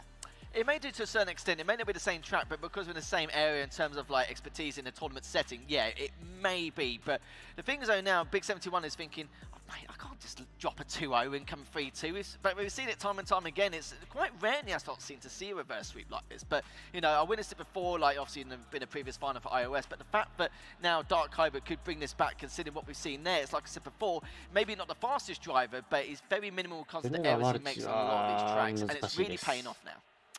Well, can Dark Hyper take the reverse sweep, or is the Big 71 going to be able to get his first tournament win? We're about to find out. Let's head into map 5. First track 5. Hopefully it won't be the last, I'm sure, as we lead on later on for all the grand finals. And now we're going to find out who's going to take 3rd place in this best of 5. We head into track number 5 already. Both of them trying to battle for that lead at the very early stages here, and it looks like Dark Hyper is going to be the one with the shockwave, and Big 71's going to follow to boot straight afterwards as we go around this next corner. It can be a little bit shaky on this track sometimes, but be a little bit cautious at times, which Dark Hyper's been cautious for the majority of this series anyway. Big 71 though, looking to see if he could try and overtake one way or another, but both of them looking very good, but Big 71's not going to get as much airtime there. Yeah, the underhand barrel roll coming out from the Big 71 actually caused him to gain a bit of speed there. And these players are really taking advantage of the Porsche 918 Spider's insane acceleration, not really needing shockwave in every situation. And he's actually going to go for more airtime here. That's going to ever so slightly decrease the lead that Dark Hyper has. Is he going to go for the inside line? Ooh, no contact. And they didn't actually pick up that that nitro bottle, but he does have shockwave. That's going to force him back here a bit as they go for more airspeed coming up above this hill. And yeah, that was some really interesting route by the Big 71. And nothing too risky coming out. And again, I think he maybe changed his mindset, but we'll have to see. Is Dark Hyper better at this clean, concise racing compared to the Big 71? Because, oh, that was a bit of a weird spin there. Big 71 still behind, but this is still very close. We're still talking about tenths of a second here, so nothing too crazy. Big 71 taking a bit of an inside line. Not really much of a change here to the lead, though. I was going to say, there were some really good lines from both players until that little tiny slip up earlier on, but this is the difference maker here. 71 still looking to continue on the warpath to try and overtake him if he can, but gets the barrel roll in. Of course, Dark Hyper does not, so it's going to give him all that momentum and the nitro here to try and overtake him if he can. He's used that shockwave to go up this next jump. He has closed out by a few tenths of a second, but it still needs a little bit more than that. He's not going to get much airtime, which could cost him, but we'll find out shortly. But that's more due to the fact that he can go underneath and obviously reroute around, now going in the inside. Yeah, this is going to be one of the closest races we've had, but the Big 71 unfortunately can't come back from this deficit here. So it feels like this is going to be the reverse sweep. Big 71 not being able to take it with that 3-0, and in a couple of seconds we'll see here the finale of this epic best of 5 grand finals, or 3rd place victory. And there we have it. Dark Hyper manages to take it in great fashion, down 2-0, bringing it back 3-2. And you can see he's pretty damn proud of himself. That exasperation. Relief, exasperation. He pulled off the reverse sweep. And let's be honest, the Big 71 did fantastically. It is his inaugural showing here at a tournament. We're at an international land. And he did really well. And you know what? In that last map, it really wasn't that crazy a disparity.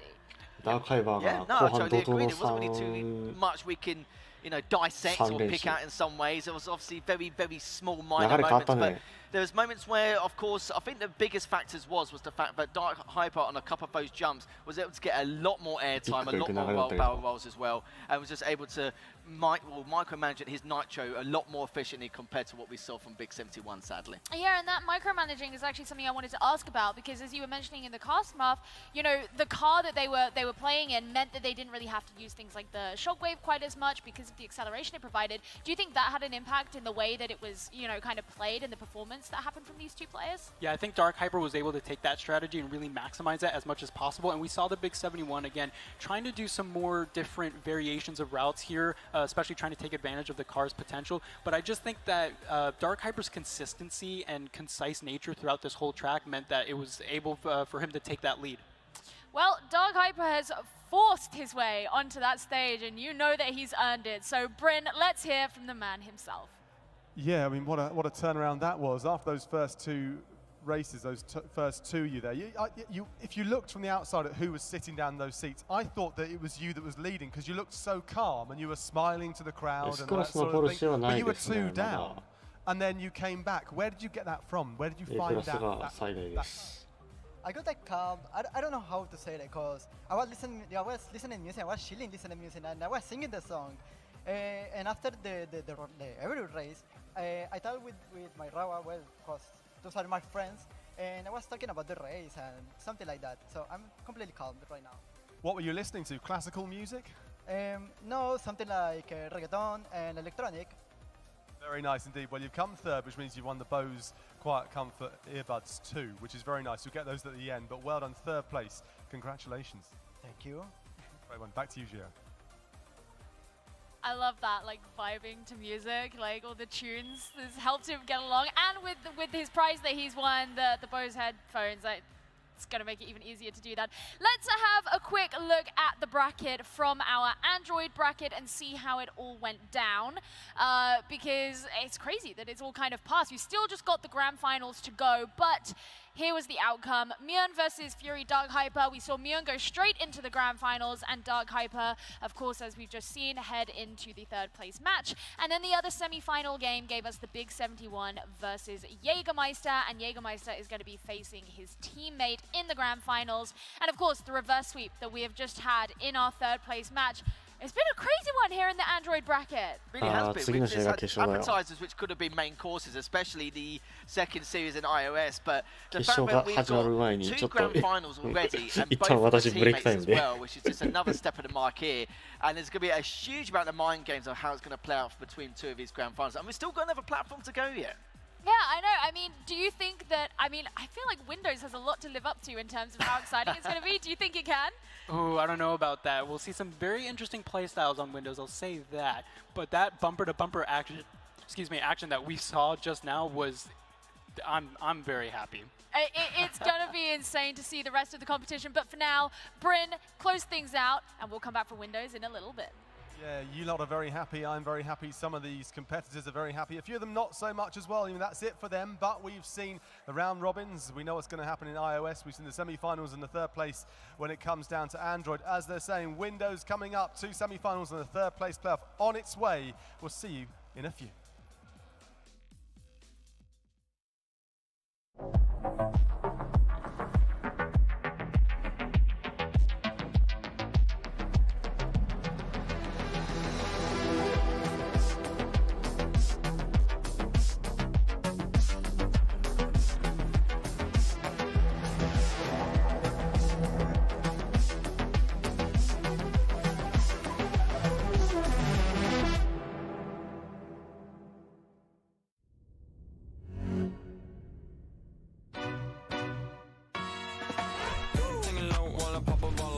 Chain swinging, clang clang, and it costs a lot. I'm always at the guala, yeah, and you are not bad. Beat, keep on going till you hit the spot. Whoa.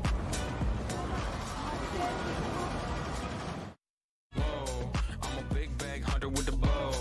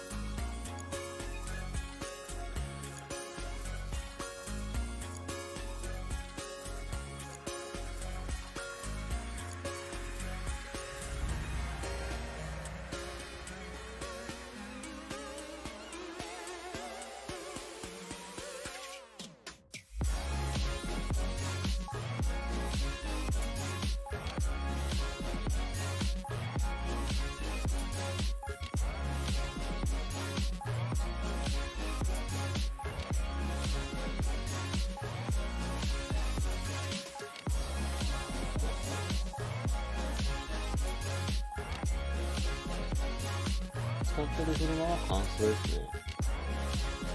乾燥のマシンを試乗っていう形なのかな。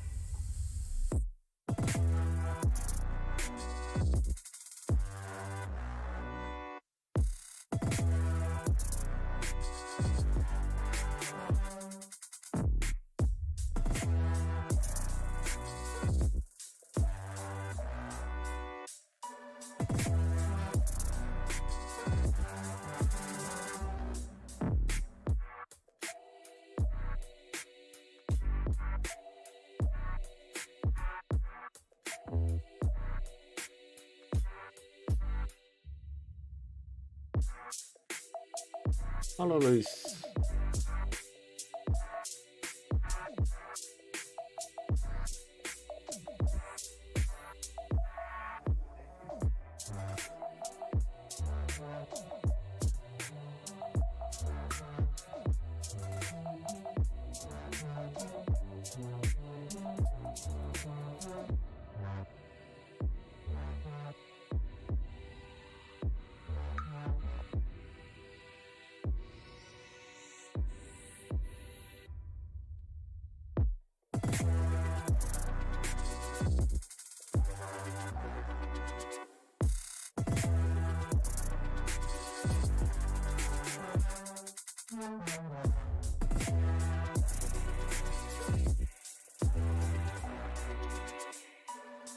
まあもう5分ぐらいで帰ってきますと。5分か。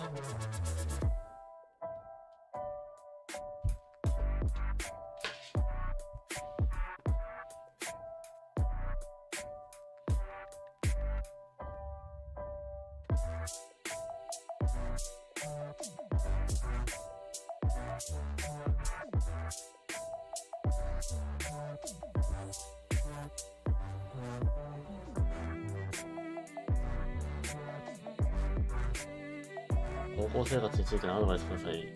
私も高校生活は失敗していた身なんでね失敗していたってかね、いろいろ失敗しかなかったんで、身なんで。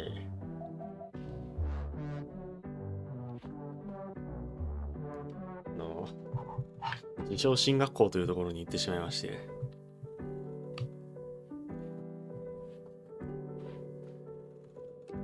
よりにあっていろいろ運が悪かったので、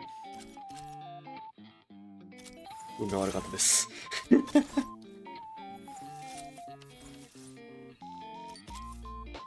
小泉公文になっちゃったけど、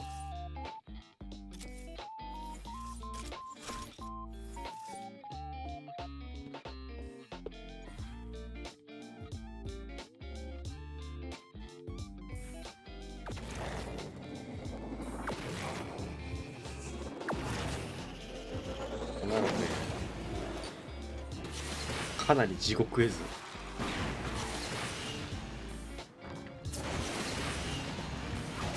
クラスの端で一人で弁当食ってるようなやつの集まり。逆にクラスの中にそんなやつが何人いたんだよ。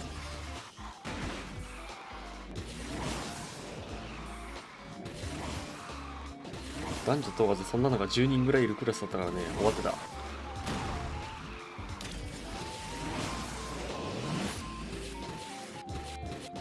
協調性というか、同ノードが独立してる。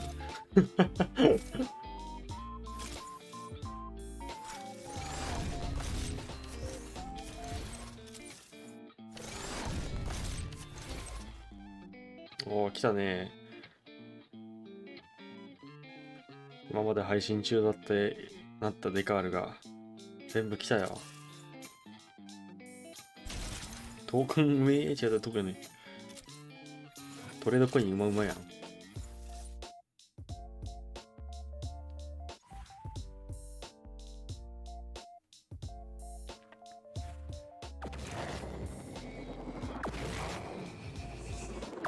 なんでポルシェって知らんかないの？知らん。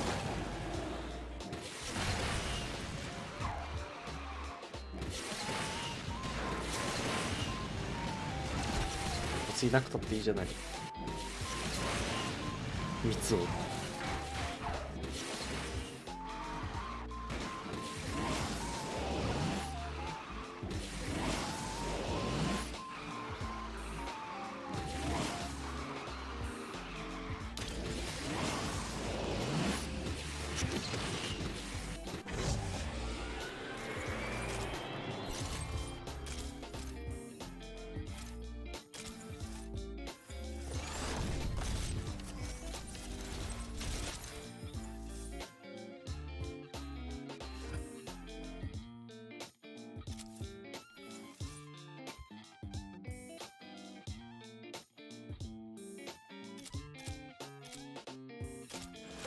意外とね、GS がこれストレスフリーで楽しかった。あ、戻ります。ここがいいか。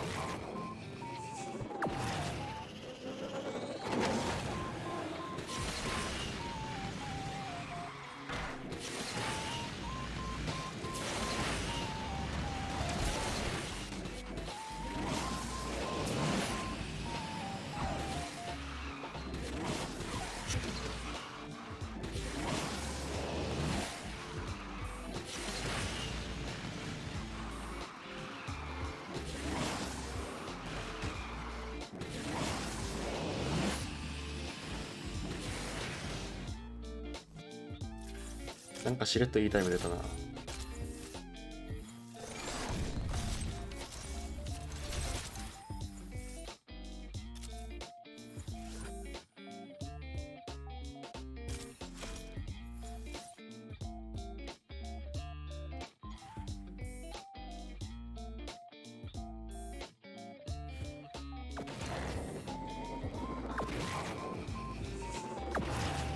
れだとも全部ジャガにかけるんですか？鍵が出たらその時点で終わる。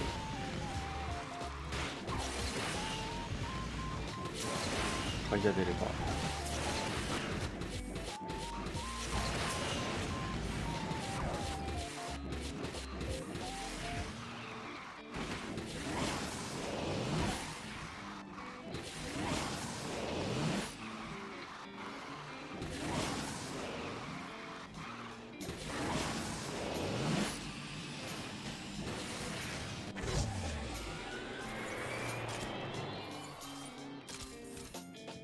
ESL 次はリマックらしい。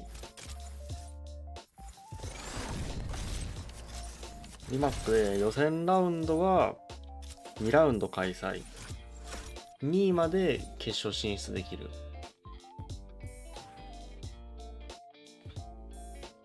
Barcelona, the crowd is building inside this amazing venue. This sort of warehouse has been transformed to this incredible venue for the big final of the Porsche Asphalt Series 2023. We'd love to hear your thoughts. I've asked you a few times to get in touch, and of course, many of you have. We'd love you to keep getting them in touch, get them over to us. D クラス以外は a little bit later on ahead of the finals. Use the hashtag Asphalt Series. まあメインの車のランクよりも、まあクラスよりも一つ下のクラスまで使える。で、一つ下のクラスだと、まあ、追加のパックが回収できるっていう感じ。だから必然と1個下のクラスで周回するはめ。A クラスの車のパーハントだったら B クラスの車で周回。B クラスの車なら C で周回するし、C の車なら D で Yeah, 進 that's 行 right. す We're る going to be heading shortly into our D third クラスだ and け例外 final で bracket of the day. But D クラスの before we 車しか do 使え that, ない let's have a little recap of the bracket that we just saw, which メカニ was, マッ of プだよ course, the Android bracket, where we saw our 宣伝 third して place た match go all the way to a reverse sweep in its best of 5. Still yet to have our grand finals. We should have a graphic coming for you just shortly to show you what's up there. This was a really, really exciting bracket, don't you think?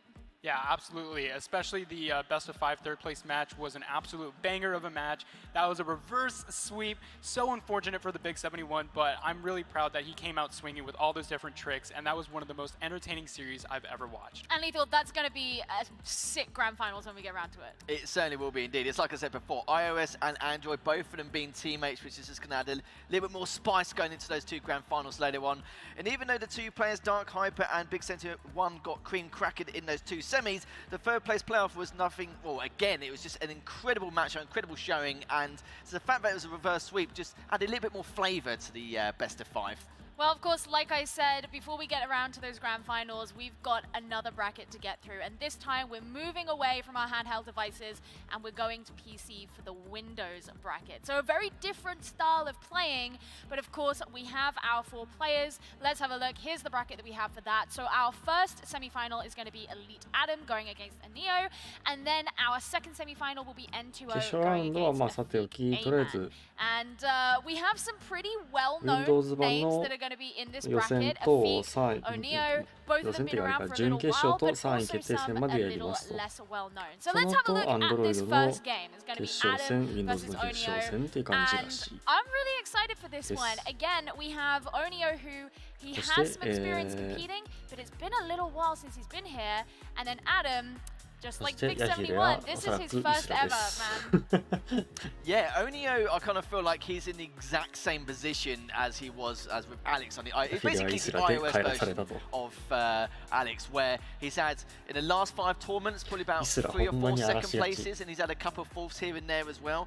So even going back forward, like back in the spring and fall of 2021, placed second both times. You could probably guess who won that in the Android side. And then in the spring and fall of last year, he came second and fourth. And the last A9 series, he actually came second back in 2020. So again, all these seconds have all been collecting up, and it's been interesting the fact that this guy is normally an Android player, so we can see how he does well in the Windows side of things. Yeah, Mub, how do you think that is going to compare moving over to a different system? Ooh, that's an interesting question because the control methods are completely different. What we see with the Windows players is usually a lot of controller playing, whereas with iOS and Android, there's a lot of touch controls, a lot of motion controls. So these players are going to use the cars differently, use the mechanics differently, possibly pull different tricks that maybe other players aren't able to, and vice versa with the other platforms. And it's going to be interesting because, yeah, both these players kind of fresh because O'Neo obviously hasn't played for a while, but Adam, this is his first tournament, so I'm really interested to see what Windows has in store for us. What do you think is the advantage of even making that change? Is it just, you know, you want to get all these titles in all the different systems and start like collecting them like that? Or,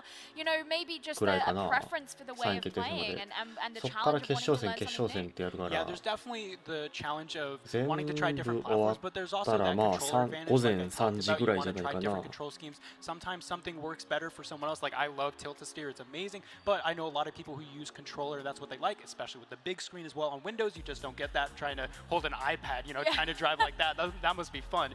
But yeah, I think O'Neo, maybe we'll see him in iOS. That would be funny. But yeah, maybe just changing over to this kind of brings you on to what's going on with Adam, because there's a chance that he just happens to have more experience on this system, even though he doesn't have as much tournament experience.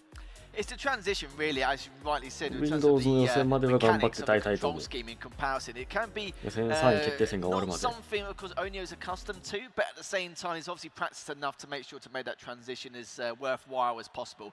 And it's like I said, we've got players like Jägermeister and so many great characters, of course, in the Android scene. He probably thought, you know, let's go for a change here. You know, I want to go for a more controller scheme. It might be something he prefers instead. I'm not really entirely sure. But I'm not too sure about how the competition is going to fare in the Windows side as well. Because you've got players like N2O, who's obviously one of the best players in the Windows scene. He's obviously won a couple of times in the past as well. So we'll have to see exactly how things are going to show and see if O'Neo can finally take his first title. Maybe not on the platform he wants, but we'll have to see if he can do it on the Windows side. Well, our players are ready, so let's head on up to the stage to get them started. Well, we've been all around the world with the matchup so far. We're staying very much in Europe for this one. Poland versus Germany. Once again, back to the first of two, best of three. Let's welcome the two competitors then onto the stage. We have got Elite Adam up against Onio.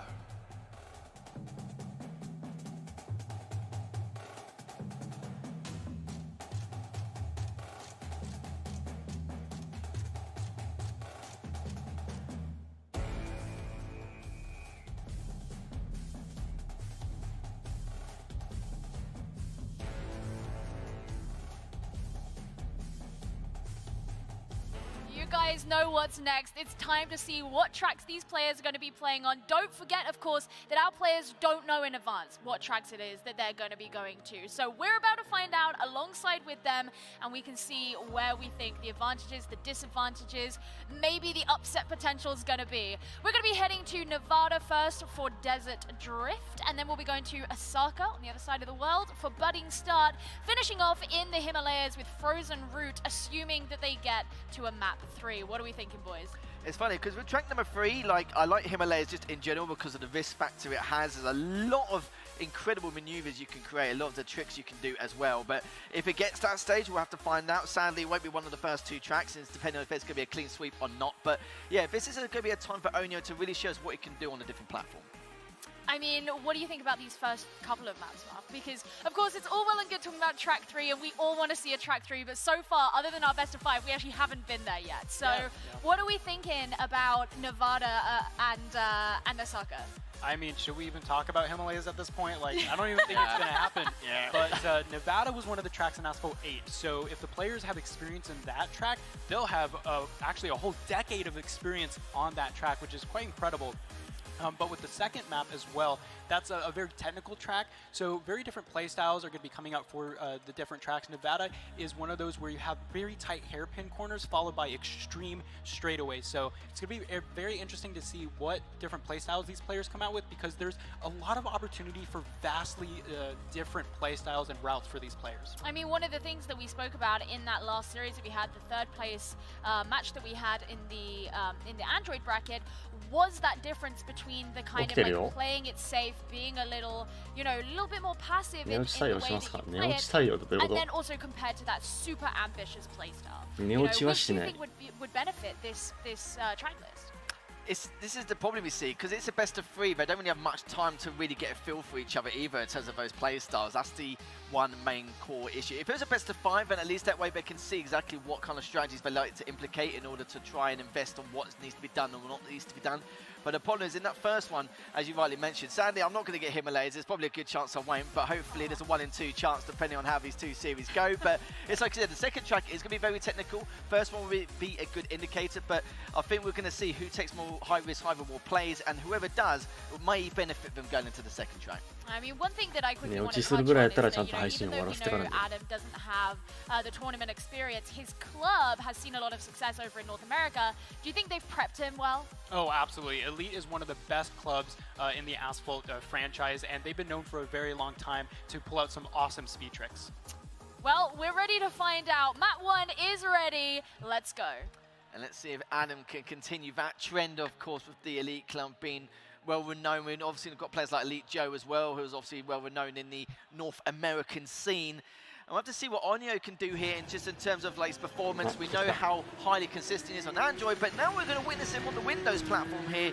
This is going to be entirely different in a lot of ways in terms of mechanics, but it looks like you can see there Adam already with that early lead.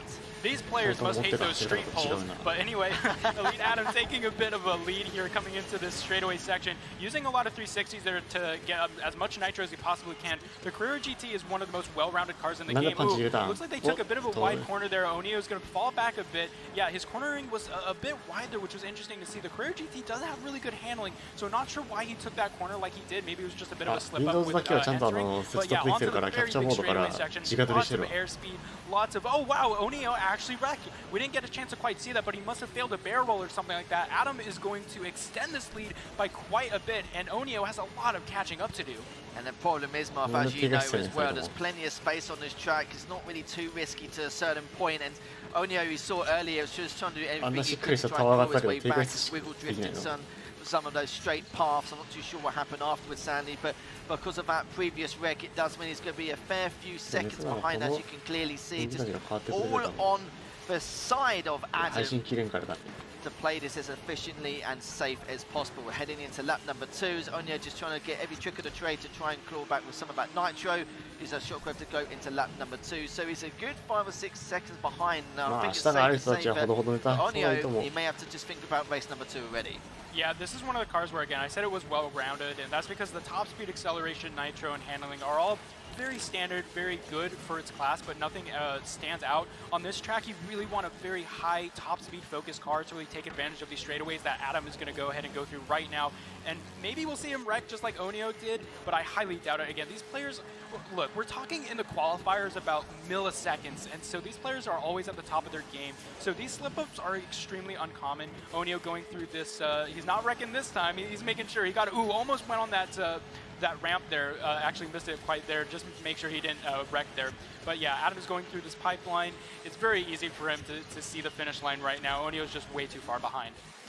Yeah, he certainly is. It looks like Adams could have a nice early lead here. As of course, Onyo may have been the favourite going into this series, but for Adam to be able to perform how he's done from the get-go is just, again, phenomenal as Onyo just trying to do what he can. He knows it's pretty much said and done here, even though the previous jump wasn't the best. It doesn't matter because the damage has already been done. There's already crossed the finish line by Adam. Onyo's just followed quite a few seconds behind, but that was a dominating start coming out from Adam. Guys, I feel like there's only really one question I have to ask there, and that was, what the hell happened with Onyo?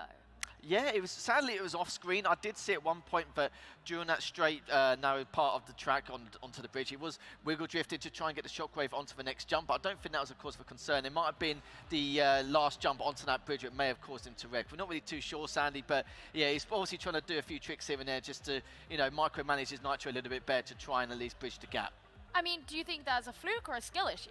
I think it was a skill issue. Well, you have to ask. I mean, that's a fair enough point. I mean, we did see on that second lap, he tried to go for a similar thing where he tried to bounce off the railing to keep his airspeed. So maybe he attempted it on the first lap that we just unfortunately didn't see, and that's maybe where he messed up, because on the second lap, he tried to recover it, go around the railing, but maybe he attempted it and maybe wrecked going upside down or something like that. Because we also have at the very beginning of the first lap, there was like a crash on the corner. It didn't quite go as well.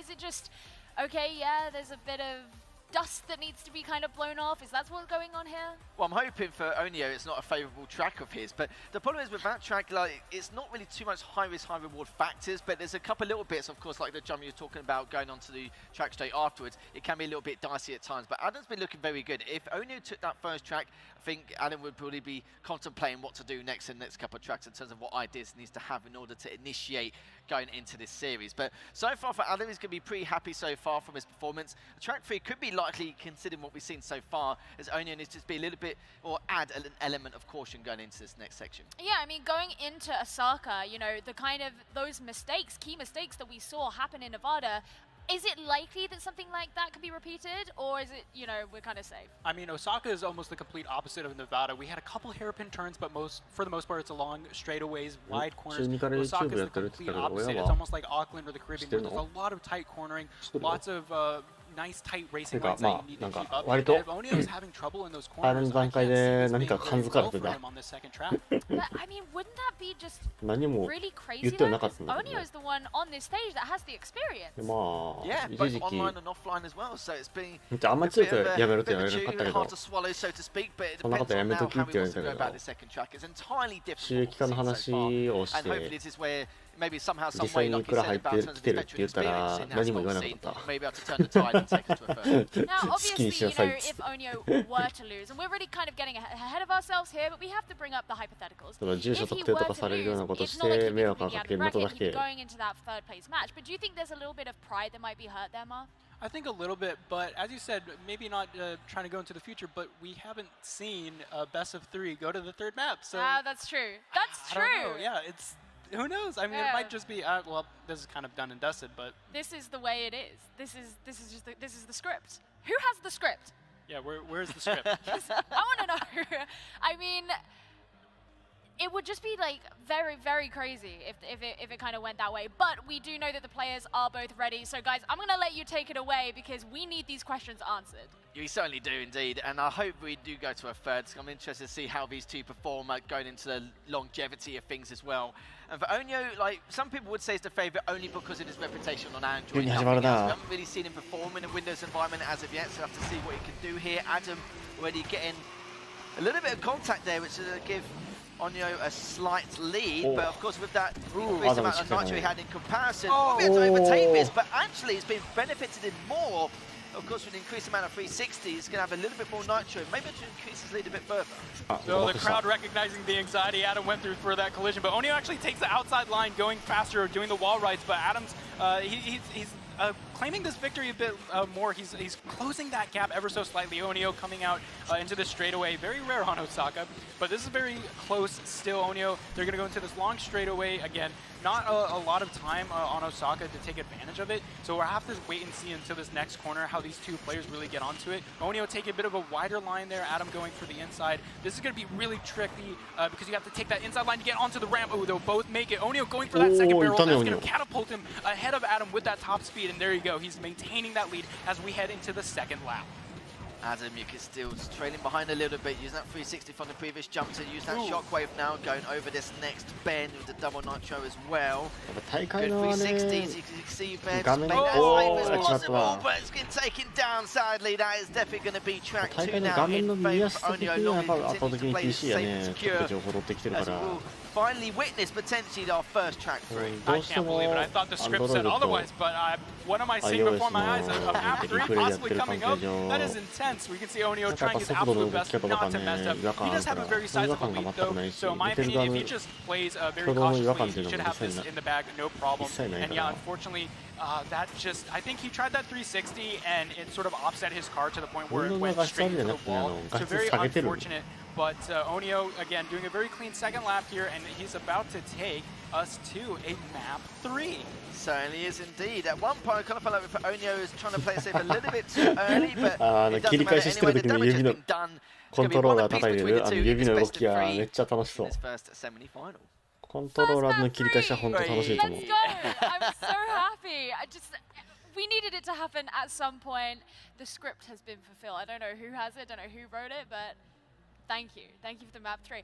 Oh, but what happened there though? Because there were definitely some slip-ups coming from Adam. I think that main one was that Elite Adam, that mistake that he made was trying to do that extra 360 at the start of the lap where he's going across that jump over the river. And what happened was there's a bit of a barrier that heads into the inside line. If you're not careful, your front nose is going to just catapult yourself into that line and then just wreck you. Unfortunately, that's what happened.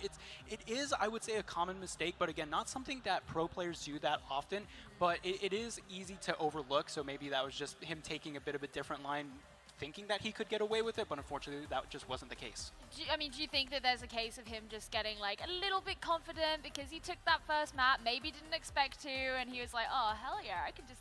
Do you think that was ever a risk? It's possible, but Onyo was actually playing quite safe really early on. So you saw a few times he wasn't doing any 360s or some of those straight jumps, which is a little bit surprising because it's not the hardest thing in the world, but obviously it's easier said than done, of course. But you even saw from then that Adam was just trying to take every high-risk, high-reward play much earlier than expected either. I think when he realised that actually he was playing safe really early, I think he regretted some of the mistakes he made previously. I mean, you guys, we were saying at the start how, like, maybe there's no point in even talking about Himalayas, but now we get to talk about Himalayas. You actually have permission. So what are we thinking for this map? Well, if this was one in particular, like with a lot of the Himalaya tracks, there's some really risky plays you can make in order to gain a huge amount of nitro to try and overtake some of your opponents. But for Himalayas, we've seen some crazy, crazy plays from some really difficult tricks as well, which you need to try and execute in order to try and topple your opponent. And there's quite a few which comes to the top of my head, but I think I've got a shopping list of them, of course. But yeah, I think going into this one, I think both of them are going to be quite cautious as well at the same time because I'm not really too sure how things are going to go due to the fact that this one track is going to get either you to the grand final or out of the competition into that third place playoff. I mean, Marv, would you want them to play cautious or would you want to be like, no, just go for the confidence, don't worry about the other player, think about, just focus on you? No, I mean, what I said previously about the Big 71 with his bracket run was I totally respect all those risky plays. Maybe a bit of anxiety causing him to mess some of those up.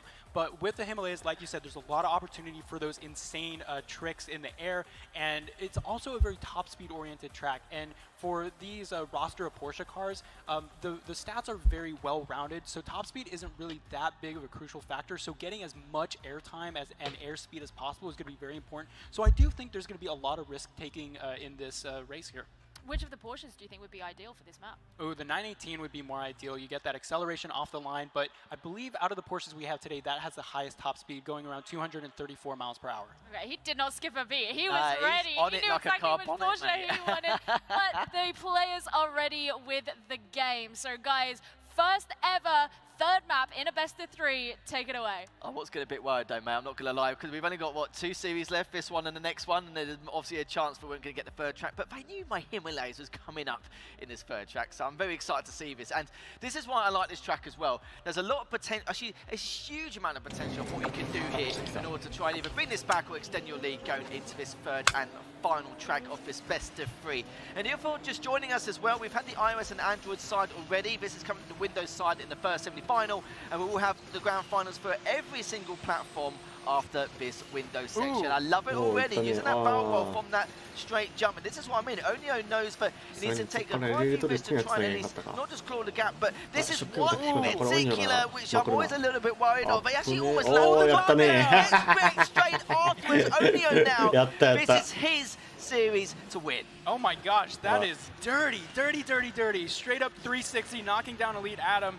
Now, it's actually not that big of a lead as I was expecting because of that knockdown. So Elite Adam still has a lap and a half to try and get this lead back to his position. But yeah, we haven't seen a dirty 360 like that throughout this tournament. I was actually quite surprised. Onyo is usually a very casual player. I've spoken with him. He's cool, calm, confident, collected. But that was something else. I was not expecting that. I wasn't at all. Onyo seems to be pretty confident. I kind of feel like he seems to be quite pristine on this track as well. I've seen it in the past in previous events, and Elite Adam now using that shockwave perfectly timed over that next jump, using the great trick attack, using that perfect nitro. Onyo's doing the same thing as he's about to go around this right-hand side. どっかで日本人が e スポーツの大会に流れ込まなきゃいけないな。 Maybe almost 2 seconds considering what we've seen so far, but it does mean that Onyo doesn't need to barrel roll off these straight jumps. If I was him, obviously he'll probably figure the same thing, but maybe not to risk it too much now. Before he would actually, in terms of his characteristics, would normally play a little bit too safe too early, but now's a good time to take a chill pill a little bit and not get too risky. You could see Elite Adam after he failed that barrel. At the start of the second lap, he was, well, you could see he almost kind of gave up, unfortunately. And now, I will give Onyo just a little bit of something here, because sometimes 360s aren't intentional. You double tap the brake in order to execute a 360, so sometimes you're trying to do that brake nitro trick after you land, and sometimes you'll just execute a 360 accidentally.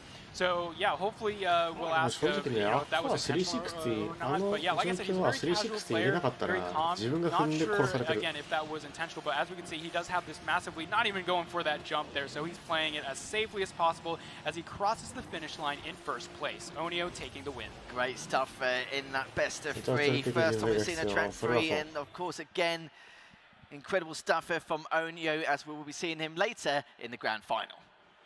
I mean, I feel like the whole story from that best of 3 was definitely Onyo kind of finding his footing and just getting more comfortable. You could tell in that first track that maybe he was just a little not quite there, and then he just seemed to warm up more and more as time went on. Yeah, absolutely. I think, like you said, he took a bit of a break in competition, especially switching platforms, and then after he got that rust settled off, I think he was just on to the finish line, no problem. I mean, talk to me about this really filthy 360 that he did, because that seemed to be a major part of this map. Yeah, it wasn't even just that either. I'm surprised after such a short jump, he actually took that barrel roll straight away when he fell a little bit behind. But also, it was only because he didn't use the nitro from the very beginning anyway. And he knew those risks happens. I've seen it time and time again, especially on that shoe jump in the Himalayas, where literally we've seen quite a few players actually falter, even though it's easier than it looks, but it's very difficult because it's a massive risk factor. But at the same time, you saw straight afterwards with Onyo, he played it smooth sailing, went over every straight jump. Some jumps he just completely avoided, because when you've got that 2 or 3 second lead, we know that the element of caution isn't required anymore. Just play it super safe, super conservative, and eventually it will go your way.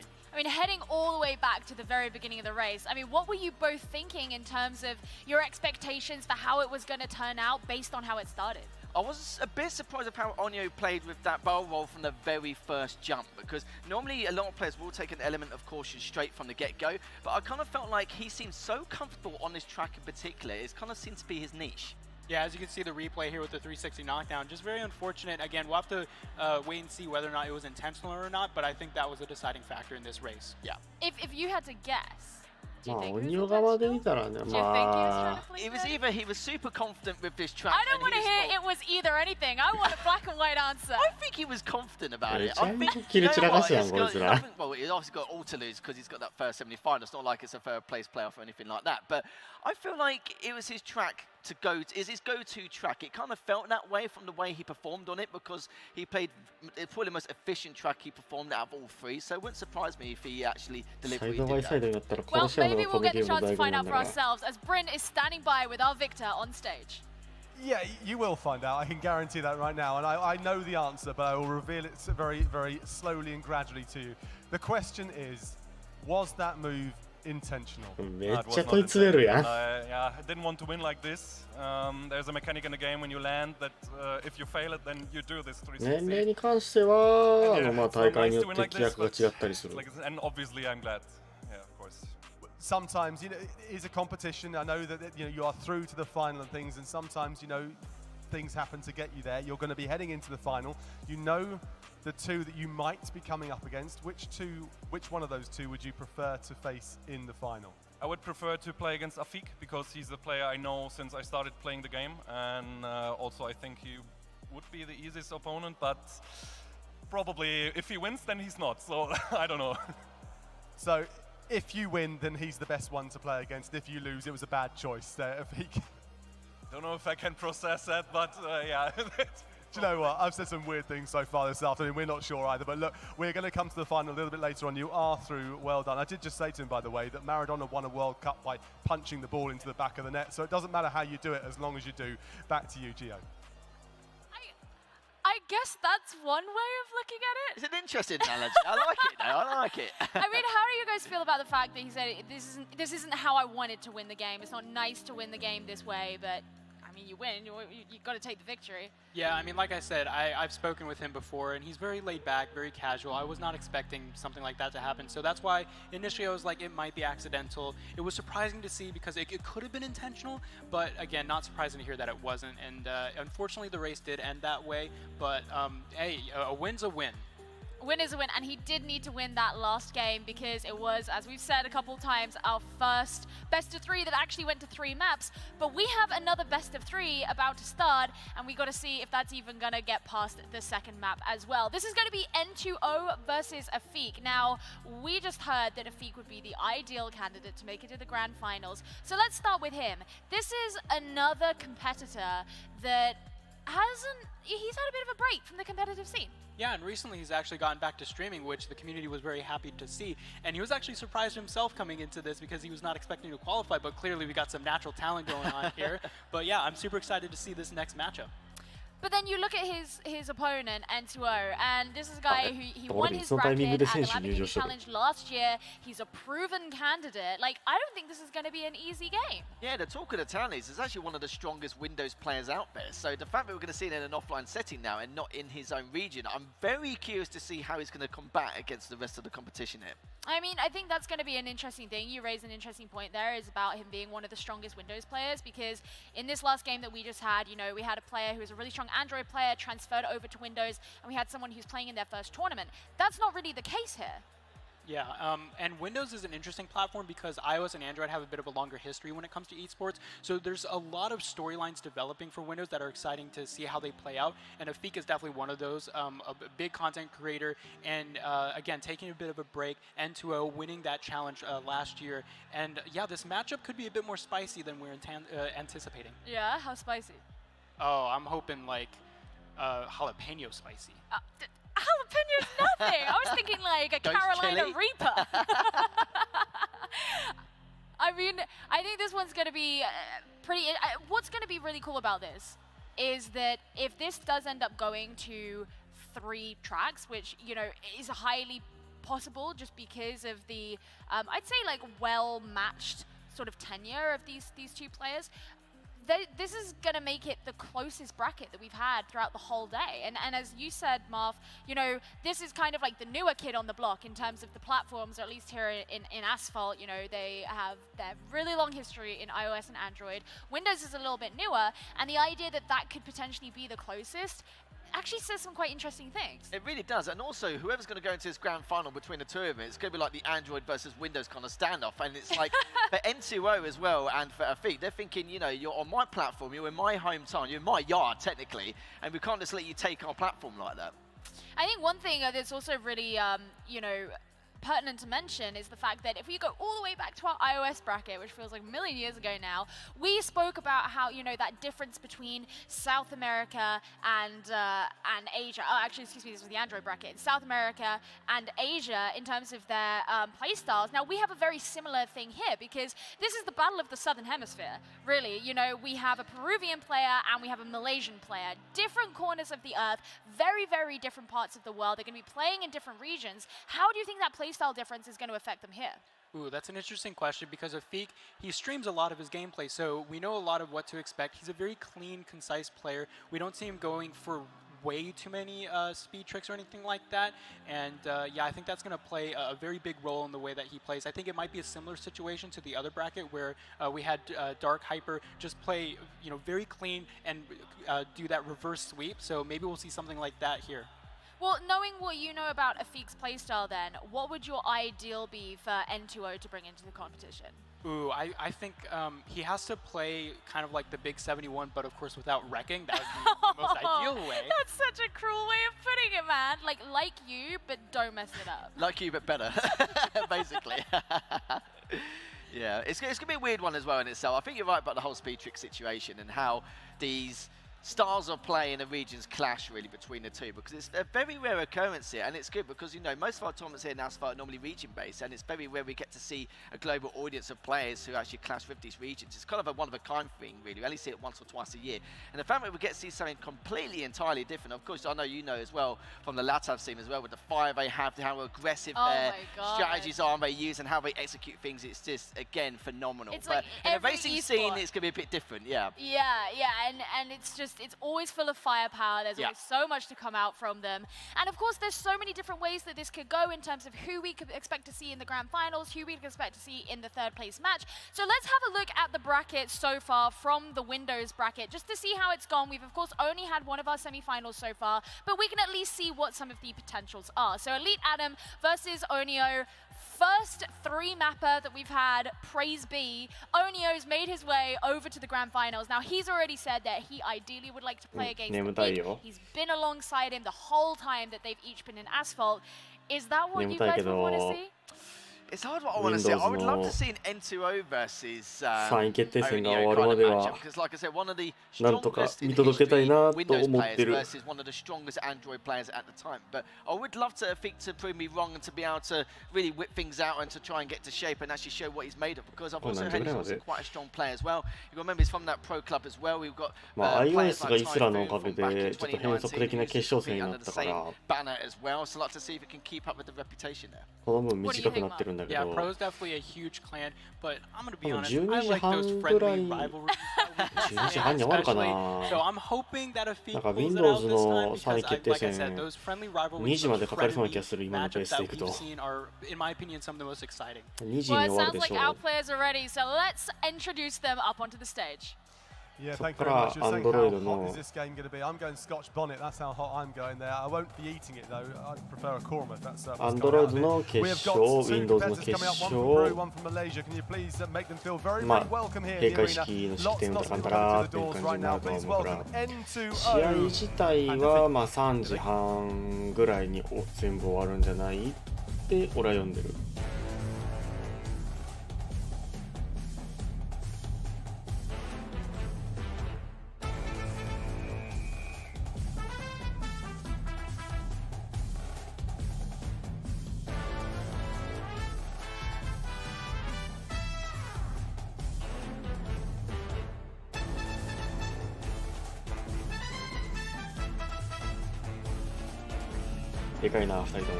Marv, you said you love those friendly rivalries. We saw their little embrace on the stage there, so maybe this could be considered under that banner? Yeah, absolutely. I mean, we know that throughout the Asphalt history, everyone's really buddies with each other. I mean, they share speed tricks with each other all the time, especially within clans. But it's a really nice environment, a really nice vibe with all the Asphalt players. Well, it's time to find out what tracks we're going to be going to. As I mentioned before, these players don't get to know in advance. So we're going to have a look, and then we can have a discuss who's maybe best suited to it. We're going to be heading. Oh, this is your favorite group of tracks, Scotland, the Path of the Wind, followed by the US Midwest for Whirlwind Curve. Marv's favorite.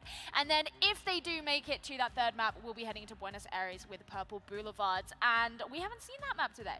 Yeah, we haven't, and I feel like a lot of players are very happy about that because Buenos Aires is one of those tracks that is extremely difficult to master. There are so many tight corners and bends that you need to be pixel perfect in order to execute and get a right time. Otherwise, you're going to fall really well behind. Now, we were talking about how Afik especially, because he's such a popular content creator, he has his stream. The way he plays is really, really publicized. What do you think it is that Entuo is going to be going into this game thinking, I know how that's going to go. Yeah, we saw previously that incredible block coming out on the Android side. Maybe we can see something like that where he tries to cut Afik off based off a known racing line or something like that. I wouldn't be too surprised if we saw something like that. However, like I've said, there are a lot of times where you just want to have these two players play super clean, bumper to bumper, and just see which one has the more technical skill. And I mean, Entuo, like we said, he won his bracket back in 2022. So do you think he's going to be going in with the kind of confidence of, well, a champion?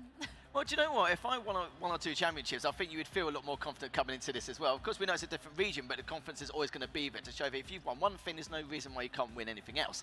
And of course, we're talking about the LATAM Fire as well. They're known for their aim school, strategic aggression. It's kind of in their blood. So I assume that any executions that N2O makes should hopefully follow suit.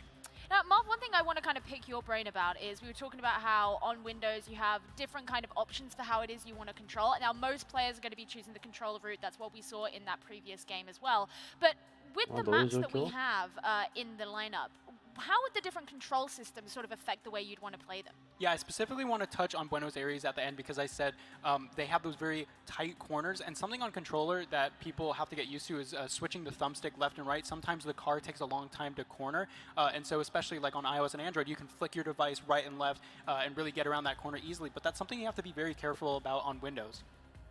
What about mouse and keyboard? Well, that's another story, isn't it, really?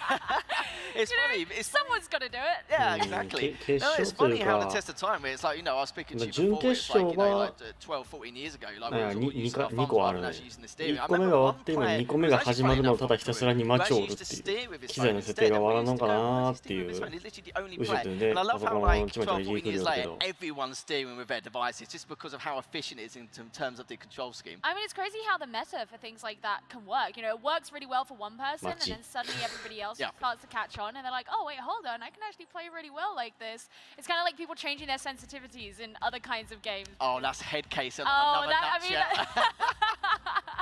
But you never know. You never know what's going to work for you. But, I mean, clearly both of these players have decided to head down the controller route, the Windows route, the play on PC route. That's what I would do. What you haven't seen, though, is what I like to do. Is I take my PlayStation controller and I use the gyroscope, so I turn with my PlayStation controller. You're one of those people. Yep. How does that work out? Is that why you're not on stage? Maybe. Although I'm an iOS player by heart, I love the tilt to steer because it just gives you so much more control rather than the binary left and right of the touch buttons. But on the controller, even though you have that discrepancy between how fast you flick the stick versus how far the car can go, again, that's something you have to keep in mind, whereas on iOS, you don't really have to think about it that much because you can flick your device. And I mean, but these are players who obviously they've been kind of playing on the Windows system for a little while. That's why they're competing in it. This may even sound like an obvious question, but like their mechanics with regards to like the controller and getting used to the speed and using the thumbsticks compared to, your average player, maybe some people who are playing at home who are still trying to get really good. Like, how is it that they build that up to get to that point where they are just like, well, I think it's over years of practice. I mean, like with the other platforms, you have to adjust. Like you said, going from touch drive to tilt to steer, it's just over time you find the best and most efficient ways of playing the game. And even though you might have to take a different route on Windows just because of the control scheme, it might work out for you because that's what the other players are doing as well to get used to those different control schemes. I'm really interested in like what kind of tricks or even mistakes are sort of more likely on each of the different systems based on their control systems? Yeah, that's an interesting question because honestly, there hasn't been too much. Again, like we said, the esports for Windows is a bit more young compared to iOS and Android, so there isn't that big experience. But these players are obviously like they got here, they qualified, they're the top 4 in the whole world. Yeah. So I wouldn't be too surprised if we saw like almost no mistakes whatsoever. And yeah, it might be similar in vein to those of Windows or of Android and iOS in the sense that like you try to execute a speed trick, but unfortunately something just doesn't go quite right, and you end up crashing into a wall or trying to go on top of a railing, falling off, or something like that. Or accidentally win, like we saw in the last game. There is always that. I mean, you have to take it, right? Yeah, no, you certainly have to. You know, win's a win at the end of the day, and you've got to do by any means necessary. I think that's one of the key factors here. If people say dirty driving, collisions, like scraping by, like any kind of like contact here and there, it's all part of the game at the end of the day. It's not like we've got collisions off because it'd be a little bit more boring. If collisions off, it must be a time trial at that point. It's just a little bit more pressure being on the stage instead. Yeah, absolutely. And you know, that pressure is going to keep on mounting, even though this is the first game that we've had in a little while of the brackets today that, you know, both of these players actually have a decent amount of experience. Do you think that's going to affect their mental going in? They're just going to be a lot better at sort of because he took a bit of a break, I think that's going to affect his composure just a little bit. Maybe he's like, I'm kind of not used to this anymore, whereas N2O, he's had that experience of winning the Challenge Series last year. So again, I think it's going to be slightly different. Afik is definitely used to playing in front of an audience as he streams and whatnot, so maybe that's going to affect the way that both of them play together. I mean, we spoke a little bit earlier about how the fact that, you know, this is the first LAN, like, in quite some time. So, you know, even though you're used to playing in front of an audience, it's still just, I almost want to say an alien environment, even if you've been in that environment before, because, what, 4 years? Yeah, it's actually incredible. Yeah, 3.5, 4 years now since the last one we had, and the best thing to do, especially for anyone who's going to the first event as a player, and especially like in the professional scene, is got to make yourself feel as at home and comfortable as possible. So even if you have to like measure a ruler to see how far back you are from the monitor or your device, the height of the like that, exactly. Like you need to make sure it's picture perfect as it's at home. One small falter in terms of like how you would perform and just how you go about in terms of your initial setup, it's so crucial. And I tell those people every single time for their first event. Well, we've been waiting a little bit just to make sure the players were completely ready to go in, but it sounds like they are right now. So, guys, I hope you're ready because this game's going to be a banger. Oh, mate, we're more than ready as we're going to our final semi-finals, technically, I suppose. Of course, this is the Windows platform here. We've had the iOS, we've had the Android shenanigans, and now we're going to get into the second part of this Windows section here in the second semi-final between these two juggernauts here from Afik and, of course, N2O. N2O having that reputation of being one of the strongest Windows players here, of course. Winning that Challenge Series once upon a time. And I think now looking very strong so far. What he's been able to do with that shockwave, now going to this next jump with the double nitro. And N2O not too far behind, I must say. I don't know if you caught that, but at the very beginning, Afik pulled up the L emoji. Maybe a bit of confidence. Yeah, that was really hilarious. I'm very glad to see some of that pompous action there. But he actually pulled off a very interesting trick, air trick there, because he went all the way to the side to bounce himself off the hill, and I think that gave him just a bit of speed. And as a result, he's going to be very much in this lead compared to N2O, who's not too far behind, but you can definitely sense that the lead is in favor of Afik. Yeah, it certainly is indeed. Using that shotgun now, using the perfect nitro, go up to the next jump with the double. And now he's got a shockwave again to go across this narrow bridge, which is going to be perfectly fine with. He's using that double nitro, so using the brake tricks again around this straight passage. Still on his tail, but we haven't seen any signs of closing the gap too much until just recently, only by a 10th or 2 of a second. But Afik knows that he needs to continue with that consistency, but not to play it too safe as of yet. Yeah, we're going to probably see a very similar lap coming out of Scotland. Again, one of those where you don't see too many airspeed tricks, but when you have the ability to, you have to take as much advantage of those as possible. So we'll see, does Afik go for the all the way to the right? No, a bit more conservative there. N2 goes straight for the landing there, no airspeed tricks. But that didn't really change the lead that much, to be honest. Ooh, N2 is going to go underneath here, getting a bit of airspeed as a result of this ramp. Is that going to close the lead any bit? Not quite. No, not quite as of yet. Of course, we're going to have this next jump. It's got good 360s between both of these players. As, of course, using that double nitro. 綺麗に回転合わせたりしてたから速度は全然減速しなかったね。 Sailing as of yet. Didn't get too much airtime out of it, but he got more than enough in order to stabilize and continue on forward. But both of them have just been playing very clean. It's obviously very minuscule errors from both players, but N2O just could not take the bait and was hoping for him to make some kind of error along the way, but wasn't going to happen. And look 一番最初のキッカーの正面着地からの丘上での浮かせるっていうところが響いてきたね。 But he did it with confidence. I mean, this man's gap, hiatus, whatever you want to call it, doesn't seem to have negatively affected him at all. Yeah, it's a bit of a strange one, that one, because I was thinking at some stage one of them was going to falter at some point, but the problem is, if you've got not really too much contact in terms of distance from each other, then of course it's not really too harsh. You've seen obviously some of these jumps, especially going towards the narrow sides of the bridges as well. Normally there's a lot of fortification, there's a lot of errors coming from that way, but honestly, there's not really too much to discuss just due to the fact that Berlin only ever faltered, very minuscule errors in total in terms of what we've seen between the two, and it was just, I think, just playing a very nice, consistent game and not playing it safe too early. I mean, Marv, talk to me about Afik's bounce that he did off of that hill, like kind of early on, and how that put him ahead. Yeah, like I said, with Scotland specifically, there's not a lot of opportunity for players to get those airspeed tricks. So anything you can do, any possible little maneuver you can do is going to give you a massive advantage. And that's what we saw with Afik, especially on that second lap, where he kind of tried to go for a similar thing, but he was doing it a bit more safely. Whereas N2O just like didn't even bother, which was interesting because he was definitely behind Afik in that second lap. I would have figured he would have played more risky to try and take that lead back. Yeah, he tried that one ramp, and it didn't seem to close out the gap as much as maybe he would have liked. So what would you kind of like to see him improve upon as we head into your favorite map?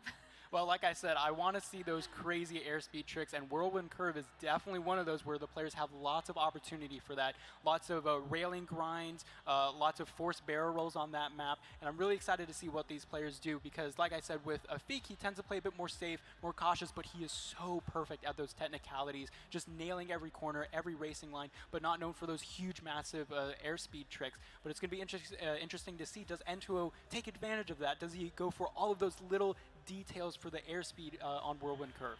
I mean, that L emoji in the beginning basically said everything that Afik wanted to say about how he felt about his opponent. I mean, do you think that attitude's going to continue here? I think it's just friendly banter a little bit, but at the same time, he's like, in a bit, mate, I've already got the lead. It should be a smooth sailing from here, which was lovely to see. Like some friendly banter going across the board between the two, but obviously they know each other quite well. But yeah, it was, for N2O in that track in particular, there's not really too much he could have done in order to bridge the gap. The problem is they're both doing very similar tricks, very similar outcomes, very similar faults from what we've seen. And when I say faults, I mean very vague faults as well. So, but the second track may pay its dues here. It could be something a little bit different from what we've witnessed in the first track. Well, my friend, the second track is ready. So let's head on over and see if we're going to a third.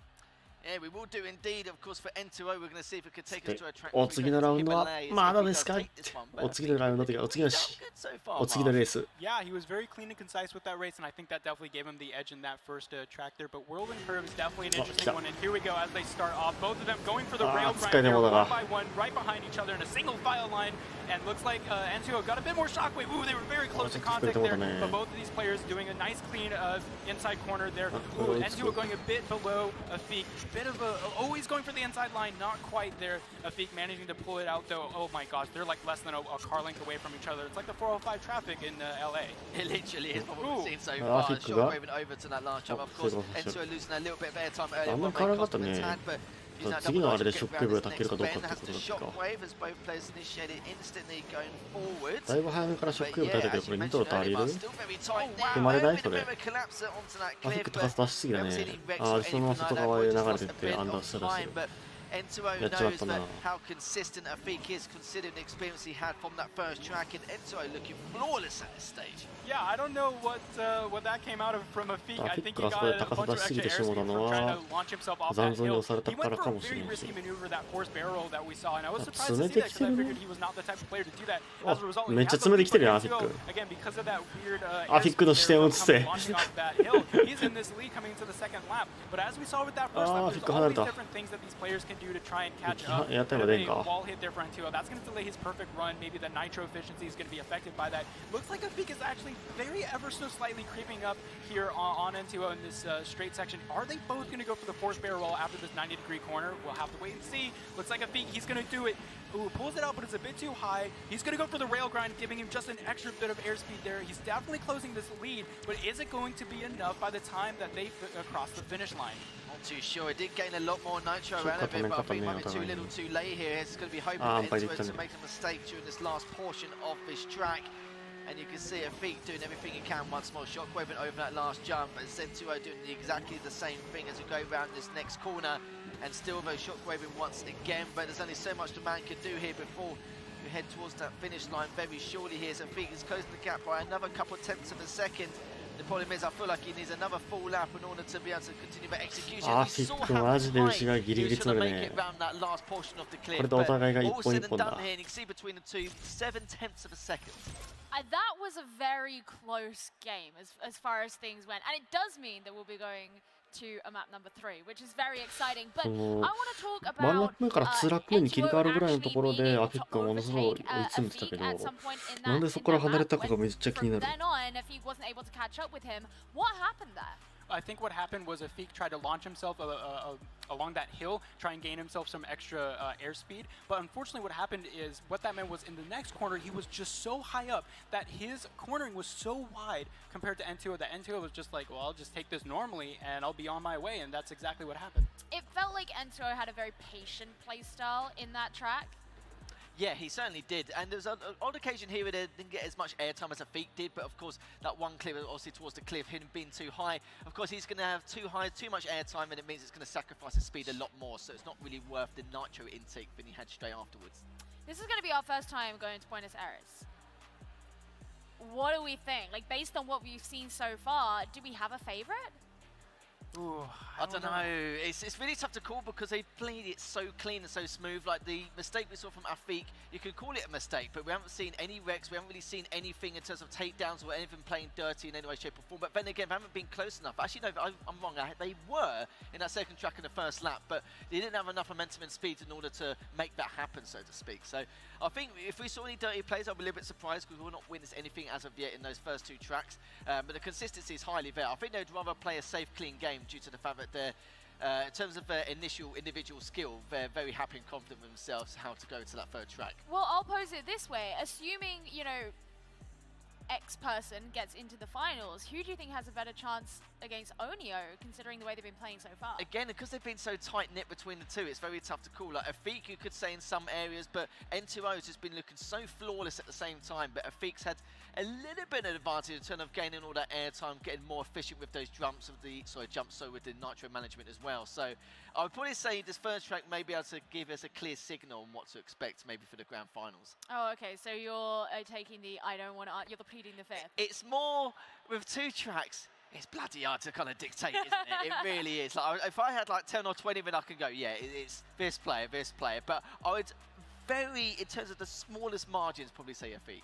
Well, you know what? I'll put you out of your misery because we're going to head into map number 3 now. Right, well, let's have a look, Marthins, and see what's going to happen in this third track. Nice to see that at least Windows is delivering the best of threes, the full 3 tracks, which we desired for the course of this tournament so far. And honestly, I think it is very tough to call, isn't it, in terms of predictions between the two. Yeah, especially coming into Buenos Aires, first time being played in this tournament, and 始まっ first たよ、歌って time る。 being played in a really long time actually as well. いや、 We こ haven't の really gotten to the 待って best この of コースの three, 2ラップは final 初めて races や here. N2O doing a very 2 nice ラップ目に barrel 入る roll, 時 but の they're both neck and ライン neck が here. ちょっと N2O, 想像つかん pulling out just a bit of あ a ー slight 引っ edge かかっ there ちまっ because た if he hit the wall, that's actually going to make him slow down just a bit. Now, it's not a huge gap. It's not like a huge wreck or anything like that. 911 GT3 だったら外側行く方が早いと思うよね Dude, these guys have had some amazing emoji responses with the sleeping. Oh, that's some teasing and some trolling. You'll love to see it with the attitude coming out from these players. Yeah, I love how he's already called DL already. It surprised me at all. いやこれ2ラップ目入る時怖いぞどうなる And the thing is that 思いっ with きり this track 外 as 側 well, 振って it's い just や the first couple ー of 曲がり portions きれん you よ try ね and be very cautious with in terms of some of these bends and the jumps as well to boot and その後 still ニトロ trying 管理に to 結構 claw 響 his いてくる way ぞこれ back. But it looks like he's going to go for the other jump instead. It's going to cost him a bit of time, but he would have sacrificed a lot more if he bumped into that previous bend. Yeah, this is one of the shortest tracks in Asphalt 9, so こっからま at く this るのは point ちょっ I'm と pretty きつ sure いな that N2O's got this in the bag because all that's left is a big straightaway and there's not many any opportunities really to do any special tricks here. So I think N2O is going to finally close out this series on Buenos Aires as we head on to the last jump. Seems to be the case here. This is on his tail, but not going to be enough, as you can see from the times as well. Very close between the two. Just a 0.8 of a second difference. So we've got our answer, Gio. That one was just like, you know, a vanilla race. It just kind of was there. And it was, couldn't you call it a reverse sweep when it's a best of 3? Yeah, I suppose we could, but it's not a best of 5 one. I know, it's not quite the same. It's not quite the same. Who knows, maybe we'll get that when we get into our third place match. But, you know, it's not super surprising considering the fact that N2O found the success that he found, you know, last year. But I have to say that I was pretty impressed by Afik considering the fact that he's had some time off.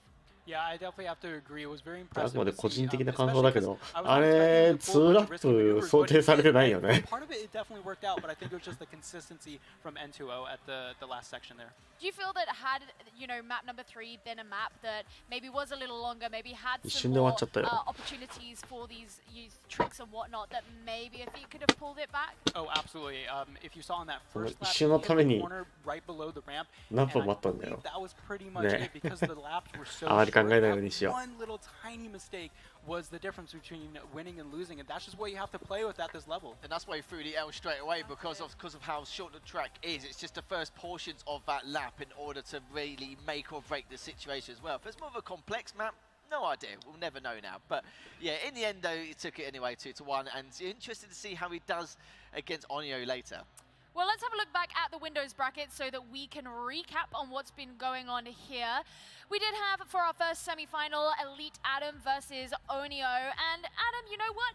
Proved to do pretty well considering the fact that it was his first ever tournament showing, but he'll be going down into the third place match where he will be facing Afik, who we just saw lose our second semi-final. And our grand finals a little bit later will be Onio and N2O. 3位決定戦を見届けるまでは、 I did say this is こ probably の the 次 match 3 I'd 位 love to 決定 see. 戦 Of から course, ね。 N2O, this is his home turf. 3位決定戦を Onyo 見届け basically るまで reaching は in to try and take the title if he can, and he certainly could. やれ He's ませ showing ん。 a lot of promise. I know that Onyo's made quite a few mistakes in the past in previous tournaments with his risk taking, but I think with N2O, he needs to be extremely sharp on his performance this time round. Well, I would love to know what N2O thought about some of the griefing that came out from Afik in that game, because we have him ready on the stage with Bryn. Really do. It was a decent battle, I think, there, really. You took the first one, it looked quite easy. The second one didn't go to plan. Were you nervous going into that third and final race? Yeah, I was very nervous as I was against Afik. I was very excited to play against him. And now you've got a big fight coming しゃっくりが出ました up later on. How much do you know about your rival? I have heard he's really good, and I'm also very excited to play against him.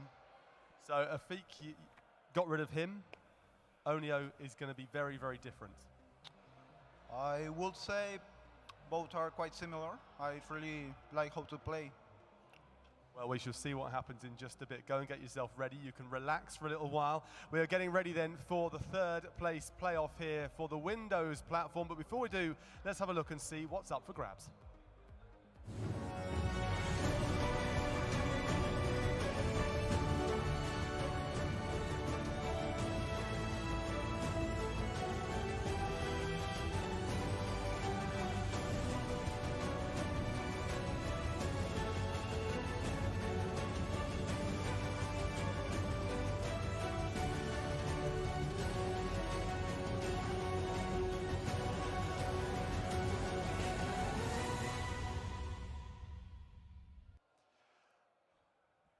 I'm so tempted to take this watch away with me. I was given one to wear. It's very, very nice indeed. It is up for grabs. A brilliant, brilliant prize. Now, I'll tell you something as well.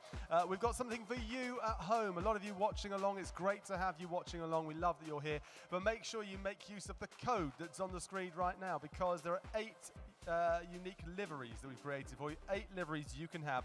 Use the code on the screen and you'll get those liveries. But, and here's the big bit, 24 hours. You have 24 hours to claim them.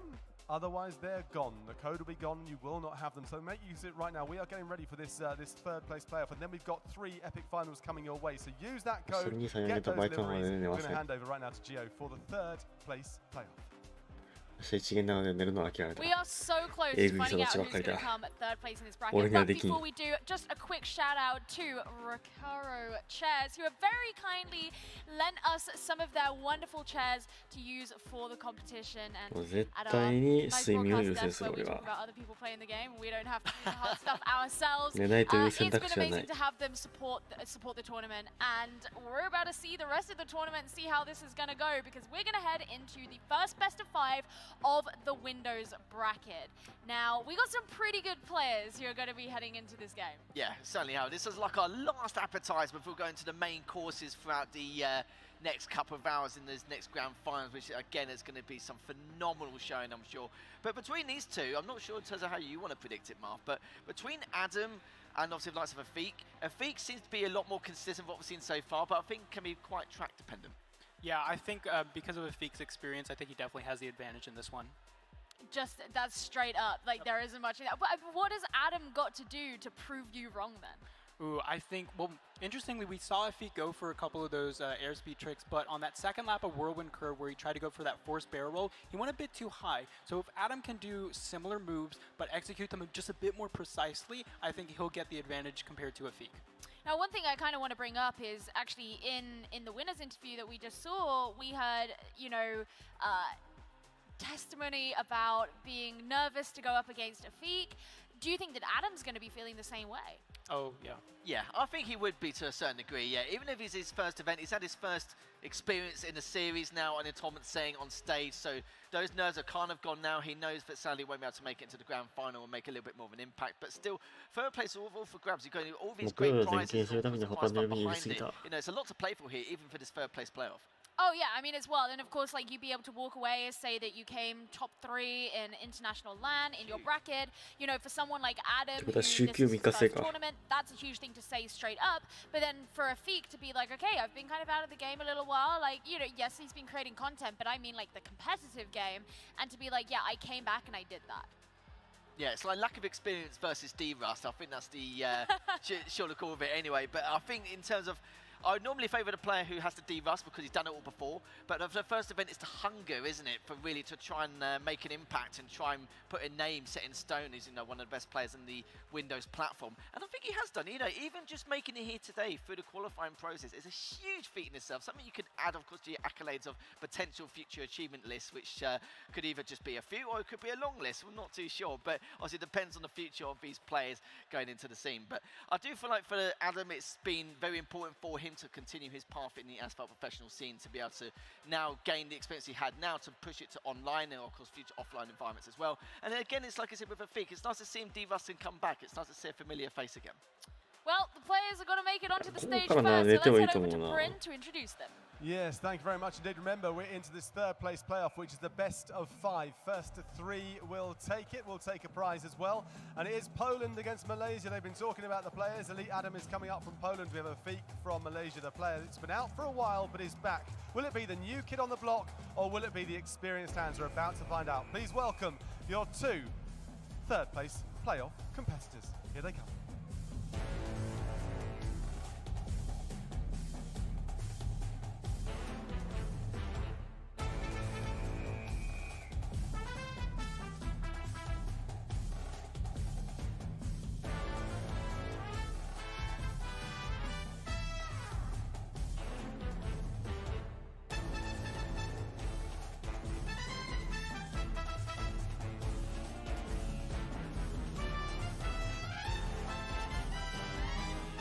So the players are getting ready to compete in that third place best of 5. Now, before we have a look at what the tracks are and find out what they are, I want to ask each of you, if you had to pick a track for each of these players, knowing that you think they would have an advantage on it, which 2 tracks would you pick? Just anything on Himalayas, you know, that's my cup of tea. And I think even maybe one of the tracks on Osaka as well, just something which can really breach the gap and not give too much space. Like, you know, Bruno Aires as well, you were talking about before, how it's such a short track, and also there's not really too much you can do apart from the first portion of those laps.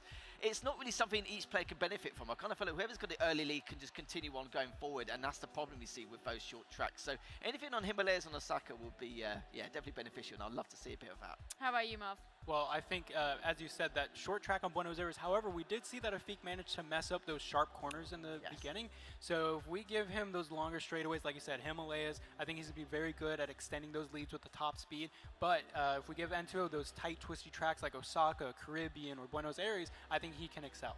All right, well, we should be able to have a look at what the 影響やってる良い子は see if 知らない。 either of you have predicted correctly. まあまあ。 Maybe you're completely wrong and 普通の人は terrible. We'll find out. 影 And 響なん of て course, せん don't から forget that ね。 this is of course going to be a best 普 of 通の 5, 人はっていうことはなん so か it'll be at 定義がものすごい曖昧 least ではあ 3 tracks るけ that we ど get to go to. We did get spoiled a little bit with a reverse sweep in the Android bracket, so I'm not saying that we have our hopes set pretty high for that, but like, I wouldn't mind another reverse sweep. I loved it. That was the most insane series we've seen so far. It was, yeah. It was an incredible feat to watch as well. It's, like I said, it's quite rare we see stuff like that in the Asphalt scene, but the fact we witnessed it here live at an offline event, and we've still got plenty more to come. We've still got 3 more best of 5s after this third place matchup. So yeah, it could be spicy later on. Well, the track list should be about to head onto your screens now, and we can all find out together, and I'm pretty excited for it. We have San Francisco, then Rome, やっぱあれは3位 Auckland, 決 the 定します Caribbean, さっきと一緒な Scotland の for ね。 roller coaster ride, ancient Rome, Straits and Hairpins, Parasite Resort, and Wildlands. Well, I've got nothing what I asked anyway, so that's just fantastic. But Straits and Hairpins and Wildlands, again, it's track 3, track 5 for me, which I'm going to be keeping a very close eye on to see how things will unfold, especially in those areas. Straits and Hairpins, yeah, it's like I said, it's a very curvy track. It's quite beneficial for whoever's the most efficient driver overall in terms of their confidence going in, but not as much risk-taking. So normally the better driver does come out on top 9 times out of 10, but we'll have to see. We've seen some slip-ups along the way, of course, with that reverse sweep with the previous matchup in the previous series, taking over on the roller coaster ride, and of course, going into track number 2. But yeah, I'm interested to see how this is going to pay off. I think the first track, again, is going to be another great indicator. What are your thoughts? I mean, that reverse 5 or reverse best of 5 reverse sweep. I mean, there's so many reverses and sweeps there. Anyway, who doesn't love an esports best of 5 reverse sweep? I mean, we talk about all the most famous esports in history, and you gotta have a best of 5 reverse sweep in there. Can we have another one, please? I don't care how it goes down. I mean, would it's love an one. international land. Like you can't have international land without it. It's not like this is just some tiny little tournament. This is a big deal. Yeah, it'd be rude not to, wouldn't it? At this point, I'd be furious if I don't see a couple more. I'm totally down for that. I think it would be great. But you know, of course, we've got to get into the game first and foremost. So let's see how many maps we actually get in through. Got to start with map 1 though. Guys, take it away. In terms of superstition, we'll probably get a 3-0 now, won't we, considering? But I don't believe in all that rubbish anyway. I believe that everything happens for a reason, and wouldn't surprise me at all, because they're both very tight-knit, and it's like we said before, it's all about the experience, the lack of experience versus the D-Rust in an offline setting. And that's where we kind of give, I think, a little bit of the edge here coming forward as we head into our first track. And I think use that nitro very early on to gain that initial lead, and you saw that 360 as well, and got a lot more airtime out of it also. Oh my gosh, that was a helicopter blade with the amount of 360 coming out there, but he went wide after, which is very surprising. Elite Adam's actually going to take the lead here, even though he played safer at the beginning, not doing a lot of those ramps there, choosing to go more safe, executing some nice lines, again, playing more safe, not doing as many but this lead is super close. Again, we're talking 1 or 2 car lengths at most. Afik getting a very, very tight line here. Zach giving him a bit of an advantage, just maybe a little bit as Elite Adam goes a bit sharp here onto, this straightaway of Afik. Oh my gosh, this is neck and neck. Afik getting that nitro, going along this section. Oh, almost a bit of a mess up, but they're okay. But it looks like Adam messed up a bit there, so he's going to take a bit of a backseat here as we come into the last part of our first lap. Yeah, nervous a little bit here as we head to this first track of the best of 5. 立ち上がりでさらに差が広がったからそのままアフィックの方が逃げ切るかも。2ラップ目してたけど今の様子だったらアフィックがだいぶ優勢。なんか2秒差ぐらいまで広がってるぞ。挙動がさっきから怖いね。Go for that previous one, has the shockwave in hand as he sees fit, and he's going around this left bend now as we see the perfect nitro coming up from Adam to give us a little bit more airtime. going for that 360 over the previous jump, over the next one as well. Is going to have plenty of nitro to work with. You can see how relieved Afik was. I don't know if you saw, but he did a half barrel roll almost. It was very close to a wreck. You can see the relief on his face when the physics worked out in his favor, but he still maintains this lead. It's gotten a bit closer, but it looks like Adam's going to have to do a lot. Ooh, nice little barrel roll there coming off the wall. That's a really fun trick to execute as they both come into the straightaway section of Afik. Both of them are trying to do that airspeed very clean compared to that last lap, but it doesn't look like the lead has changed too much. This last corner here is going to be very important, and it looks like Afik's going to come out with Shockwave a bit earlier, and I think this one's in the bag for Afik. This time, this best of 5 is going to start with a 1-0 up for Afik. Certainly is indeed as he crosses the finish line, but Adam shows some good promise. It was a little bit dicey around that bridge, but these things can happen as Adam made a good few turns, a few jumps in terms of the barrel rolls making that comeback, but of course it was just way too far gone. I feel like there was a really good start for Afik, but Adam constantly, he was like hot on his tail. Yeah, he certainly was. So I was going to say, yeah, he certainly was indeed, and it was just the one point where Adam had a few tricks up his sleeve, of course, just before the bridge to make that jump in order to gain more nitro than, of course, himself, because he knew that Afik was going to play safe instantly with that full second lead. But yeah, it just wasn't going to be enough for him, sadly. Now, the question here, though, is that Afik took the first track in the last series he played in, and it didn't last for him. So is there a chance of, once again, it being a flame that burned too bright and, you know, burned out too fast in this one? It's possible. You know, you get some players like that who get a fantastic start into a series and just completely fall off. But I think in this instance, it's going to be a little bit different compared to the pedigree skill he had to compete with now this time around, and compared to Adam now, where these two could be quite tightly knit. And Adam does show that he's got a lot of tricks up his sleeve in order to continuation of closing that gap, which he did a few tenths of the second every 20-30 seconds on each of those laps. And the question is, like, not only can he do it again, but he needs to discuss with himself or debate what he wants to do at the start of some of these tracks, rather than just giving his opponent that little early lead using that nitro very early on. I feel like, you know, Adam was quite adept at being able to use the opportunities that San Francisco kind of gave him in that map. Do you think the same can be said for when they head into Ancient Rome? Oh, absolutely. I think Ancient Rome has a lot of those opportunities to execute those airspeed tricks, but hear me out, hear me out. Go on, go on. Afik wins the second map, and then we get another reverse sweep best of 5. So you're hoping Afik wins this one? Wait, so Afik's going to win Ancient Rome, and then Adam's going to win all the rest? Hopefully. Or, well, I don't want to. I don't want to be biased here. It would be fun. He just wants another dream series. That's all right, because I want the damn same. What if you have Adam wins the next, and then Afik, and then Adam, and then Afik? That would be tense. I'm fine with that. I just want to track 5. I don't care what way about it. If it's a reverse sweep, back and forth, how you know it's, you know, spaghetti junction side of getting into a best of 5. As long as it goes to that 5th track, I'm fine, mate. I'm good. I don't know. I don't know what I think is going to happen. I mean, because that map was like, it was close. I liked that you could see Adam's thought process. I like that you could see that he had his ideas, his tricks up his sleeve. As you said, he knew what he was trying to achieve. It just wasn't quite enough. And I think my concern is always going to be about, can Afik get that early advantage?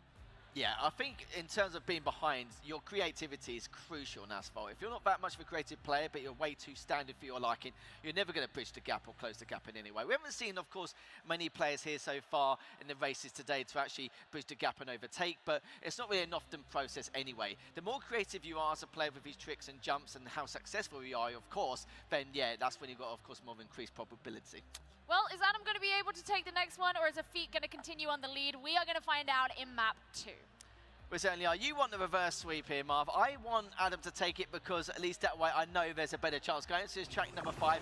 And it won't surprise me either. Both these players have been performing really well so far. We know in that 3rd place finish, but they've been highly consistent here, even qualifying to make it here. The 1st place making it into the top 4 in the Windows category. You can see it already. 2ラップ目のことなんてお構いなし。 Adam now using that break nitro trick to try and at least claw his way at his opponents, but still you can see Afik doing the exact same thing previously as we're now going to go into this next jump. Afik taking a tighter line there, that's going to extend his lead here. And at the beginning you saw Elite Adam actually hit the traffic car head on, which is interesting. Maybe you wanted to get that jump. Instead of a near miss, you can get a traffic collision, which gives you a bit more nitro, but it might have not been calculated very well. However, this lead has tightened just a bit. Elite Adam taking a very good wall ride there to maintain top speed as he goes around the corner. If you do a wall ride, you can maintain a higher top speed. And it looks like Afik, he's going to drift around that corner, both of them actually doing so, getting the nitro to do the airspeed. And yeah, we're gonna go ニ into トロ the second lap が pretty 死ぬ shortly ほど here. 枯渇する上 And, に looks like Afik is playing very clean and concise. I don't think he's gonna pull out that many crazy tricks. 体感あれパーフェクトニトロと耐えてない状態だったら30キロぐらい速度差が生まれるから炊かないっていう選択肢はないんだけど、シングルアタックかパーフェクトニトロを耐えた方がいいのかどっちが速いのかっていう。青ボトル取り損ねて2本とも、いやあれか、表記ずれる違う、切らんか。ボトル2本取り損ねは結構痛いぞ。 Incredible lines here from what we've seen so far. Of course, great nitro in both these players to keep up with the consistency of his mileage here. Perfect nitro going around this next bend. And this is going to be a tighter turn as well as Adam just scraping the wall a little bit to get a bit more nitro. Adam to make it across. But I feel like the lines have been a little bit spread coming out from Afik. Do you think I could pull off a barrel roll in real life with a Tycon behind me as they do in the game? Maybe. Alright, so we're seeing Afik here, keeping that lead, Yeah, playing very start to safe, playing very cautious. Ooh, he's going to go for the rail Okay. trick, and not going to turn out very well. Usually you want to bounce off that and go a lot higher. Yeah, that's the risk you have to take in order to try and get this lead back. But as we come into the final part of the second lap, it looks like Afik is going to take it. まああまり体感で走りたいコースではないよな。 You went wrong at all. We had to take a couple of his risks one way or another because we're そも coming そも towards the 体 end 感自体 of 癖 this 強いから race. な。 Adam still continues to do everything he can, but I think he's had a little bit more airtime on some of his jumps. His プラス lines have 300 been a 普 lot 通にランプ straighter プラ as ス300ぐらい well, していい and だ it's ろ。 been more refined. You can see in comparison as I think is going to take that ま quite ああの補正はダメよ even though な。 Adam was on his tail the entire time, so no room to play it safe. 補正が全てを I ぶ feel ち like 壊した。 that's been the story of the last couple maps, though. It's like Adam hasn't been far behind. We've had some games today where it's been just a crazy lead, and that doesn't seem to be ア it フィ here. ックが2連チャンで No, 取ってる not。at all. No, I think Adam still played really well. It was just, it came to refinements really of those jumps and of course how they performed on these tracks as well. You see some of the lines he was taking, not just for the jumps, but just overall on this track. And refinement is absolutely a key factor here. You saw だいぶアフィックの方に流れが来とるね。 like a time trial at this stage, 今 and 分が Adam あ was る the。one who had to create these risky maneuvers. But yeah, it wasn't to be. But you know, of course, like you said, reverse sweep pack could happen. We'll have to see and find out shortly. But 次が彼ら GT でスターライト早くやから、オークランド。 yeah, I still got a little bit of faith in him to make some. まあ、初発から一番グリッドの内側におる方が有利やね。 Yeah, I totally agree. I do think his refinements aren't as good as what we've seen from Afik. I'm hoping this is more track まあ dependent. ひどい話が寄ってきたところ、ケツパーンって外で放り出せば This is one where 勝ち refinement 確や is から pretty much key in terms of how you need to perform as an efficient race driver anyway. And if he's able to, great, that'd be a fantastic start. Sometimes it does take that one win in order in a series to continue on the warpath here. But from what we've seen so far, if it's all about refinement, I kind of feel like this could be a 3-0 for Afik. Looks like it could potentially be that way. I don't know. I mean, listen, I'm not the analyst, man. And you, at the end of that map, were saying like, ooh, what did I say? So I believe that you're going to have to stand by your word. Defend the reverse sweep to me. What's going to happen in this map? I am breaking the legendary caster's curse in esports. Reverse sweep is coming out. What I say is going to come true. Not the opposite. Yeah, but if it doesn't work, you're going to claim that you was just a normal caster's curse. No, I'm going to claim it's reverse psychology. I don't think it works like that. But okay, whatever. You're going to have to defend that one because we're heading into a map 3. Let's see if it's going to go any further in this best of 5. Well, she's on the warpath with you, mate, so I better hope it is a first week coming round shortly. As we mentioned before, like Adam still has the potential. I've still got a bit of faith on him. I've not really seen anything drastic or any major weaknesses on his behalf. It's just a couple of his jumps and a couple of refinements needs to be corrected here and there. But of course, those were entirely different tracks going to straighten hairpins now with Afik with that early lead. But that little scrape there may create some dividends, but it's not going to happen anyway. He's going to be using that double nitro now to go for that previous jump here. Still on his tail, but it could be on his tail all his life here. It's going to be the story here for the last couple of tracks in the series. Yeah, we saw they were actually in a single file line. Bit of contact there, Afik. And he's going to pull out this very early lead. Look at that racing line. These players are both so precise and efficient. Afik, trying to take that inside line. He's going to go do it again. He's going to try and get that barrel roll here. Is one of them going to fail? Oh, looks like Afik's not going to be able to get that extra nitro. Doesn't matter though. This nitro efficiency on the Rare GT is insane. Oh, look at the double barrel roll right next to each other. Elite Adam taking that early lead again. Oh, they're both going to go for the wall trick. Oh, they both executed so well. That is so incredible. They're both neck and neck. This is such an intense race. Yeah, neither player can get もう past 見 each 事 other. に一瞬 Adam's シン still クロしちゃった holding this lead, and it's nice to see him have the lead for the chain. Of course, the shockwave coming out from him, the double nitro from Afik, but still trading behind just a tad here, just bumping him here and there from what we've seen so far the last 15 seconds. Perfect nitro coming out from both these players, but it looks like Afik's able to come in from the inside. Shockwave coming out from Adam, they're both going to do it, but the problem is, バレルは even 止ま over って the ない barrel ケイ rolls, Afik actually よ got っ a て bit も more せなかっ airtime. た Actually 外 took 側 the の push 壁 into と the 挟ま side. ってはなかっ Shockwave たね comes out from both players once again. The Afik now still trying to Ah. hold on to his lead, and now Nice. gets taken down. Of course, he was using the shockwave at the time. Afik wasn't using anything at all at that point.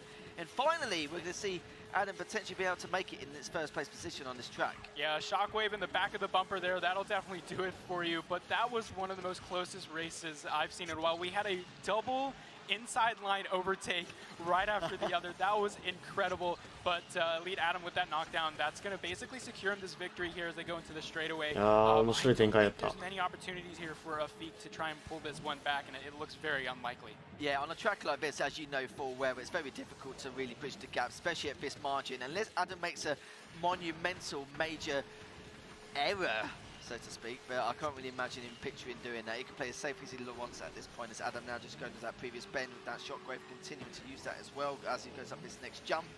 Adam just is playing obviously the best he can. There's not really too much he can do in terms of being able to close things out, as we're going to go between one of the last few bends here from Adam before we close out onto the finish line here. On the last jump, going into it, we're going to see that first track win coming out from Adam in this series.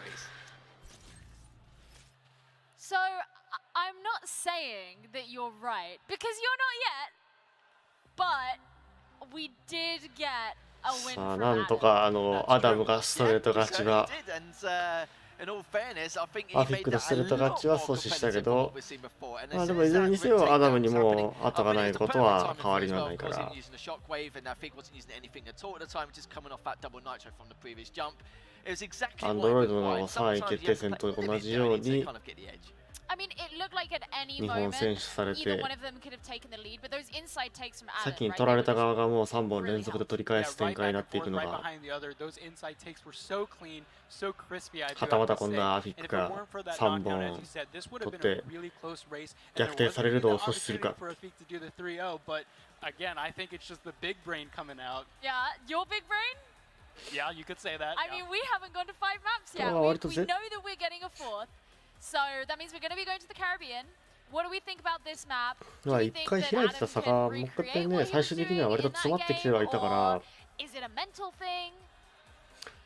若干アフィックの方が有利っちゃ有 I 利なん would だ have と said は it if it 思 was う like a 2-0 going to this Caribbean map, but I think what we've seen so far seems to be a lot more proficient going into this track. We know the Caribbean can be a little bit, it can be a little bit of a weird one sometimes, especially with some of the corners you've got to take and some of the jumps you've got to make as well. But for Adam so far, he's going to be happy. It's like, right, first one out of the way, I've just got to take it one track at a time, not get too ahead of myself, and then take it from there. Because he's been playing well the whole all series long, and even though it doesn't show, of course, in terms of the scoreline, it doesn't really reflect that. I still think he's got the potential to do it. And I know with you two, of course, you're going by your head, you're going by probability in terms of his reverse sweeps. But, you know, in all fairness, it wouldn't surprise me if that does happen. All right, well, we are yet to find out. Map 4 is ready. Let's see what happens. Yeah, heading over to the Caribbean, we're going to see exactly what Adam can do to try and maintain that. I do still feel like I think it's been a lot more consistent, don't get me wrong. And it was supposed to be going to be ending here in this track 4, but we'll have to see if anything escalates in this process. As we're kicking things off here, as you can see, I think with that early あ lead でまたア once フィックが迷 again, わせてる and using that double グリッドが見たかったの next に jump, and again, both playing very well さあア very ダム early on, but あお we'll 互い have に to 仕 see 掛 how けね again Adam has 仕 been 掛 the けて story その really 後は from the majority あ of ー it, っと but アダ he ム misses が that 外側へ jump, 膨れてもうた crucial バレル台に乗 for り下 that げた nitro intake. Yeah, that's a big mistake coming out from Elite Adam, unfortunately. That's going to make a very big difference. だい Now, ぶ on 差 the が広がった Caribbean, ね you don't see a lot of like opportunities for huge airspeed tricks. What you want to see is not messing up what already exists on the track, and that's something you'll see, like especially with wall riding, a lot of things like that. Players can very easily mess that up. So this time it's all about perfection, not necessarily being ambitious. So it looks like Afik, he's going to do a very good job. Perfect wall ride coming out all the way in Shockwave. He's going to be very happy coming out into the last straightaway of this first lap. Is he going to take that risky ramp? He is. Sometimes you can barrel roll on that ramp, sometimes get yourself knocked down. But yeah, the gap is actually closing just a bit. Ooh, 360 try to get that corner. Sometimes that doesn't work out. That was extremely precise. But this lead is ever so slightly being closed by Adam here coming onto the second lap. あそこのキッカーってなんか2回目というか、速度乗ってる状態から行くっていうのが、まあ、120秒コース走ってる時と、それこそここの2ラップ、危ねえ、よくこけんかったな。2ラップ目走る時ぐらいしかないから、俺も意外とね、2ラップ目走る、120秒コースで結構引っ掛ける。引っ掛けて高さ出すぎて、上の柱あれになってしまう。And now looking to see exactly what else he can do. He's going to be wall riding over here, using that double nitro over that previous jump. And yeah, it's looking pretty bleak here for Adam, unless something drastic happens here, Marv. Yeah, no. Oh, that's what the... Oh no, this is going to be close. He's actually in second place. Oh my gosh, this is turning sideways really quickly. Oh my gosh, we're going to a fifth. Map 4 in the bag for Elite Adam. I feel really bad now. I said unless something drastic happens and he fumbled on the railies. It is. I don't believe in that, but I think I'll do a little bit now considering what I just saw there. I was so ready to talk about how ふざけてレールトリック決めてみたらミスったみたいな感じの割れ方しとるやん。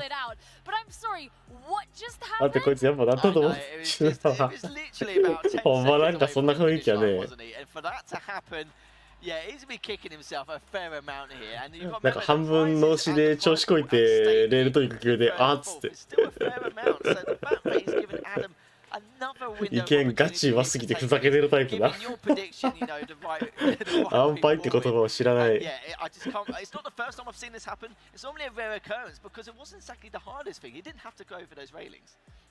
突きつけられてる。レールトリックしろって後ろから脅されてるやん。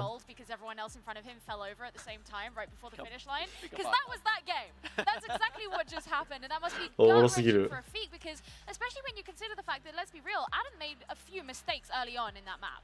Yeah, and with the feat coming out there, that was definitely a risk he didn't need to take. I'm not going to claim the fact that it was just my prediction coming true. I think that was definitely on a feat there. Yeah, that is true. It's just, yeah, I think I definitely have the same question. I might even ask him afterwards because it was completely unnecessary. There was no reason for him to do that at all. He was more than happy and capable enough. When you've got 10 seconds left until you go to the finish line, and you know that you've got at least half a second to a second in front, there's no you could play as safe as you余裕があったら、余裕がなくてもイラントリックを決めずにはいられない。Depends on the circumstances, but yeah, very strange, very odd. Do you think he's going to be perturbed going into the next map, like knowing that that's just happened?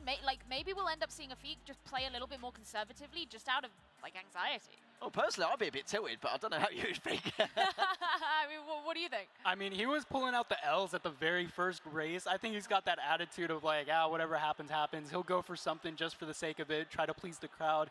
So I don't know. I mean, I'm hoping that he's going to really gear up for this next race and really put the pedal to the metal here and just get more serious, but we'll have to wait and see. I mean, we'll be heading to Scotland for map number 5. How do we feel about that map?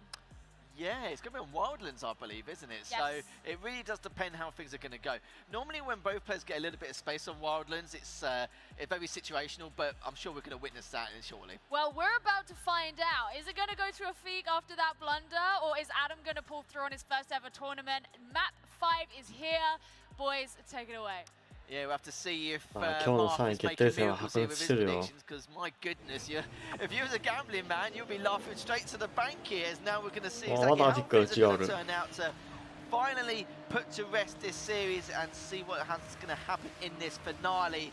As you can see, Adam's actually got a little bit inside and almost made contact there, but. アダム仕掛けてたね。Yeah, lead Adam taking a bit of a different route here, trying to get on that inside line a bit more, but with this 918 Spider, it doesn't make that big of a difference because the handling is quite good. Bit stiff compared to the other Porsches in this lineup. Afik taking a lot of shockwave. That's going to propel him into the air. アダムが That's a bit of a mistake. Elite Adam tried to go for the very special barrel roll trick and unfortunately lands straight into the hill. That's an unfortunate early wreck. It's early, like I said, so there's a bit of potential, but Afik, look, he might make some more mistakes, but I doubt it. This seems like it might be a victory for him finally. Oh, that was ugly. It's just to happen in track number 5 as well, and see what Adam can do here, but it's all on the feet. It's his series to win. It's his third place finish to try and bag if he can. I hope he doesn't make that crucial mistake he made previously, but of course, entirely different track. I'm sure he's going to play as safe can be. A huge element of caution going into lap number 2, and Afik is just steaming away at the moment. Yeah, Afik barreling towards the finish line here on the second lap. Adam is just so far away. I don't really know if there's any opportunity, like you said, for him to claw this one back. Well, I mean, yeah, we said that on the other map, and well, we saw what happened with Afik, but there isn't a lot of opportunity to do a lot of those wacky things in this map. So I highly doubt it's going to happen. So Afik looking like he's going to get that 5th map victory. This was a really nice best of 5, I do have to say. It certainly was. I know it's a little bit anticlimactic with, of course, the wreck happening from Adam so early on, but you know, some of the things we've witnessed, emotions have definitely run high throughout the course of this best of 5. But for Afik to take this, and even for Adam to bring it back as much as he did in this best of 5, and creating a huge amount of potential there, it was just absolutely unreal. With Afik now just continuing his victory lap here, going over his jumps as calmly as possible, not really taking anything into account too much. He's now shockwave over the previous one. And now it's just a matter of going over the Afik is going to finally guarantee his 3rd place finish. There we go. So about that reverse sweep. Which reverse sweep? Oh, you know, the one that you mentioned. You come out the shell now. Yeah, I mean, no, honestly, Afik did a really good job of bringing it back, and that's really where we need to shine the attention here, because, you know, it was unfortunate for Adam that he had that early wreck, and it just meant that he wasn't going to be able to pull through, but it's like you guys were saying, that composure, that confidence that Afik comes in with, he probably wasn't even that concerned. さすがにチャイナやらなかったね。一番最後のキッカー飛んだ後左のレール。あれは死亡率高い。And how efficient Afik has been playing throughout the entirety of that best of 5. So you kind of feel like he had no plan B. He had to take that jump, and if he didn't, it would have been curtains anyway, shape or form. So instead, it was. 私も明日が休みだったらここからさらに Well, let's see what our Android の決勝と Windows player has to say. Windows の決勝最後まで見届けたかったんだけども、私も明日があるので、ちょっと同時視聴配信はここまでで終わりたいと思います。続きがね、まだ気になる方はアスファルトの公式チャンネルの方の本配信の方を見てください。では最後までお付き合いいただきありがとうございました。では私が一旦ここでおさらばです。では。I was thinking like, nah, never mind. Let's just not do anything. Yeah, luckily it didn't bite me back.